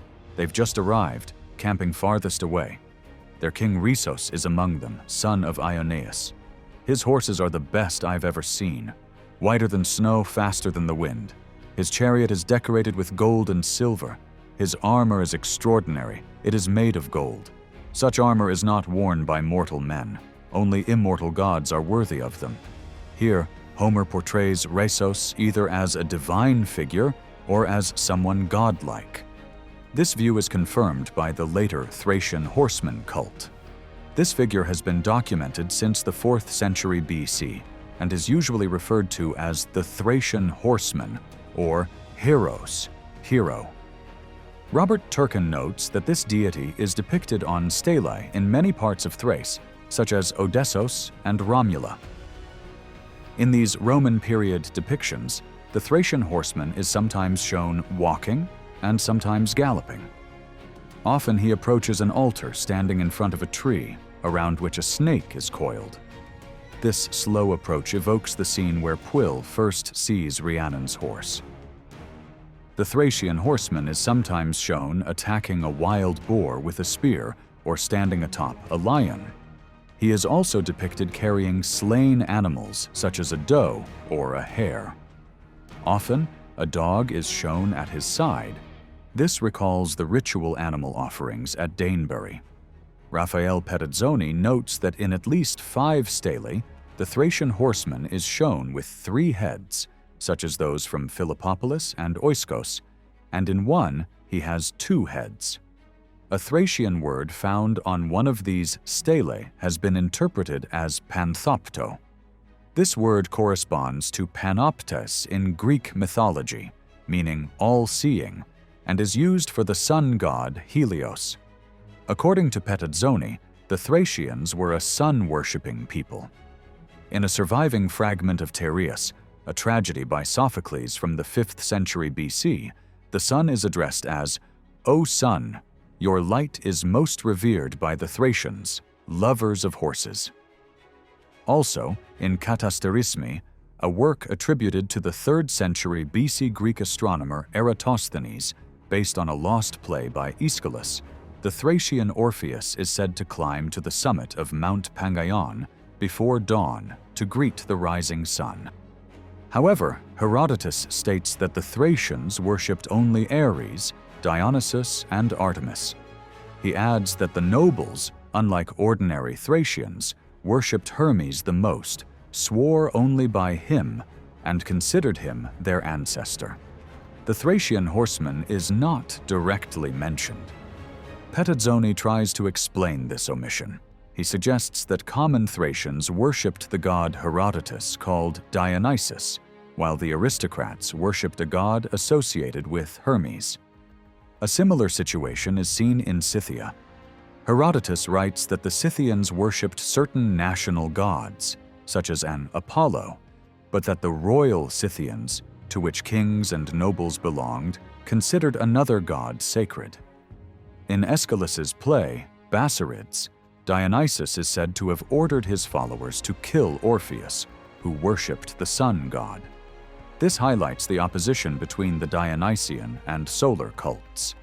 It opens the door to the idea that the sun god may have been interpreted as Hermes. Why?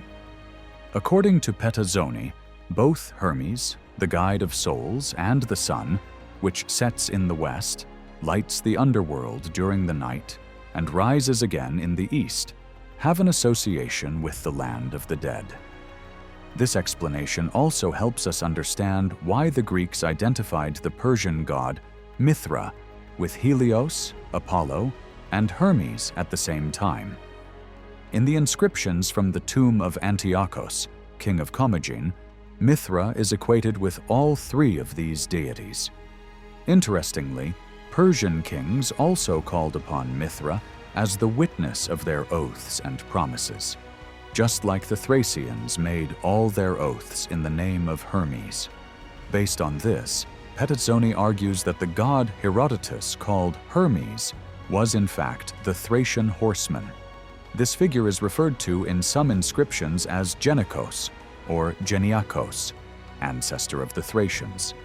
He is also portrayed as the all-seeing sun god, and thus takes on the role of a deity responsible for ensuring that oath-takers keep their promises. Is there a connection between Rhesos in the Iliad, the Thracian horseman cult, and the dismembered horse found in a grain pit at Danebury? David Rankin, following Henrik Wagner's 1971 book Studies in the Origins of the Celts and of Early Celtic Civilization, links Rhesos and the Thracian horseman not directly to Danebury and the dismembered horse, but rather to the Irish god Dagda. Dagda is also known as Eochaid Olater, meaning Great Horse Father. Additionally, the Thracian Hermes is associated with the Irish god Lugh in Celtic tradition. From the perspective of Britain and Wales, the closest mythological equivalent to the Thracian horseman is Rhiannon, the horse goddess chosen as a partner by both Pwyll and Manawydan.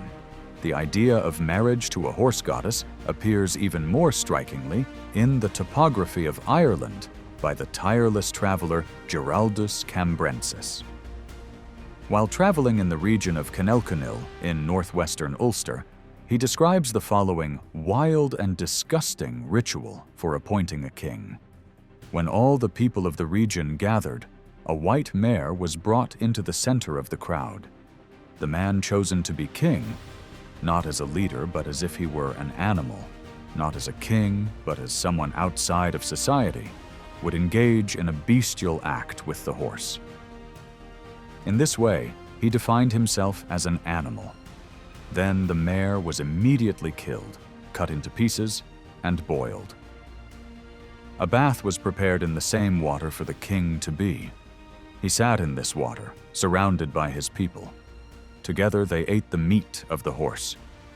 The candidate drank the broth not with a cup or his hands, but by dipping his mouth directly into it. Once this sinful ritual was completed, he was accepted as king. As Daniel Bray notes, this horse sacrifice ritual bears striking similarities to the Ashvamedha ceremony from Vedic tradition.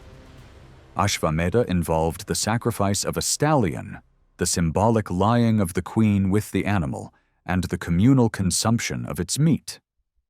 During the ritual, hymns were recited praising the horse, directing its dismemberment, and praying for blessings. One such prayer says, "May this racing horse bring us many cattle, good horses, sons, and abundant wealth. Let Aditi cleanse us from sin.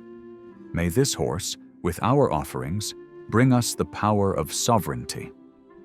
As mentioned earlier, the dismembered horse placed in a grain pit at Danebury has been linked by Anne Ross to the head and hoof ritual described in the Irish epic The Destruction of Da Derga's Hostel.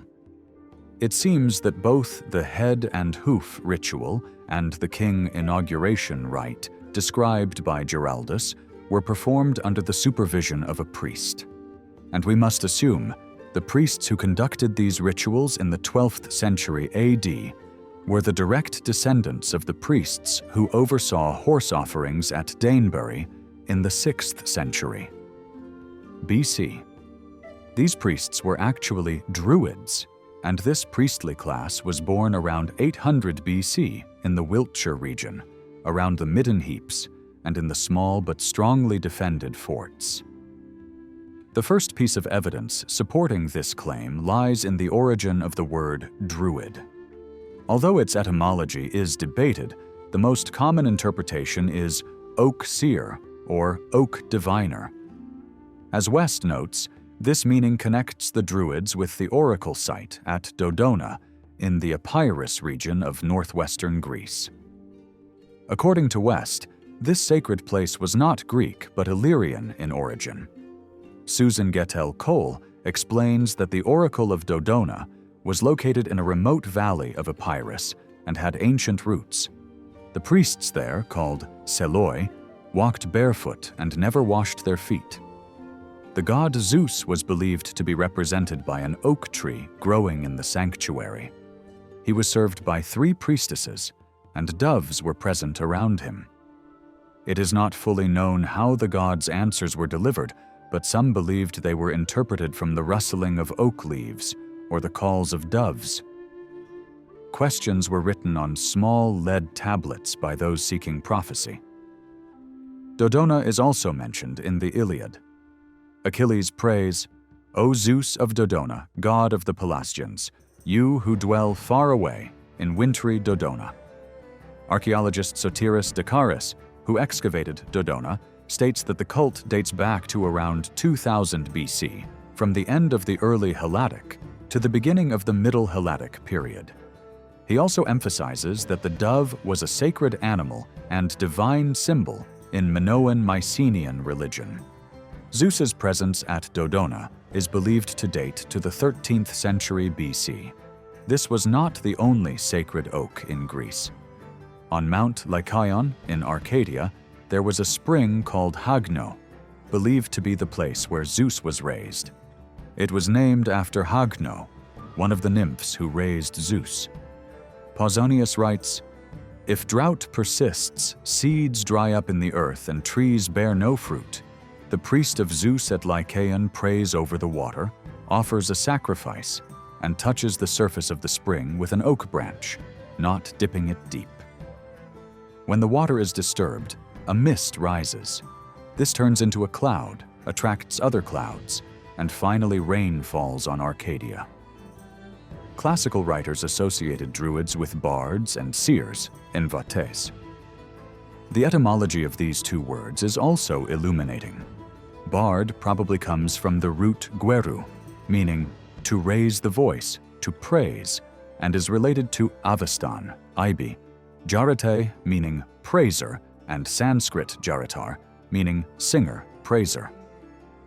Another view from Enrico Campanile traces it to Guero de Os, meaning one who creates praise, linked to Sanskrit Giroda and Avestan Garoda. In Sanskrit dictionaries, gir means speech, call, praise, while in Avestan, the root gar means to sing a hymn of praise. In Kanga's Avestan dictionary, garo is defined as call, prayer. Similarly, the Alteranisches Wörterbuch defines gara as hymn, song of praise. The word vates is connected to Germanic words that combine poetry and trance. These include Gothic waths, possessed, Old High German wat, show frenzy, Old English wad, song, and Old Norse othuarsar, in a trance-inspired poetry. All of these are associated with the Norse god Odin, or Woden in Anglo-Saxon. N.D. Kazanas suggests that Woden Odin may be an evolution of the Vedic god Vata, a form of the better-known Vayu. Vata shares traits with Odin: speed, sudden anger, descending from the sky in storms, roaring with thunder, and possessing the treasure of immortality that gives life to his faithful. The Welsh bard Taliesin speaks of something he calls awen, inspiration. This word shares a root with Welsh awl, breeze. The connection between breeze, inspiration, a second piece of evidence suggesting that the priests active in Wiltshire around 800 BC were Druids, or at least came from lands where oak was sacred, can be found in other graves at Danebury. As mentioned earlier, a dog skeleton was found alongside the dismembered horse at Danebury, though little has been said about this dog so far. J.P. Mallory and Douglas Q. Adams confirm that the association of dogs with death is a widespread Indo-European theme. In the Vedas, the god of death Yama is accompanied by 2 four-eyed dogs who guard and guide the soul's journey. In Iranian tradition, a four-eyed dog is brought to the dead and believed to ward off demons with its gaze. The soul's spiritual essence, called Dina, appears as a beautiful woman and is escorted to paradise by 2 dogs. The best-known underworld dog is Cerberus, the 3-headed hound from Hesiod's Theogony. Green emphasizes the ritual importance of dogs at Danebury. In a pit dated before 500 BC, 2 dog skeletons were found alongside 20 bones selected from both wild and domestic animals. After the animals were placed, chalk blocks were added, and a large wooden structure was built over them. Green notes that the frequent pairing of horse and dog at Danebury is statistically significant and unlikely to be random. Another notable animal at Danebury is the raven. According to Green, in Romano-Celtic iconography, ravens are associated with various protective deities. The healing spring deity at Mavely in Burgundy is depicted with a large raven. At Sarreburg, near Metz and Speyer in Germany, the goddess Nantosuelta is also shown with a raven. In Luxembourg, a goddess figure sitting inside a house-shaped altar is accompanied by a raven. Interestingly, in an image from Altrier in Luxembourg, the horse goddess Epona is shown with both a dog and a raven. The raven, or crow, is not a symbol unique to Britain. It also has deep meaning in ancient Greek and Mediterranean cultures. In fragment 89 of the Catalogue of Women, Hesiod recounts that a crow came to Apollo to tell him that his lover Coronis had married Ischys. Herodotus writes about Aristeas of Proconnesus, a legendary Greek poet of the 7th century BC.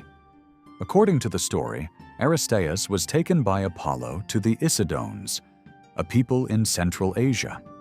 In fact, Aristeas reappeared 200 years later in the city of Metapontum in southern Italy, where he told the people that he had wandered with Apollo in the form of a raven.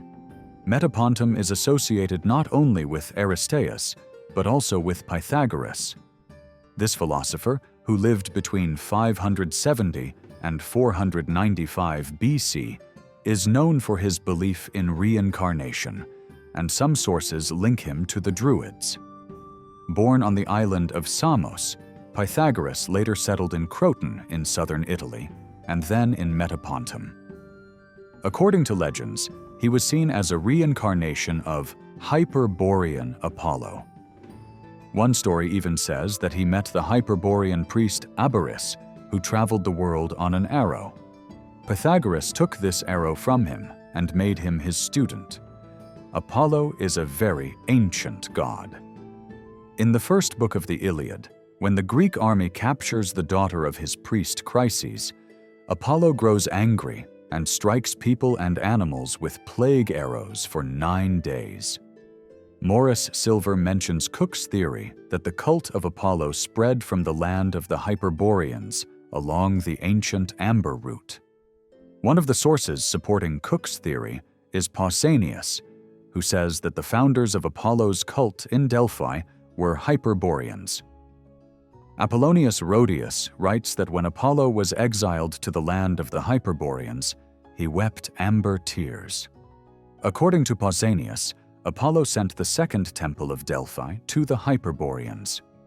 Herodotus also says that the sacred grain offerings for Apollo's summer festival in Delos were brought by special messengers called the Perpheres and by Hyperborean maidens.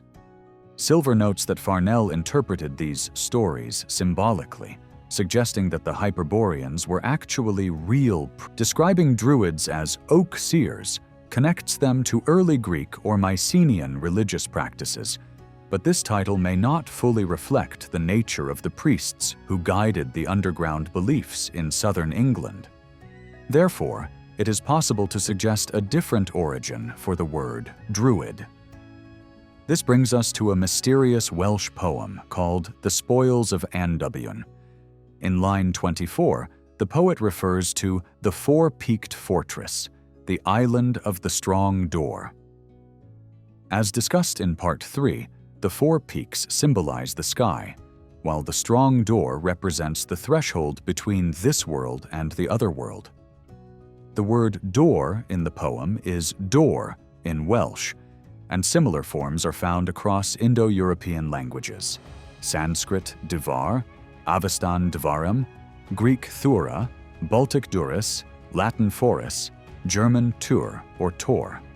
Based on this, we can suggest that the first part of the word Druid means door, and that a Druid is the one who knows the door, or the guardian of the gate, a gate that opens to the other world. This idea aligns with ancient sources that show that during the early 1st millennium BC, people began to view gates or thresholds as sacred paths to the other world. For example, Hesiod in Theogony refers to the gates of terrible Persephone and mighty Hades, guarded by Cerberus. In ancient Rome, the very old god Janus was associated with gates, although he had no clear link to other Indo-European gods. Fraser believed that Janus was a sky god, whose name came from the same die root as Zeus. He also noted that Janus was connected to the oak groves of the Janiculum Hill on the right bank of the Tiber. Another theory suggests that Janus was related to the Etruscan sky god Ani, and as seen before, the Etruscans may have migrated from northwestern Anatolia. Even if Janus cannot easily be compared with other European gods, Norman O. Brown argues that he shares traits with Hermes. Like Hermes, Janus represents boundaries, carries a magical wand, and is considered the inventor of various arts and religious rituals. Hermes himself is a form of the Thracian horse-riding god.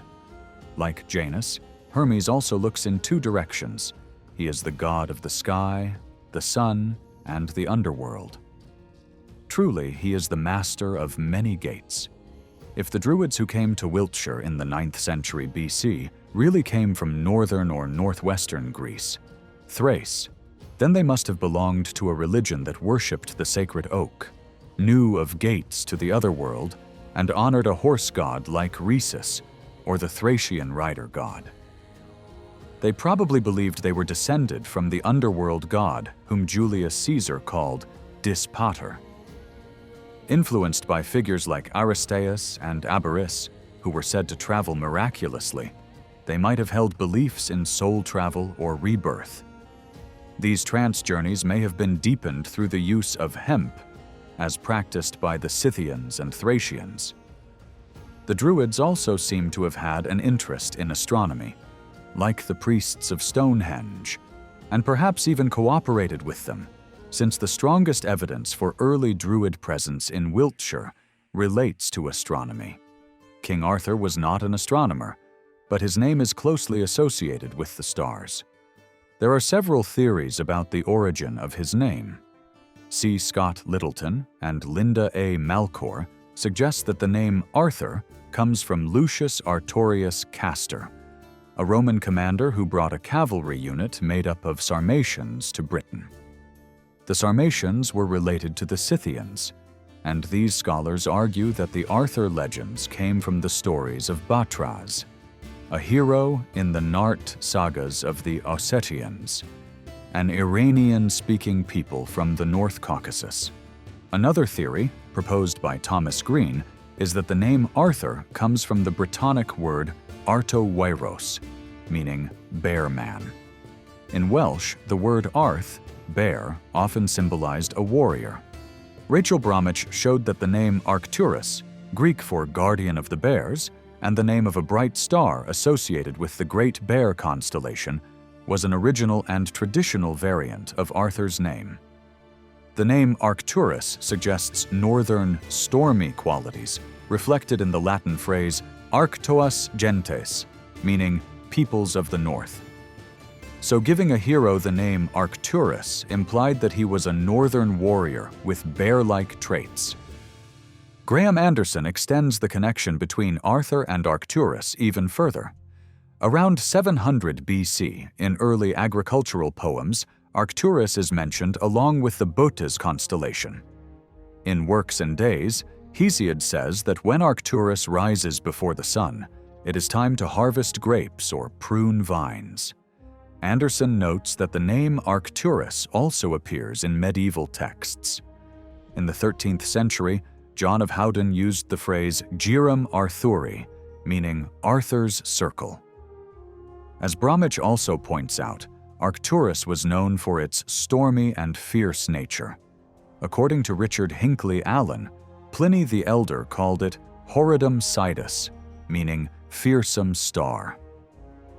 In a speech from 341 BC, Demosthenes said that ships reaching the Black Sea before Arcturus became visible in the sky were given lower interest rates.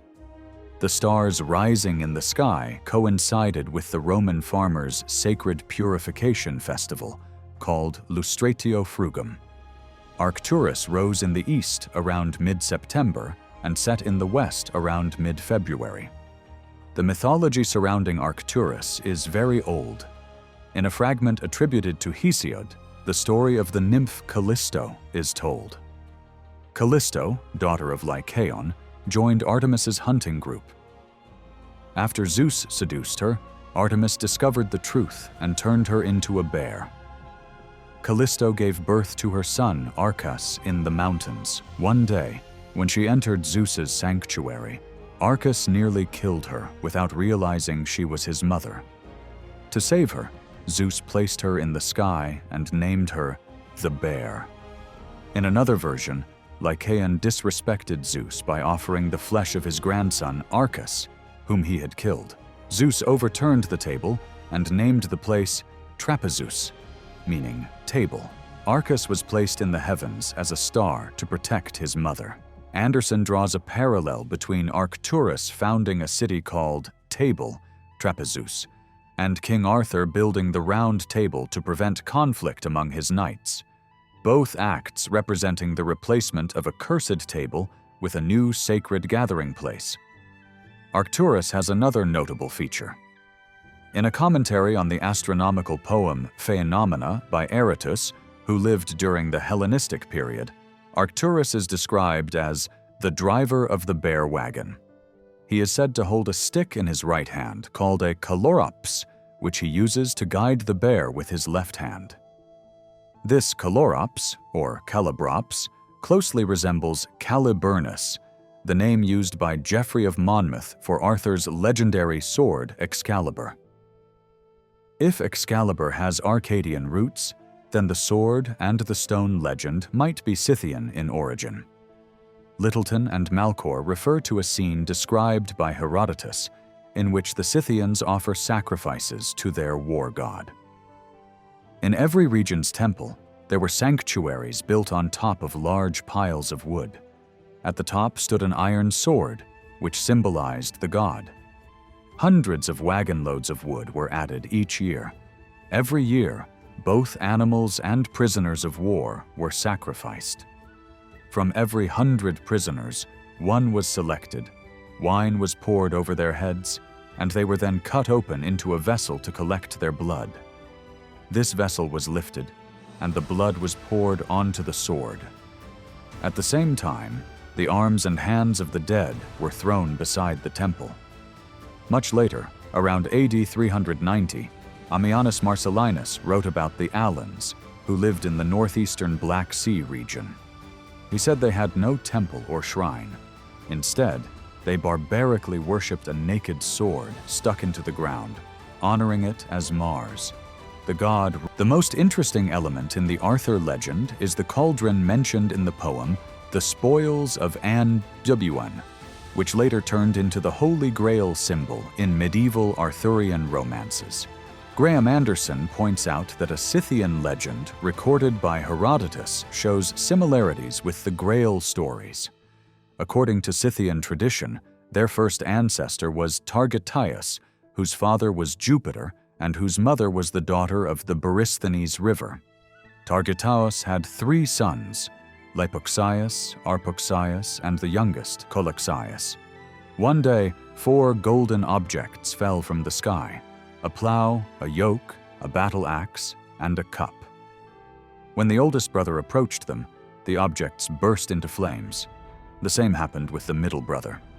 But when the youngest brother came close, the flames disappeared, and he was allowed to take them. After that, the other brothers gave him rule. The golden cup here is equal to the Grail. It can only be taken by someone truly worthy. The idea of sacred objects being given only to a certain hero is more clearly seen in the Nart sagas, written down in the 19th century. In these tales, trials involving a cauldron among the Narts are described. Heroes like Eurismeg, Soslin, and Sosrikwo try to win the Nart cauldron called Nartamongai. In one version, each has a small barrel before them. The one who tells the truth sees his barrel overflow 3 times. In another tale, a magical cup flies by itself to the lips of the bravest warrior. In yet another, only a perfect warrior can obtain the cauldron, and that is Batraz. Batraz can either make the cauldron boil just by telling his heroic deeds, or win the ladle by cleaning the cauldron of poison. The idea of a renewing cauldron also appears in Greek mythology.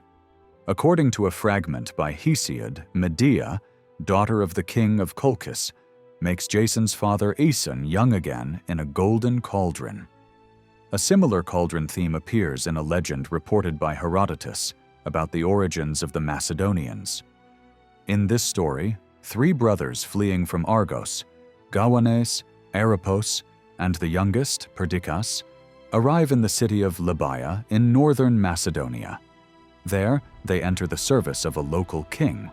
One takes care of horses, another of oxen, and Perdiccas of sheep. The king's wife cooks for them, and Perdiccas's bread is always twice as big as the others. When the king hears of this strange sign, he considers it a lucky omen, but later wants to drive them away. The brothers ask for their pay. The king points to a beam of sunlight coming from the fireplace and says, "There is your reward." While the other brothers are confused, Perdiccas draws the light with a knife, pulls it 3 times to his chest, and leaves. Anderson compares Gawanes with Gawain in the Arthurian legend. The name Libya is connected with the Greek word libes, cauldron, hinting at the Grail city theme. Gawain's father is Lot. Temenos in Greek means share or land division. In the Scythian myth, the youngest brother gains the golden items. In the Macedonian story, Perdiccas claims the symbolic golden sunlight. In both cases, the youngest son gains power. These events are thought to date to around 700 BC. According to Petazzoni, this legend refers to the ancient sun worship of the Macedonian royal family. Roman historian Livy reports that in 181 BC, King Perseus of Macedonia went with his father Philip V to Mount Haemus, now in Bulgaria, where they dedicated 2 altars to Jupiter and the sun. The doubling of Perdiccas's bread may also symbolize solar power. This motif parallels the magical food bag in the first branch of the Mabinogion and the magical bowl in the story of Lud and Lephalis. Examining the story of Arcturus in the context of ancient star beliefs is also very helpful. One scholar offering an important perspective is Canadian physicist and ancient astronomy scholar F. Graham Miller. In his work, Celestial David and Goliath, Miller argues that the biblical story of David and Goliath is actually a myth about the sky. He claims that David represents the Botus constellation, once known as Arcturus. His sling is Corona Borealis, and Goliath represents the Orion constellation on the other side of the sky. King Saul, who gives David his armor, is associated with the Hercules constellation. A similar structure is found in Irish mythology in the tale of Lugh and Baelor. Baelor has one eye on his forehead and another deadly one at the back of his head. When he opens the back eye, it kills enemies with its gaze. Lugh, using one of his father Aed's lightning bolts, throws it with a sling and kills Baelor by hitting him through the back of the head. Miller notes that there are various versions of the story. In some, the weapon is a spear made by the god's blacksmith, Goibnu, and in others, it is a stone. According to Miller, interpreting the David and Goliath story as a celestial tale begins with axial tilt and precession. The Earth spins like a giant top, and due to this wobble, the celestial pole shifts over a 25,800-year cycle. This change made ancient people fear that the sky might fall. Around 11,000 BC, the star closest to the pole was Vega, seen as the supreme god holding up the universe. The Akkadians called it Life of Heaven, and the Assyrians called it Judge of Heaven. By 8000 BC, Vega had moved away from the pole, and this fall likely appeared in sacred texts. For example, Isaiah 14:12 says, "How you have fallen from heaven, morning star, son of the dawn." Today, Vega is 51 degrees from the celestial pole. The Celts were also among those who feared the fall of the sky. In 335 BC, Celtic envoys negotiating with Alexander the Great reportedly said that they feared nothing except the sky falling on their heads. This statement appears in sources like Strabo and Arrian. Such fear of a cosmic collapse represents a real anxiety, also confirmed by Livy. Miller argues that the fear of the sky falling is reflected in a rock carving from the 1st millennium BC in the Camonica Valley in northern Italy. This carving shows a horned and tall figure with its hands raised. On its right arm is a neck ring, torque. On the left side, a ring or circle, and just below the arms is a snake. According to Miller, this figure may represent an ancient constellation known as Menat, formed from a combination of Hercules and Ophiuchus. Mackcana suggests the figure is the horned god Cernunnos. The snake in the left hand is identified with the constellation Serpens Caput, west of Ophiuchus. The torque on the right arm often appears as a magical item in Celtic iconography. The ring on the left side is linked to Corona Borealis. Miller says the raised hands of Cernunnos show the Orans posture, a prayer position, suggesting the figure is holding up the sky. According to Mircea Eliade, Siberian shamans believed the branches of sacred birch trees reached the stars and that these trees supported the sky. Likewise, the horns of Cernunnos might symbolize carrying the heavens. Around 8000 BC, the celestial pole was located right between the raised arms of Hercules. So, the idea of Cernunnos as a sky-bearing god may go back to this period. As precession continued, the representation of the horned figure shifted to the Botas constellation, where it became known as Lugh. Miller says the Gundestrup cauldron also offers clues about old sky beliefs. On 4 panels of the cauldron, busts of gods with raised hands appear. Most or all of them may represent Hercules figures derived from the Menat constellation that supports the heavens. One panel includes a wheel, which Miller interprets as Corona Borealis. The most famous panel of the Gundestrup cauldron, Plate A, shows the horned figure. Miller thinks this represents the Botas constellation, while the surrounding figures stand for neighboring constellations. Despite artistic interpretation, the positions are accurate. Ursa Major is turned toward the horned figure to show loyalty. Starting from the lower right and moving clockwise, these constellations can be identified: Leo, Hydra, Boots, Hercules Donkey, Ursa Minor, Delphinus, and Capricornus. When compared with Botas, the central figure's leg position and the torque on its right arm align with Corona Borealis. This torque also represents Lugh's sling.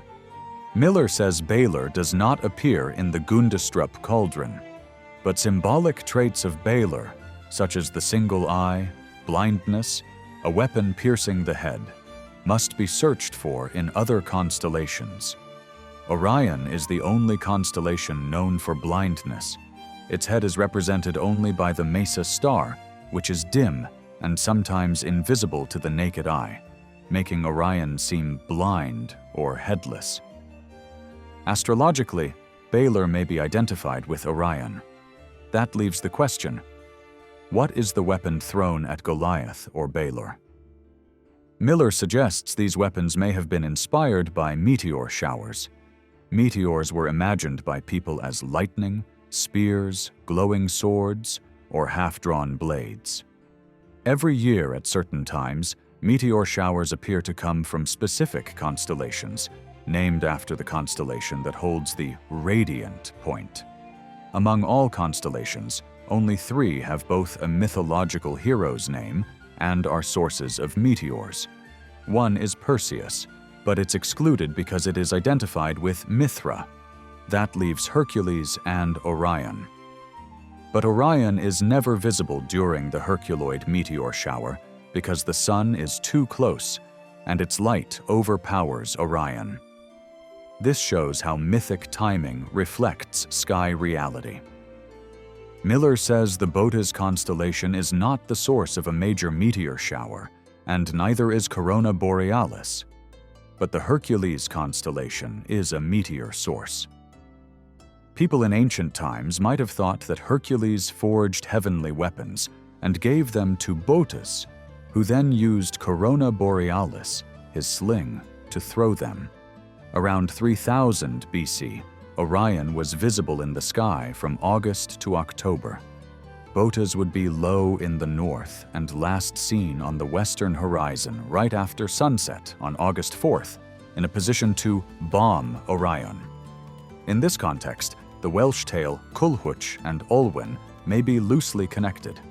In it, the giant Ysbaddaden throws a third poisoned spear and is hit in the eye by Culhwch. Similarly, in the 4th branch of the Mabinogion, Lo hits a bird with a shot between a bent branch and a string, a faint echo of the Lugh and Baelor story. Both stories point to a mythological background related to the sky. For example, Lo can only receive his name with the help of his mother Arianrhod, Corona Borealis, and he must hit his target. Culhwch is associated with pigs, connecting him to the other world, making him seem like a substitute for Arthur. In some versions, people say Arthur wouldn't bother with such minor adventures, suggesting that the Ysbaddaden tale may have originally belonged to Arthur, but was passed to another figure over time. In that case, Arthur or Arcturus could be a celestial counterpart of Lugh, a figure whose task is to prevent the fall of the sky and fight enemy stars using the divine sling of Corona Borealis. But in the Mabinogion, he is reduced to just a hero who fights giants or hits a bird to get his name from his mother. At the end of his article, Miller points to the Welsh story that most closely resembles the David and Goliath, or Lugh and Baelor tale, Culhwch and Olwen. Here, the giant Ysbaddaden has 3 poisoned spears. On the first night, he throws a spear at Bedwyr, who catches it and throws it back, wounding the giant's knee. On the second night, he throws it at Menw, who drives it into the giant's chest. On the third night, the giant says, "Don't throw at me again or you will die," and tells his servants to keep his eyebrows from falling into his eyes. At that moment, Culhwch throws the spear into his eye, and it exits from the back of his head. This clearly reflects the story of Baelor being struck in the eye. In this study, we have tried to show that the mound people who lived in the Wiltshire region in the 9th century BC may have come from Eastern Europe, using British legends, archaeology, Thracian and Greek religion and mythology, and ancient astronomical beliefs. This migration likely followed the amber route from Thrace through Hyperborea to the Baltic and Western Germany, or the Thraco-Cimmerian migration route from Thrace to Hungary, Austria, Switzerland, and eastern France. But what language did these people speak? Perhaps a lost Eastern or Central European language like Thracian or Illyrian, or a Western European one like Ligurian, spoken in northwestern Italy and southeastern France. Maybe even an Indo-Iranian language. One clue is the name of the river near Stonehenge, Avon. This name appears elsewhere in England and is usually seen as Celtic in origin. Matasevich relates it to Old Irish Ibi or Ob, Middle Welsh Afon, Gaulish Ambe, and even older words like Hittite Hapa, river, Sanskrit Apa, water, Ancient Greek aperos, shore, and Latin amnis, stream. As we saw in Chapter 3, the Zoroastrian deity Varuna lost his role and became Apam Napat, meaning descendant of the waters. So the river near Stonehenge may have been named for a much older god, long before the Celts arrived. We also suggested that the Druids settled in Wiltshire before the Celts, and arrived during the same period as the people who brought all Canning's Cross pottery. Their respect for oak trees may link them to ancient Illyrians at Dodona. Their interest in doorways may connect them to early Greek, Roman, or Etruscan traditions. And their burial customs may resemble those of Indian, Iranian, and Greek death cults. Their belief in reincarnation could have the same roots as those used by Pythagoras. Most importantly, we showed that the Arthur or Arcturus story may have Eastern or Central European origins, and could have begun as part of an ancient star myth that goes back thousands of years. But we must not forget that Arthur's story is not only mythological. It also belongs to a historical period after the Roman army left Britain, and we will explore the real Arthur in the next section. Before we move on to the historical Arthur, we must review all the evidence we gathered about the origins of the Mound people and the Druids, and consider new data that may be relevant. One of the first clues comes from an unexpected source: the story Culhwch and Olwen, discussed in Chapter 1. In this tale, Arthur's men must find Mabon ap Modron, and to do so, they must ask very old animals. First, they ask the blackbird of Tilgrai, who doesn't know but sends them to the stag of Redinvre. The stag cannot help either, but points to the owl of Tiogwem Caulwyd. The owl also doesn't know, but directs them to the eagle of Gwern Abwy. The eagle, too, knows nothing, but refers them to the salmon of Lyn Lu, who finally says that Mabon is imprisoned in Gloucester. This oldest animal motif is not unique to Culhwch and Olwen. In a fragment attributed to Hesiod, it is said that the crow lives as long as 9 human lifetimes, the deer lives 4 times longer than the crow, the raven 3 times longer than the deer, the palm tree 9 times longer than the raven, and the fairies live 10 times longer than the palm tree. West states that these lines were frequently quoted in late antiquity and translated many times into Latin, so someone with a classical education would likely have known them. However, he points to a striking similarity that cannot be explained only by classical education or horizontal cultural transmission: a passage from India's great epic, the Mahabharata. In this passage, the royal priest Indradyumna falls from the sky and realizes that no one remembers him. He asks the wise Markandeya if he knows him. Markandeya does not, but suggests an owl who lives in the Himalayas and is older than him. They go there.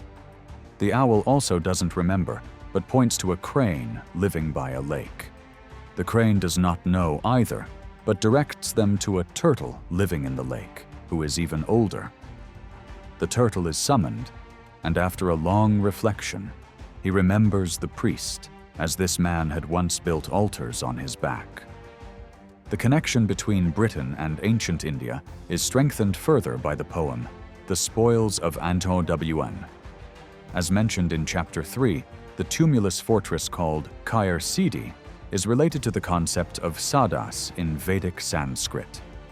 More importantly, the phrase Kair Pedruan, four-peaked or four-cornered fortress, can be linked with the four-cornered Varuna in Zoroastrianism, and the four-directioned, lightning-wielding Varuna or Indra Varuna figure in the Rig Veda. Another poem attributed to Taliesin, the song before the sons of Lir, includes the word distributor, which reinforces the connection, as Varuna in Indo-Iranian traditions is sometimes known as Baga. As mentioned in Chapter 6, Varuna was known as grandson of the waters in both Indian and ancient Persian beliefs, providing an alternative etymology for the Avon River near Wiltshire. According to Khazanas, Varuna is the king of the gods, like Odin in Asgard or Zeus on Mount Olympus. He represents not only the sky, but a pervasive essence or existence. As a moral deity, he establishes laws at all levels of creation and governs the universe through Maya, his mysterious wisdom or boundless power. From his golden palace, he sees all and has watchers everywhere. He binds the guilty, but also saves and grants victory in war. Although post-Vedic texts associate him only with water, his earlier role was much broader. Varuna often forms a trio with Mitra and Aryaman. Varuna and Mitra are both called Samraja, supreme rulers, and guardians of cosmic order. Some hymns associate Varuna with night and Mitra with day. Mitra is the son of the day, linked with friendship and agreements. In the Iranian sacred text Avesta, the supreme god is Ahura Mazda, a figure similar to Varuna in both moral aspect and sovereignty. The power of light, however, is assigned to Mitra. All these connections suggest that the origin of Britain may lie in an Indo-Iranian past. This does not conflict with the legends claiming Brutus came from Troy, because Indo-Iranian peoples may have once lived north of the Black Sea and around the Danube River. From Britain's perspective, these regions are not far from northwest Anatolia. Another element that supports this idea is Pokorny's view. He claims the word Prytany comes from the Indo-Iranian words Pratana or Partara. In that case, the character Pryderi in the Mabinogion is actually a warrior figure, and Britain becomes defined as the land of warriors. If these warriors truly settled in Britain, they must have also been concerned with more everyday things. For example, the granite hills in the Dartmoor region are called Tor, which, as H.W. Bailey notes, is related to Sanskrit Torana, arch, gate, or the Khotanese word Torah. These words come from a root meaning to place upon, or to surround. Such distant migrations might seem unrealistic, but Beeks argues that the Etruscans of Italy migrated from northwest Anatolia in the 12th century BC. Around the same time, their Lydian brothers moved south to what is now the Manisa and Izmir region. While famine, war, and internal unrest were dominating the eastern Mediterranean, it is very likely that large-scale migrations took place, and some of these people may have reached as far as Britain. One final piece of evidence comes from Elidorus's story, recorded by Giraldus Cambrensis after his travels in Wales. The Tumulus people. Elidorus encountered perform no public worship, but are described as lovers and respecters of truth. This may be a description of the ideal society, such as those found in Plato's Republic or Augustine's City of God. According to Plato, a society should be ruled by philosophers, lovers of truth. But Plato's works were not well known among 12th century Western European scholars. Augustine refers to Plato in City of God and argues that if the philosopher truly loves truth, he will also love God. So Elidorus's legend may actually reflect something else. Giraldus says these people never swore oaths, which rules out a connection with the Thracian figure of Hermes. The Tumulus people's devotion to truth may be linked with the concept of RTA and the god Varuna. When James Hastings examines RTA as a moral order, he says it is undoubtedly of Indo-Iranian origin and dates back at least to the 15th century BC. According to him, This idea developed even before the Vedic Aryans settled in India. The gods are not only born from RTA, but they follow it, enforce it, and know it. The special protector of RTA is Varuna, the great moral overseer who discerns right from wrong, as previously stated in Zoroastrian belief. Varuna's counterpart is Ahura Mazda. Mazda means mind, wisdom, and is related to the Sanskrit Medha. Its adjective form, Medhira, meaning wise, is used for Varuna. In this light, the name Pual, the ruler of the otherworld and husband of the horse goddess Rhiannon, meaning mind, soul, reason, is significant. This links him to Mazda and to the master magician Math in the fourth branch. In Zoroastrianism, the counterpart of RTA is Asha or Arta, and its opposite is Drudge. According to John Waterhouse, Drudge, or lie, is an enemy that corrupts a person from within and is the main enemy of truth. Opposed to Asha, Drudge represents the falsehood of old gods and was identified with the demon Ahriman, especially during the Achaemenid period. Herodotus writes that the Persians taught their children only 3 things between the ages of 5 and 20: to ride a horse, shoot a bow, and tell the truth. The greatest disgrace was to lie. Surprisingly, the word drudge may be found in England and Wales. W.H. Matthews, in Mazes and Labyrinths, explores the link between Troy and labyrinths. Geoffrey of Monmouth writes in The History of the Kings of Britain that Brutus, descendant of Aeneas who escaped from Troy, founded a city in Britain called New Troy. This name was probably associated with the tribe Trinovantes. However, Matthews suggests a deeper meaning behind the connection between the Troy myth and Britain. Matthews studies turf labyrinths all over England. These labyrinths are known by various names: Mizmaze, Julian's Bower, Troy Town, or Shepherd's Race. For example, Julian's Bower is in Alkborough, Lincolnshire, Mizmaze is in Braemore, Hampshire, and another is on St. Catherine's Hill near Winchester.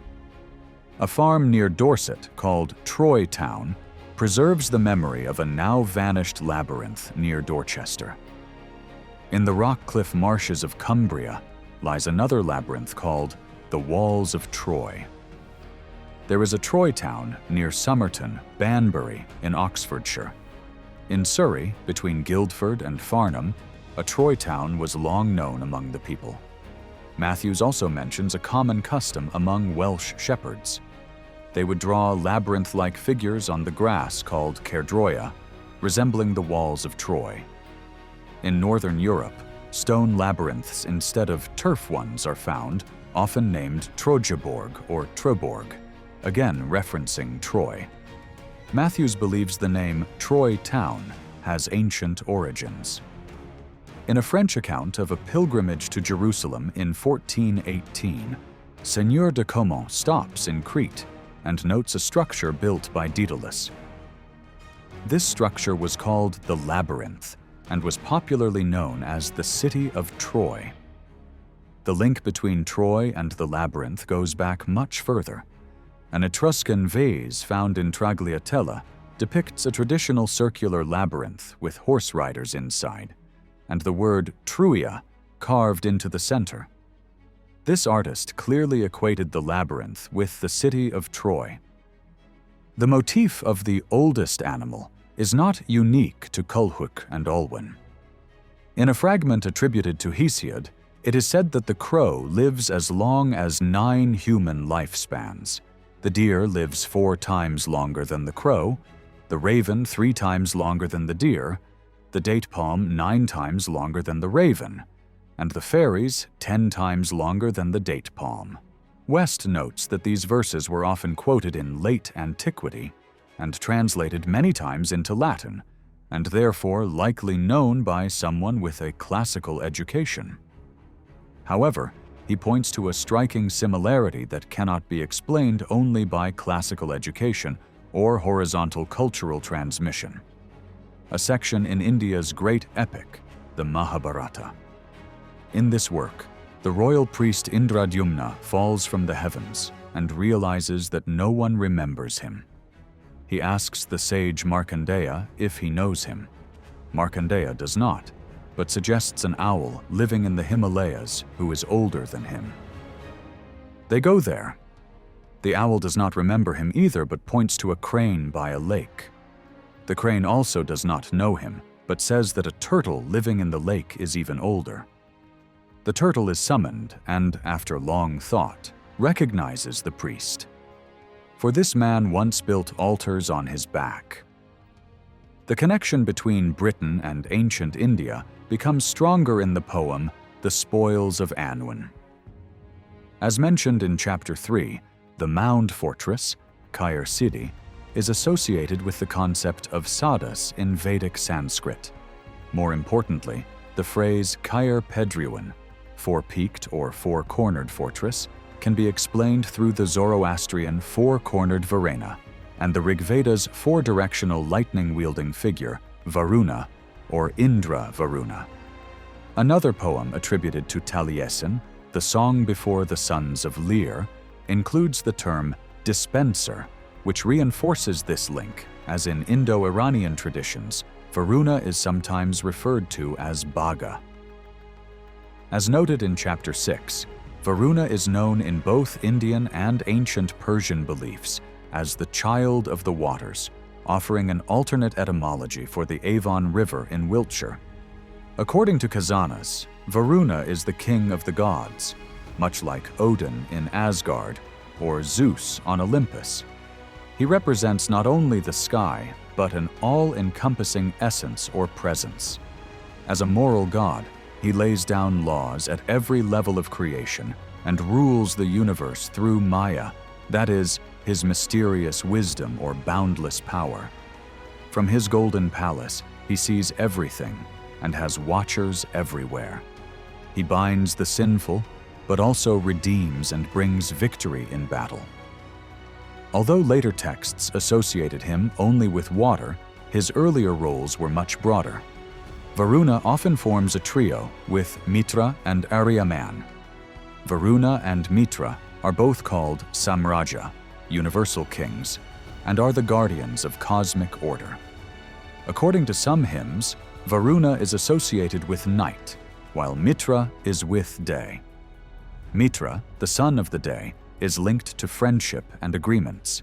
In Iran's holy book, the Avesta, the highest god is Ahura Mazda, a figure similar to Varuna in both moral and sovereign aspects. The power of light is attributed to Mitra. All these connections suggest that the origins of Britain might lie in an Indo-Iranian past. This does not contradict the legends claiming Brutus came from Troy, because Indo-Iranian peoples may have once lived north of the Black Sea and around the Danube River. From Britain's perspective, these regions are not far from northwest Anatolia. Another element supporting this theory is Pokorny's view. He claims that the word Priteni derives from the Indo-Iranian words Pratana or Partara.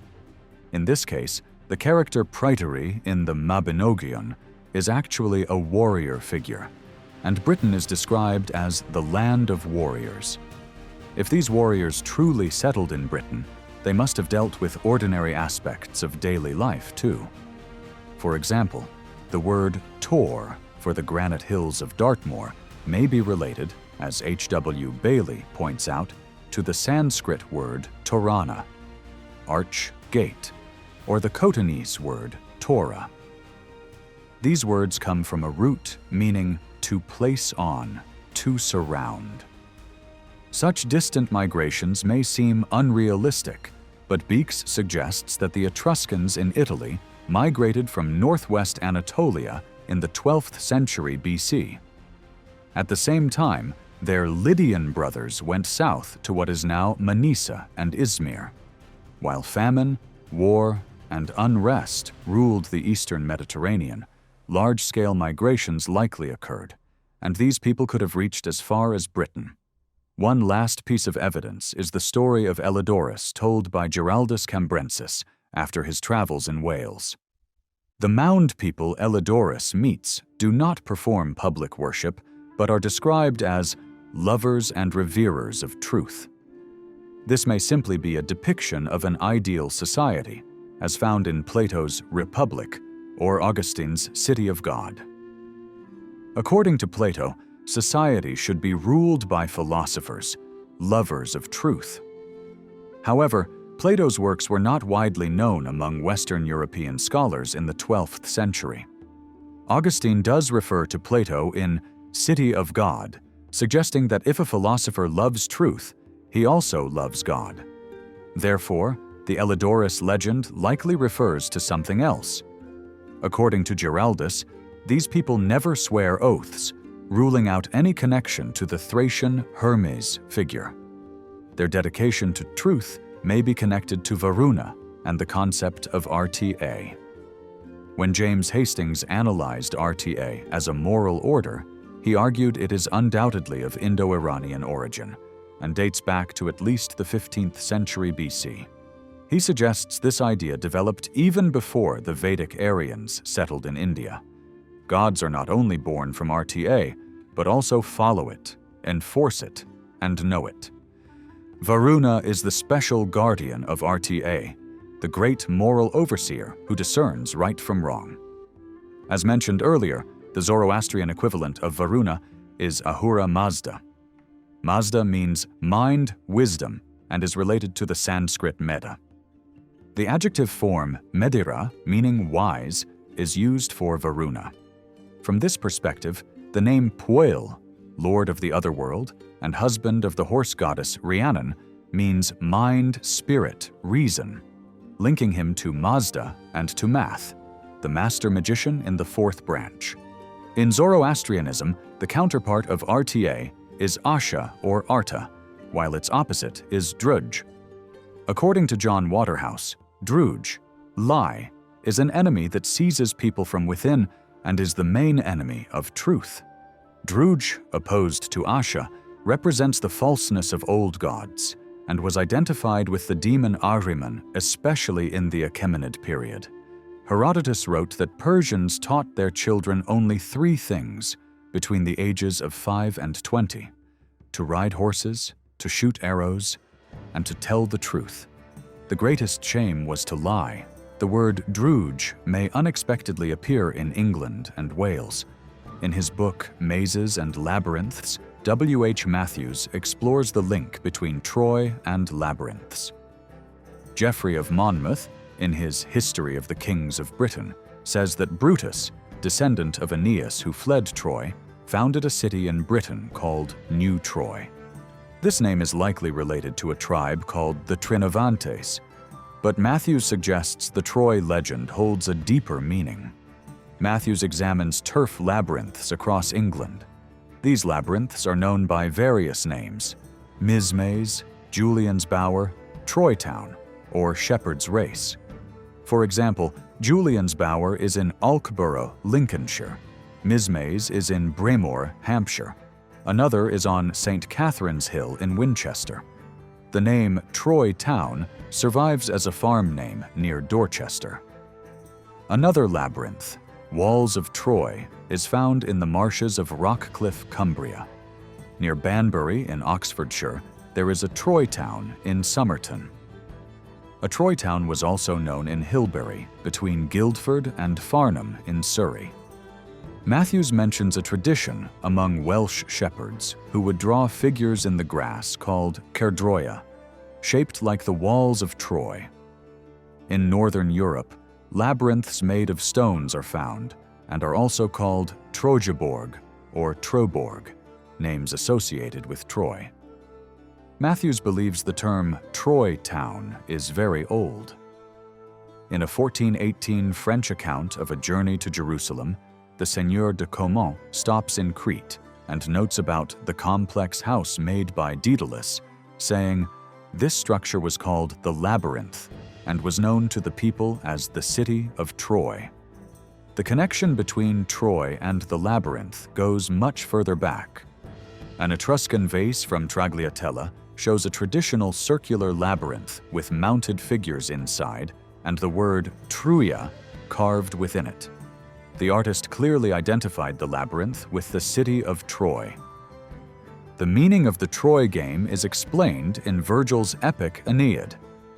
In the 5th book, Aeneas's son Iulus participates in a game called Lusus Troiae with his companions. This game is a kind of ceremonial parade or dance in which some participants ride horses. Virgil compares these complex movements to the winding paths of the Cretan labyrinth. On High Crete, the ancient labyrinth within walls was filled with countless and bewildering ways, a chaos that disappeared as the feet moved forward. However, Virgil is not the first to mention this ceremonial dance. In Book 18 of the Iliad, while describing Achilles' shield, Homer says the lame god, Hephaestus, crafts a decorated dance floor on a wide area in Crete, similar to the one Daedalus made for Ariadne. On this floor, young men and women dance while holding hands. Some form circles with joy, while others walk in turns. This ceremonial dance continued even after Homer. According to the story, after Theseus kills the deadly Minotaur, he escapes Crete with his Athenian companions and reaches Delos. There, they celebrate their victory with songs and dance. This victory dance is called the Crane Dance, Geranos. Plutarch, in Parallel Lives, describes this dance. After Theseus leaves Crete, he stops at Delos. Here, he and his companions perform a dance. This dance is performed with orderly movements that imitate the winding paths of the Cretan labyrinth. The people of Delos still perform this dance and call it the Crane Dance. Matthews discusses several possibilities regarding the origin of the word Troy in the expression Troy Town. According to him, the name may not directly refer to a city, but might come from a very ancient root, meaning to turn or to twist. He also connects the name Troy to the Persian myths Druja or Drauga and the Rigveda term Dra. The first proposal derives the word Troy from the Welsh tro, which is linked to the Indo-European root trach. This root is found in Latin traho, Old Irish trag, Welsh trode, Old Irish tragud, Welsh treo, Welsh tro, turn, time, and Welsh Troy. The English word drag also comes from this root. Another interpretation of this theme is by Henning Eichberg, who, while discussing stone-paved labyrinths in Northern Europe, connects the German word drehen with the English word throw. However, the proposal that interests us the most is the one connecting druja and dru. Pokorny derives these words from the Indo-European root dreug dash. This root has led to many words such as the Avestan druj iti, lies, deceptions, Sanskrit drega and dreha, Avestan draoga, lie, Old Persian drauga, Sanskrit drua, Old High German triogen, to deceive, Old Norse drauger, ghost, draumer, Old High German trom, Old English drem, and Modern English dream. This brings us back to Elidurus's tale of the Mound people and their devotion to truth. It also reminds us of the Zoroastrian concepts of Asha and its opposite Druj. If a group of Iranian-speaking people indeed settled in southern England, what did deception, demons, and perhaps labyrinths mean to them? Dennis Price suggests that Stonehenge was once a labyrinth, and that the name Dance of the Giants, given by Geoffrey of Monmouth, reflects the site's connection to music and dance. Any ancient visitor who saw Stonehenge, a structure from the Stone Age, would probably have heard of it and interpreted it according to their beliefs, perhaps calling it the work of demons or a deceptive place. Another story suggesting that the ancestors of the Mound people were ancient comes from the tale of the Cauldron of Rebirth in the second branch of the Mabinogion. As remembered, this cauldron is taken by Bran from Lasar Laius Gifawid and his wife Simide Kimainvol, who fled from the Iron House in Ireland to Wales. According to the tale, one day, while the King of Ireland is hunting on a mound by a lake, a giant man carrying a cauldron on his back and an even bigger woman emerge from the lake. King Matholwch hosts them, but the couple harms those around them and earns the people's hatred.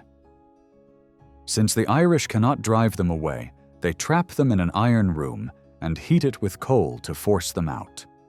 Eventually, the couple escapes to Wales with the cauldron.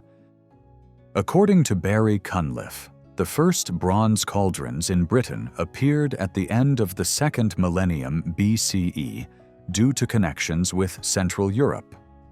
At the beginning of the 1st millennium BCE, Ireland became a center for producing these cauldrons, which might explain why the Cauldron of Rebirth comes from Ireland.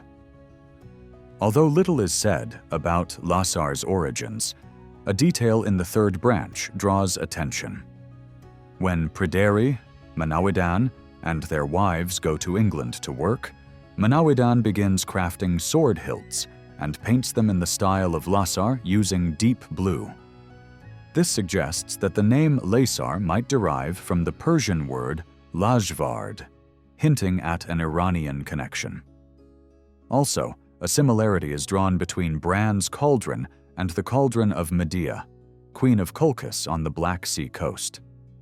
Many of the claims regarding Eastern or Central European origins are based on the connection between the horse sacrifice at Danebury and the horse goddess Rhiannon, and similarly on the association between Rhesus in Homer's Iliad and the Thracian horse god.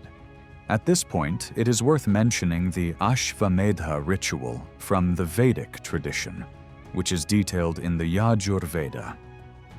This ceremony could only be held by a king. A standing stallion was anointed with purified oil and decorated with gold ornaments. Then the animal was sacrificed. 3 queens circled it while chanting hymns. The chief queen symbolically enacted sexual union with the dead stallion, and the other queens spoke ritually obscene words. The chief queen spent the night beside the stallion, and the next day, the animal was cut into pieces and cooked. If the ancestors of the Mound people were of Indo-Iranian origin, what about the Druids? The word Druid is said to be Celtic and to mean oak priests, but other origins are also possible. In Sanskrit, Dhruva means eternal. In this case, Druids might be sages of eternity. Also, as we have seen, Dru means demon or deception, making them knowers of demons, or those who see lies, those who can distinguish deceit. But the most convincing etymology defines Druids as gatekeepers, those who know the gateway to the other world. This other world may be the underworld common in Southern English religions, or a celestial afterlife related to the star god Arcturus. As seen in the poem The Spoils of Anwn, this other world exists both underground and in the skies, and the Druids hold the key to the gate between both realms. The connection between Druids and gates gives new meaning to the previously examined poem line, "Who is the gatekeeper?" Perhaps this refers to Arthur's quest to cross into the other world. At least at the beginning of the poem, Arthur is implied to be invisible. Druids are famously believed to have believed in reincarnation. We mentioned that Jan Bremer argued that Pythagoras' doctrine of transmigration had Greek, not Indian, origins. But Thomas McAvilly offers a different view.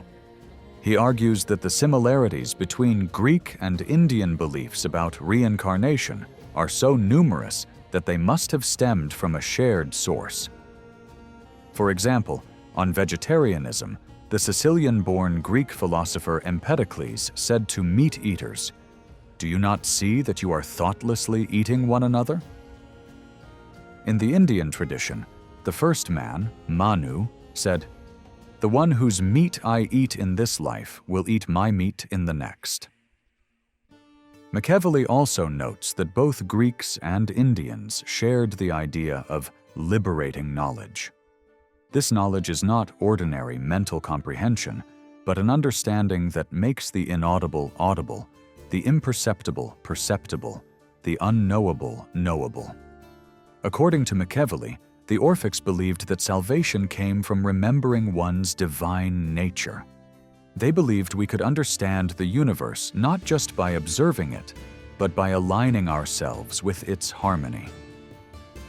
In his Timaeus, Plato similarly wrote, "The movements that are most fitting for the divine part within us are the thoughts and movements of the universe. Therefore, everyone should introduce their corrupted mental movements to the harmonies of the cosmos and make the natural structure of the mind resemble that of the universe." Machiavelli believes this line of thought goes back to the Bronze Age Mesopotamia. By 2000 BCE, the universe in Mesopotamia was already being imagined as a vast human-shaped being. In a poem describing how Inanna received kingship from the god Enki, Inanna describes her growing power using such cosmic imagery. "He made the heavens a crown for my head, the earth sandals for my feet." Towards the end of the Bronze Age, the storytelling style that focused on individual gods gave way to a universal body metaphor in which gods merged as one. In a Babylonian hymn written around 1000 BCE, gods are described as different aspects of Marduk. Ninurta is Marduk with a digging tool, Nergal is Marduk attacking, Zababa is Marduk in hand-to-hand combat, Enlil is Marduk leading, Nabium is Marduk keeping records, Sin is Marduk lighting the night, Shamash is Marduk as justice, and Adad is Marduk bringing rain. In the later part of his sermon, Gildas criticizes 5 Britons for living sinful lives: Constantine, king of Dumnonia, Aurelius Caninus, Vortiporius, king of the Demetai, now Deift, Cuneglasus, and Maglocunus. The first important clue comes from the appeal for help made to Aetius. This Roman general fought many battles against the Burgundians, Visigoths, and Alans, and he was consul for the 3rd time in AD 446. The second clue is the name Vortigern. Gildas may not have clearly used this name, but Bede, writing in AD 730 and using Gildas as a source, includes it. The word Vortigern is probably not a personal name, but a title meaning high leader. Gildas's phrase superbus tyrannus might also refer to this name. According to the Powys genealogies, Vortigern ruled Powys around AD 420 to 425 and probably governed from Viraconium. Excavations show that after Roman rule ended, this city was rebuilt. Stone buildings were replaced with wooden ones, often large, symmetrical, and sometimes 2 stories tall with columns. This large complex may have been Vortigern's palace. The third clue is the name Ambrosius Aurelianus. His family was honored with the purple robe. According to Hayam, Ambrosius was probably a distant relative of a noble family from the Western Roman Empire, like the Theodosian dynasty. Castleton sees Ambrosius as part of Celtic aristocracy and suggests that places with names beginning with Ambros were bases of military groups he founded or protected. Some of these bases surrounded the Dobuni region, once known as Calchvinid. Others were in the Lee and Stort valleys to defend London from East Anglian attacks. Castleton says that Myers believed Ambrosius owned land at Amesbury, and that its name was originally Ambresburig. Frank D. Reno identifies Ambrosius with Riothamus, a king of the Britons, mentioned by Gothic historian Jordanus around AD 551. According to Jordanus, Riothamus fought with the Romans against the Visigoth king Euric, lost around AD 470, and later returned to Britain, where he was called Arthas around AD 475. Reno thinks this Arthas came from the Welsh word Ardus, meaning high, and that it was a nickname for Ambrosius. Ambrosius Aurelianus is somewhat like Arthur because he doesn't appear clearly in historical records. His name means golden immortal, which could connect to Arthur in another way. Arcturus is a bright star in the Boötes constellation, and giving Arthur Arcturus the title Golden Immortal would make sense. Also, linking Ambrosius to Amesbury might connect him to families that controlled the Salisbury Plain before the Roman era. The Historia Brittonum seems to include at least 2 different stories about Ambrosius. In chapter 31, Nennius writes that while Vortigern was king, the Britons feared not just the Scots and Picts, but also the Romans and Ambrosius. In chapter 42, it tells of the boy with no father who warned of dragons fighting under Vortigern's castle. This boy was called Ambrose. In chapter 48, Vortigern's son, Passant, is given the lands of Bilth and Gwerthhernion by Ambrosius, who is called the greatest king among the kings of Britain. In chapter 66, it says 12 years passed between Vortigern's rule and the fight between Guitolinus, Vitellinus, and Ambrosius. This took place at Guolapum, also called Cat Gwalaf, near Danebury Hill, just a few kilometers from today's Amesbury. All these details show that Ambrosius was active in Wiltshire or Hampshire, may have fought Vortigern, and became a semi-legendary figure, like Arthur, with both historical and extraordinary traits. The last important clue from Gildas concerns the battle, or siege, of Mons Badonicus. It's hard to know exactly where this battle happened. Possible sites include Badbury Hill near Farringdon in Oxfordshire, Liddington Castle above Badbury Village near Swindon in Wiltshire, and Badbury Rings near Wimborne Minster in Dorset. But this is less likely, since it wasn't on the front line between the Eastern Saxons and Western Britons. Another candidate is Salisbury Hill near Bath, but it's unlikely that Gildas would have used the later Germanic name Aquae Sulis. The date of the battle is also uncertain. Estimates range from AD 480 to 520. Since O'Sullivan dates De Excidio to around 520, it seems likely that the Battle of Badon took place around AD 480. The Anglo-Saxon Chronicle, written around AD 891, says nothing about this battle. But it gives an indirect clue by listing the Bretwaldas, rulers who had authority over other Saxon kingdoms. After Aelle of Sussex, Solon of Wessex is named. Even if the dates aren't reliable, a 50-year gap suggests that Saxon expansion slowed during this time. If we accept that De Excidio was written around AD 520 and the Battle of Badon happened around 480, what was life like in southwestern Britain at the end of the 5th century? Most Roman British towns were probably abandoned by around AD 450 or soon after, and at least some people moved into hill forts. This is confirmed by the history of Cadbury Castle, about 8 kilometers northeast of Yeovil in South Somerset. Cadbury isn't far from the Roman British town of Lyndinis, one of the capitals of the Durotriga tribe. Costin says that Cadbury was re-fortified in the second half of the 5th century and used until the 6th. Its defenses were so large they had no rival in the region.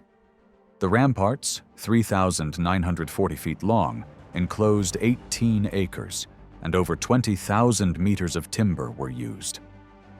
A large hall on the hilltop suggests high-status people lived there. Mediterranean pottery was found too. A place like Cadbury was probably rebuilt for military use.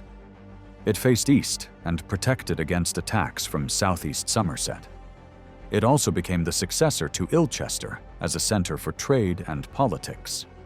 Cadbury wasn't the only hill fort reused after Roman times.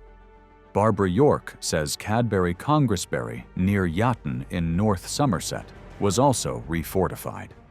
It has more imported pottery than anywhere else in England, except Tintagel in Cornwall. Fine metalwork and evidence of large feasts have also been found there. Cannington Hill Fort near Bridgewater in Somerset was also likely reoccupied. A large cemetery nearby dates to this period, too.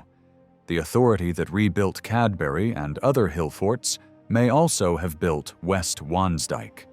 York says this is a line of ditches and banks stretching from Mace Knoll south of Bristol to just south of Bath. It was likely built in the 5th or 6th century to resist Saxon expansion into the Kennet Valley. So it's clear that Somerset was still under Briton control during Gildas' time. But what about nearby areas? York says that Bokerley Dyke, on the eastern edge of Cranbourne Chase in Dorset, was also built after Roman times. It controlled traffic from the Roman road Ackling Dyke into the Dorchester area. Between Bokerley Dyke and West Wansdyke, there are natural barriers like Selwood Forest. York sees Selwood, Bokerley Dyke, and West Wansdyke as agreed borders between Britons and Saxons. West Wansdyke isn't the only earthwork from this time. East Wansdyke runs for 24 kilometers from Morgan's Hill near Devizes, across the Marlborough Downs, to just west of Savernick in East Wiltshire. It separates the Kennet Valley from the rest of Wiltshire. It used to be thought that East and West Wansdyke were one structure, but no connection has been found. However, the Roman road from Silchester to Bath links them. Unlike Somerset, there is little evidence of widespread reoccupation of hill forts in the areas south of East Wansdyke. However, there are positive archaeological signs that some defensive structures were repaired, such as at Witsbury Castle near Fordingbridge in East Hampshire. Also, some hill forts turned into large estate centers in the early Middle Ages. According to York, Margaret Gelling studied such examples of settlements. For instance, Essesbury in Oxfordshire and Blueberry in Berkshire are such cases. Gelling argued that there are two kinds of place names: habitational names, referring to structures, and topographical names, which refer to the location of a village but not the buildings themselves. Gelling said topographical names are more common in areas where the English settled very early, and the large estate centers in those regions often have such names. Examples include Lambourne, Blueberry, and Farringdon in Berkshire. There are many documents from before the Norman conquest in this region which show that some topographical names were later replaced by habitational ones after the 10th century. Gelling used Essesbury, meaning ash tree fortification, as an example of a large estate that was later divided into two. One became Uffington and the other Woolstone. Around Dorchester, in the first half of the 5th century, burial grounds using both cremation and inhumation appeared on both sides of the Upper Thames River and its branches. By the late 5th century, settlement may have expanded into the Whitehorse Valley and the Kennet Valley. This expansion may have triggered the construction of one or both Wansdyke defenses. According to Rousseau, intense settlement around Dorchester actually began in the late 6th century.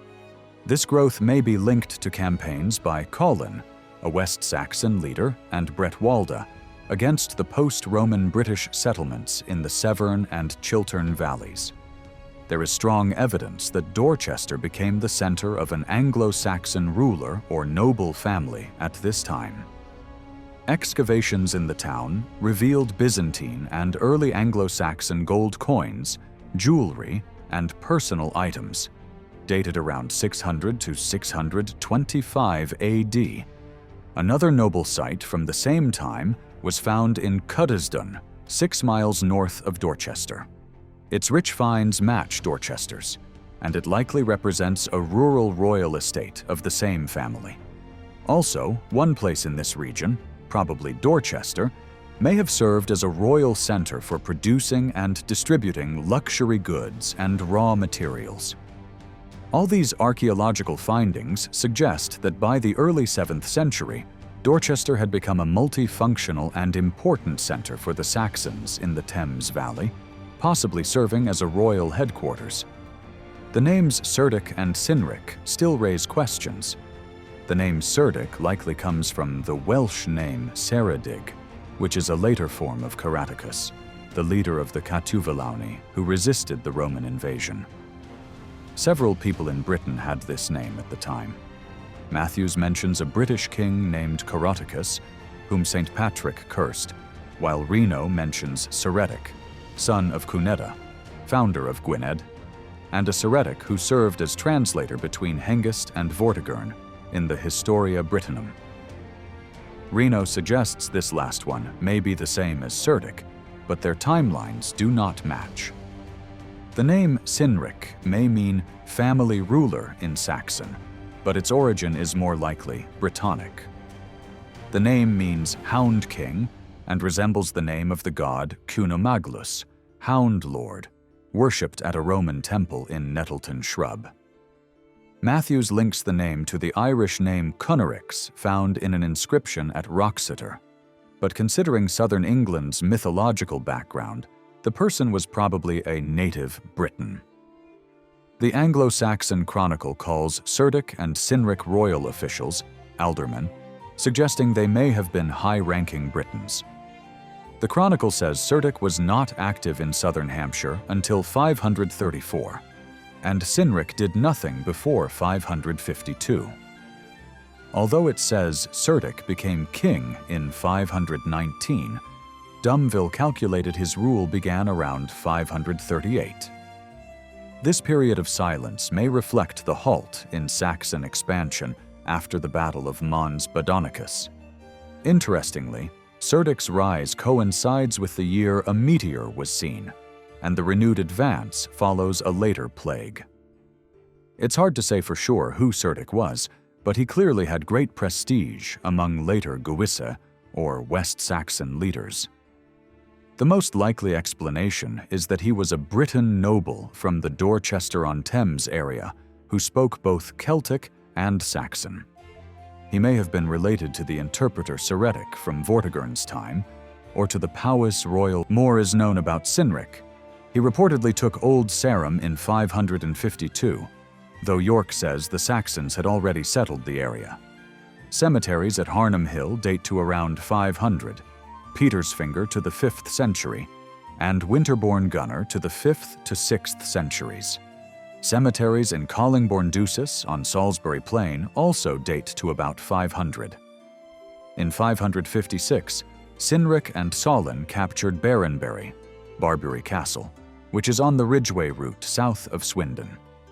Controlling this hill fort meant securing the route between Oxfordshire and Wiltshire. This suggests Cynric and the Gewisse in Wiltshire had a centre in North Wiltshire, most likely Ramsbury, near the Berkshire border. Ramsbury became a bishop's seat in 909, showing it was a royal estate.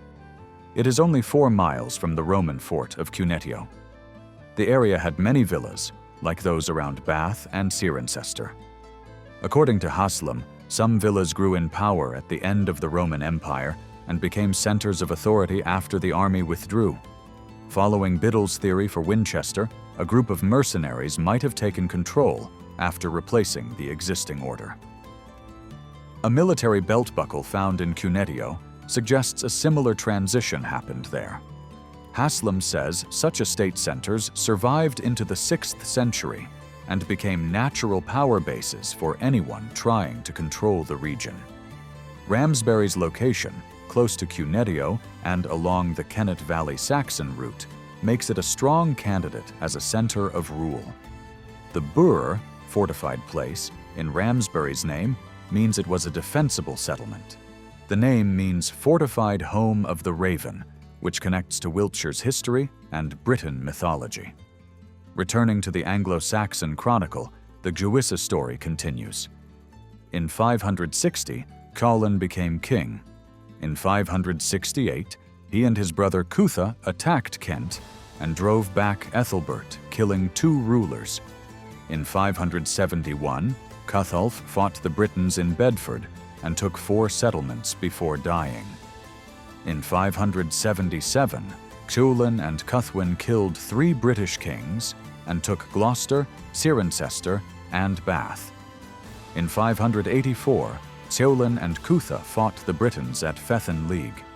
Cuthah died, but Ceawlin returned with much treasure.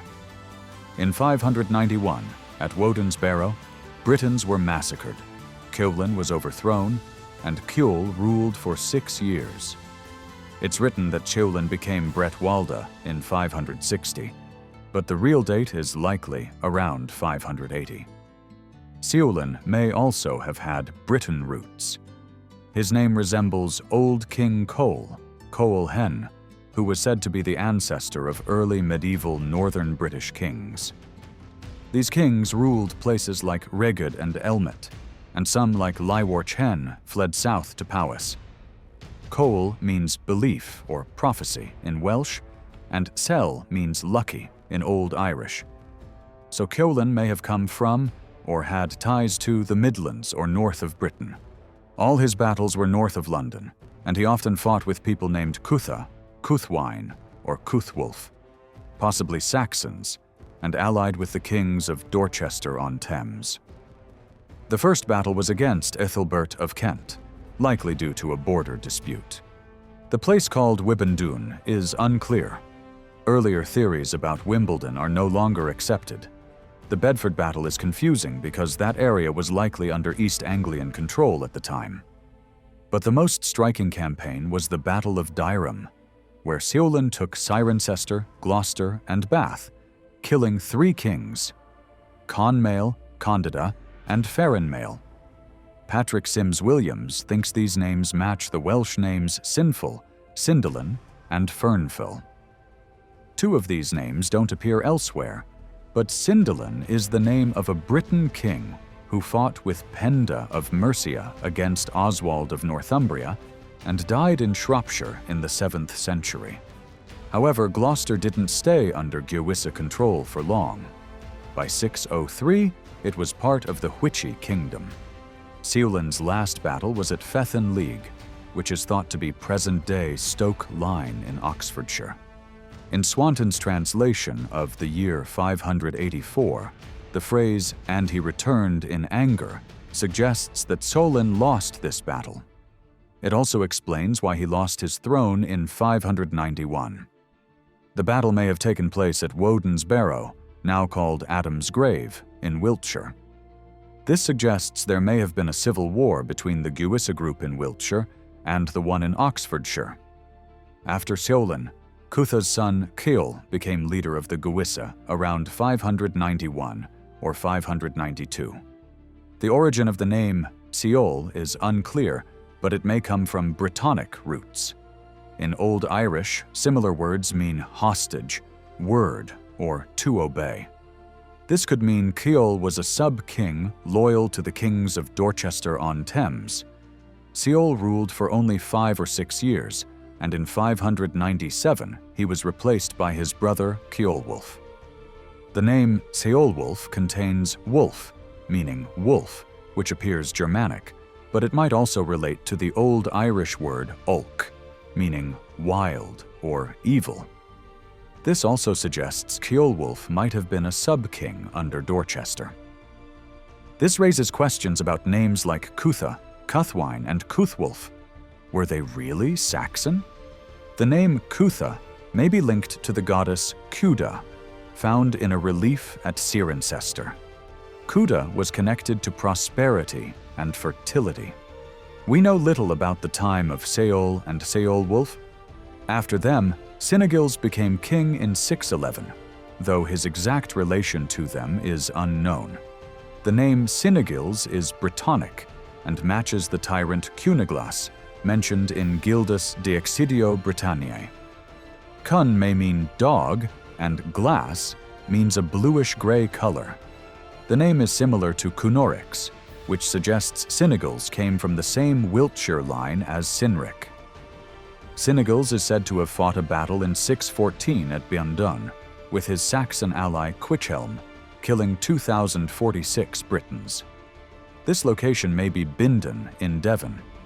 Cynegils and Cuichelm also fought King Penda of Mercia at Cirencester, and Penda likely won. two major outcomes came from these wars. The Guisa were pressured by Mercia and began expanding to the south and west.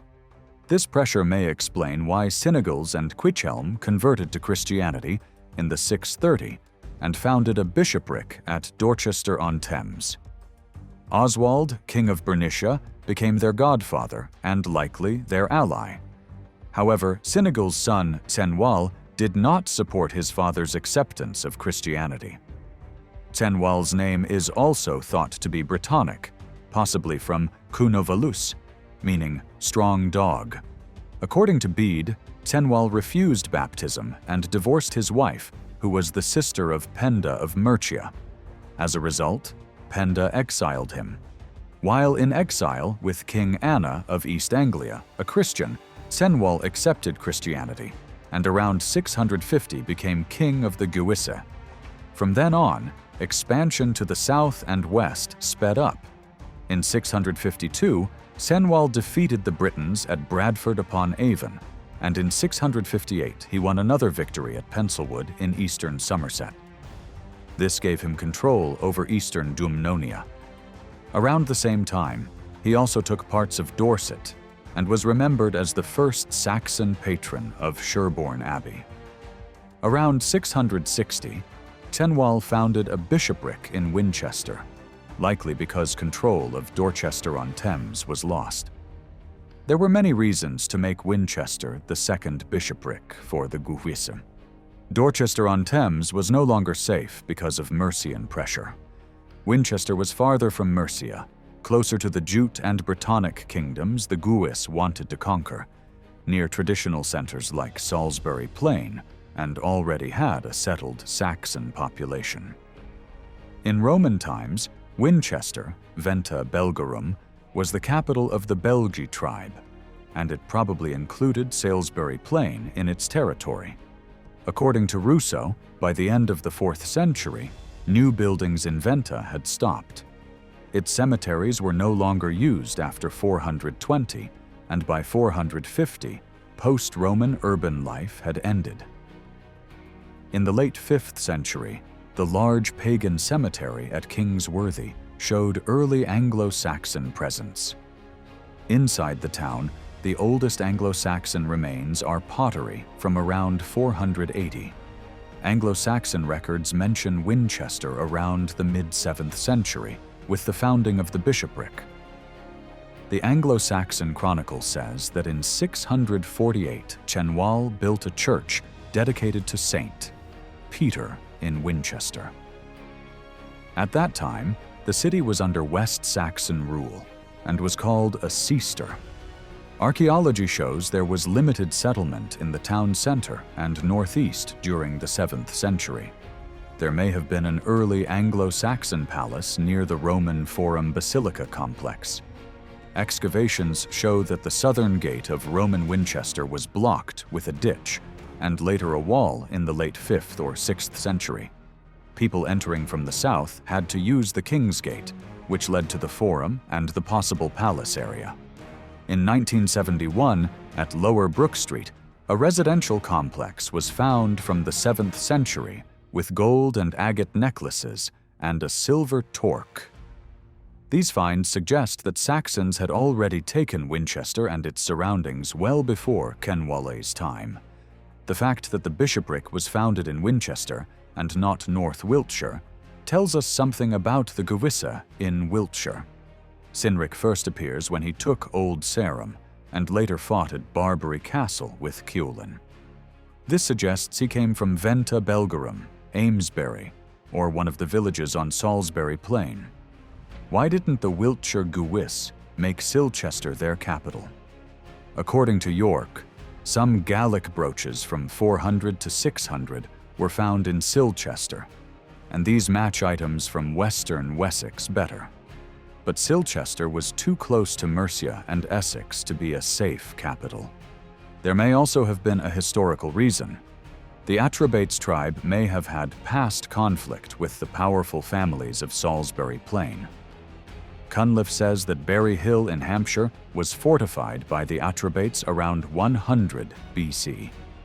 Around the same time, Danebury was abandoned. This may mean the Atrebates took over land once ruled by older elites from Salisbury Plain. What happened to the old rulers of Wiltshire and Hampshire? Those in the north may have gone to Gloucestershire in Dobunni lands, but later returned to North Wiltshire after the Roman conquest. That's because both areas were wealthy and ruled by refined elites during Roman times. Those from the south may have taken refuge in hill forts like Cadbury Castle in Somerset. Later, after the division of Atrebatic lands among Atrebates, Regnenses, and Belgae, they may have returned. The capital chosen was Venta Belgarum, Winchester. Given the past rivalry between the old rulers of Salisbury Plain and the Atrebates, the Gewissae may have left Caleva Atrebatum, Silchester, to get revenge on their old enemies. All of this gives us important clues about what happened in southern England between AD 400 and 600. It seems that two groups were fighting for power. Ambrosius, the leader of the Wiltshire group, was against hiring Germanic mercenaries. Vortigern, head of the Viraconium group, welcomed help from the Saxons. Ambrosius was probably Christian and supported by the old families who had ruled Wiltshire and East Hampshire for centuries. Still, later legends praised him as Arcturus or Arthur. It's likely that the figure of Arcturus or Arthur became popular after the comet of AD 539 and the plague that followed. Arcturus may have been a figure from Wiltshire Druids, perhaps another name for the Thracian rider Rhesus, the Thracian Hermes, or the god Lugus who held up the sky. Arcturus was a hero who could deal with events in the sky and destroyed giants with meteor showers, just like the deaths of Goliath, Balor, or Isbadadden. Druids, who had survived centuries of Roman oppression, cared deeply about observing the sky. The comet and plague were big signs to them, just like the disasters after volcanic eruptions in 1628 and 1159 BC. So, to unite the people, they told the story of Arcturus or Arthur. But Arcturus or Arthur couldn't stop the Saxons. So at least one elite from the old rulers of Wiltshire and East Hampshire decided to ally with the Saxons. This created a new kingdom that protected their own power and the ancient people of southern England. This decision seems to have been very successful because the capital of the Kingdom of Wessex became Winchester, which was very close to the old centers of power like Salisbury Plain and Danebury. While Arthur Arcturus was fighting legendary battles, the Wiltshire Gewissae were fighting real wars, both against the Saxons who threatened them and against Britons who disagreed with their ideas about the future of southern England. Eventually, when the Danes destroyed Northumbria and East Anglia and split Mercia in two in the 890s, Wessex under King Alfred became the only real kingdom of England, and from the 10th century until the Norman conquest in 1066, it became the center of a united England. But there is an interesting detail that shows Wessex kings never forgot their roots. In 979, Queen Dowager Elfthryth founded the monastery of St. Mary and St. Mellor in Amesbury. It was dedicated to St. Mellor because of the relics kept there. Mellor was a Breton saint with a meaningful story.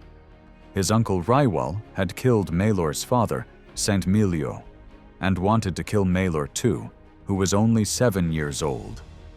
But when a council of bishops convinced him not to kill the child, Rywal cut off Maelor's right hand and left foot, replacing them with a silver hand and a bronze foot.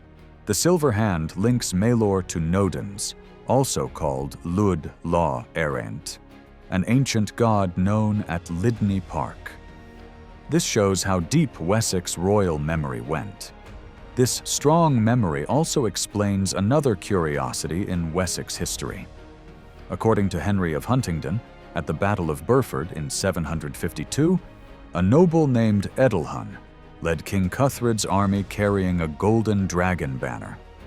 Similarly, in the Bayeux Tapestry scene of the Battle of Hastings, King Harold is shown fighting under a dragon-shaped standard.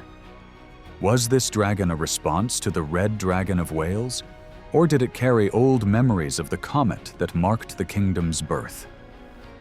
The descendants of Cerdic and Cynric ruled Wessex and later all of England until 1066. That year, Edward the Confessor died childless, and Duke William of Normandy claimed the throne because Edward's mother, Emma, was William's great-aunt. To strengthen his claim, William invaded England and killed King Harold at the Battle of Hastings. The Anglo-Saxon Chronicle writes that a comet appeared before the 14th day of the May Calends, suggesting the end of Wessex happened like its beginning. After 1066, England became a Norman kingdom, and Anglo-Saxon nobles were removed. Some were imprisoned in Normandy or monasteries, others, like Edgar the Atheling, who briefly claimed the throne, and his sisters Margaret and Christina, fled to Scotland. Some, like Harold's mother, Geitha, and the Earl of Northumbria, Gospatric, escaped to Flanders. William took their lands and gave them to Norman lords. According to Daniel, by the time of the Domesday Book in 1086, almost all Anglo-Saxon nobles had lost their lands. According to Daniel, the years between 1080 to 1120 were the hardest for Anglo-Saxon aristocracy. But during King Henry I's reign, their prestige began to return. Henry I married Matilda, daughter of Margaret and niece of the last Anglo-Saxon king Edgar the Atheling. Matilda showed interest in her West Saxon roots, asked monks from Malmesbury for her family tree, and was eventually buried next to Edward the Confessor in Westminster Abbey. After the Norman conquest, Anglo-Saxon culture was in great danger, but the monasteries preserved their traditions and kept the culture alive. As Daniel noted, one of the most important works of the 12th century was Geoffrey of Monmouth's Historia Regum Britannia. A key political element in these legends was the belief that Arthur did not die and would return to defeat tyrants. That's why the name Arthur became a powerful symbol for rebels. One prince even took the name Arthur of Brittany. He was Richard I's nephew and grandson of Henry II. Interest in Arthur grew further with excavations in Glastonbury. There, monks claimed they had found Arthur's grave and body, along with a coffin with an inscription.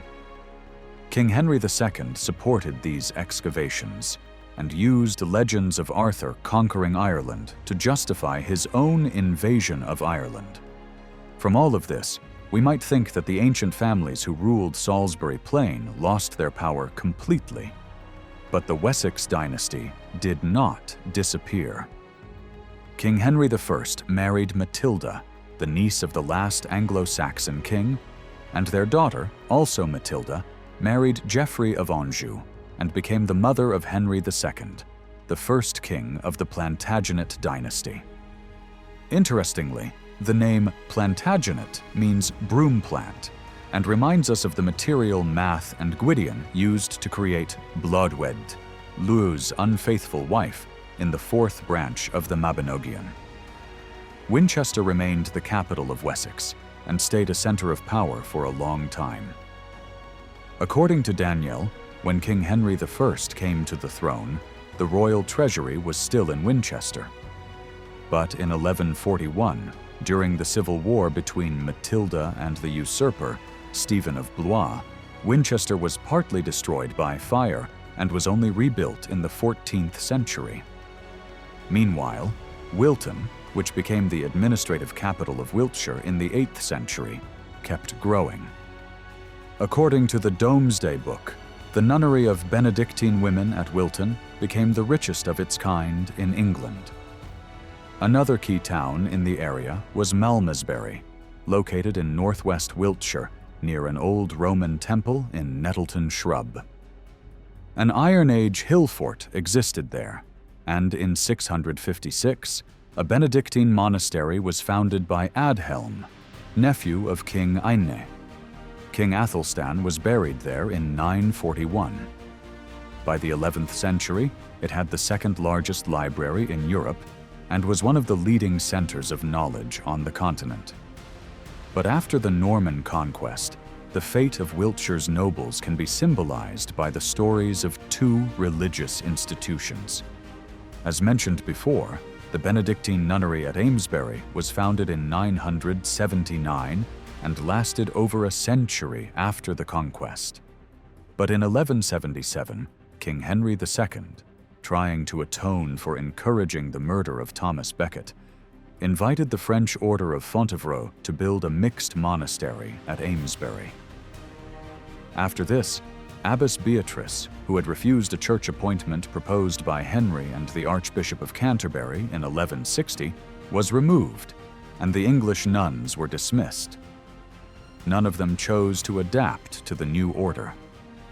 Another important religious center in Wessex was Glastonbury Abbey in Somerset. Glastonbury has been inhabited since the Neolithic period. Many wooden trackways stretching south into the Somerset marshes have been found. The oldest and most famous is the Sweet Track, dated to around 3800 BC. According to Koch, the effort required to build it shows Glastonbury was home to a large and organized community. Another track at Mere Heath dates to the 2nd millennium BC, proving the area remained populated in the Bronze Age. Settlements continued in the Iron Age. Around 100 people lived in Glastonbury Lake Village between 300 BC and AD 100. There are few Roman traces, but the holy well in the abbey's Lady Chapel might date to the Roman period. According to Gathercole, legends about Glastonbury may have played an important role during the time between the fall of Roman rule and the rise of Anglo-Saxon power. Even though medieval monks exaggerated Glastonbury's link to post-Roman resistance and Arthur, it wasn't entirely made up. High-status buildings have been found on Tor Hill, confirmed by archaeology. The site might have been a chief's stronghold or monastery property. Excavations found reused Roman pottery and building materials, along with high-quality pottery from the Mediterranean. These might be from amphorae used for wine and olive oil. William of Malmesbury, a 12th century historian with a Norman father and English mother, gives interesting details about Glastonbury.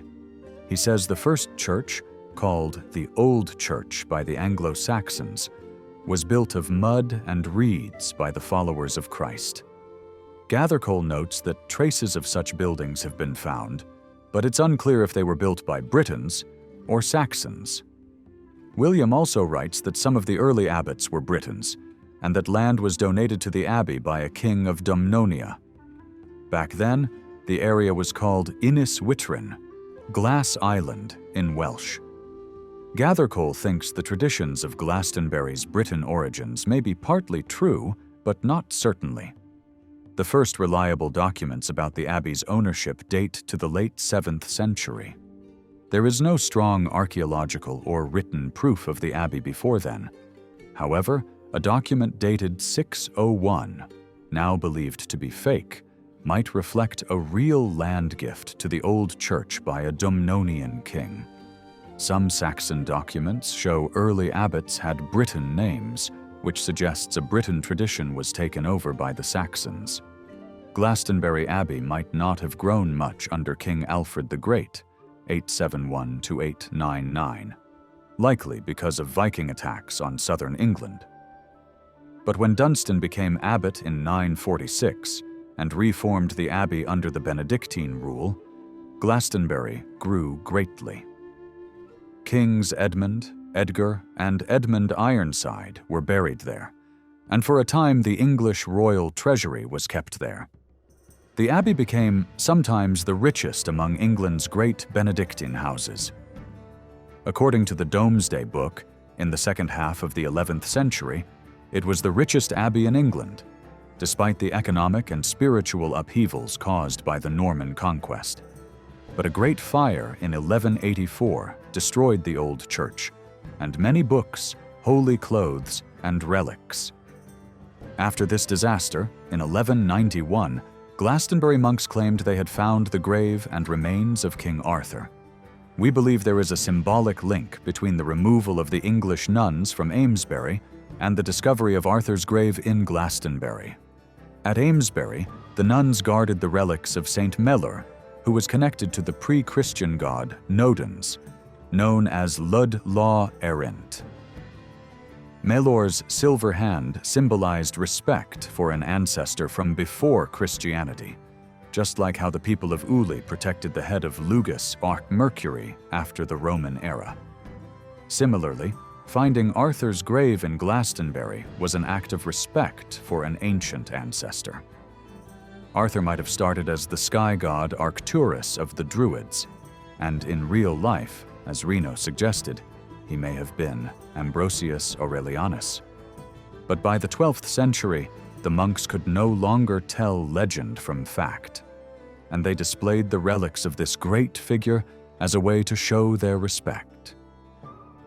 The Druids had long disappeared from history, but their monster-slaying hero continued to live in Glastonbury, perhaps the most lasting legacy the Druids left behind.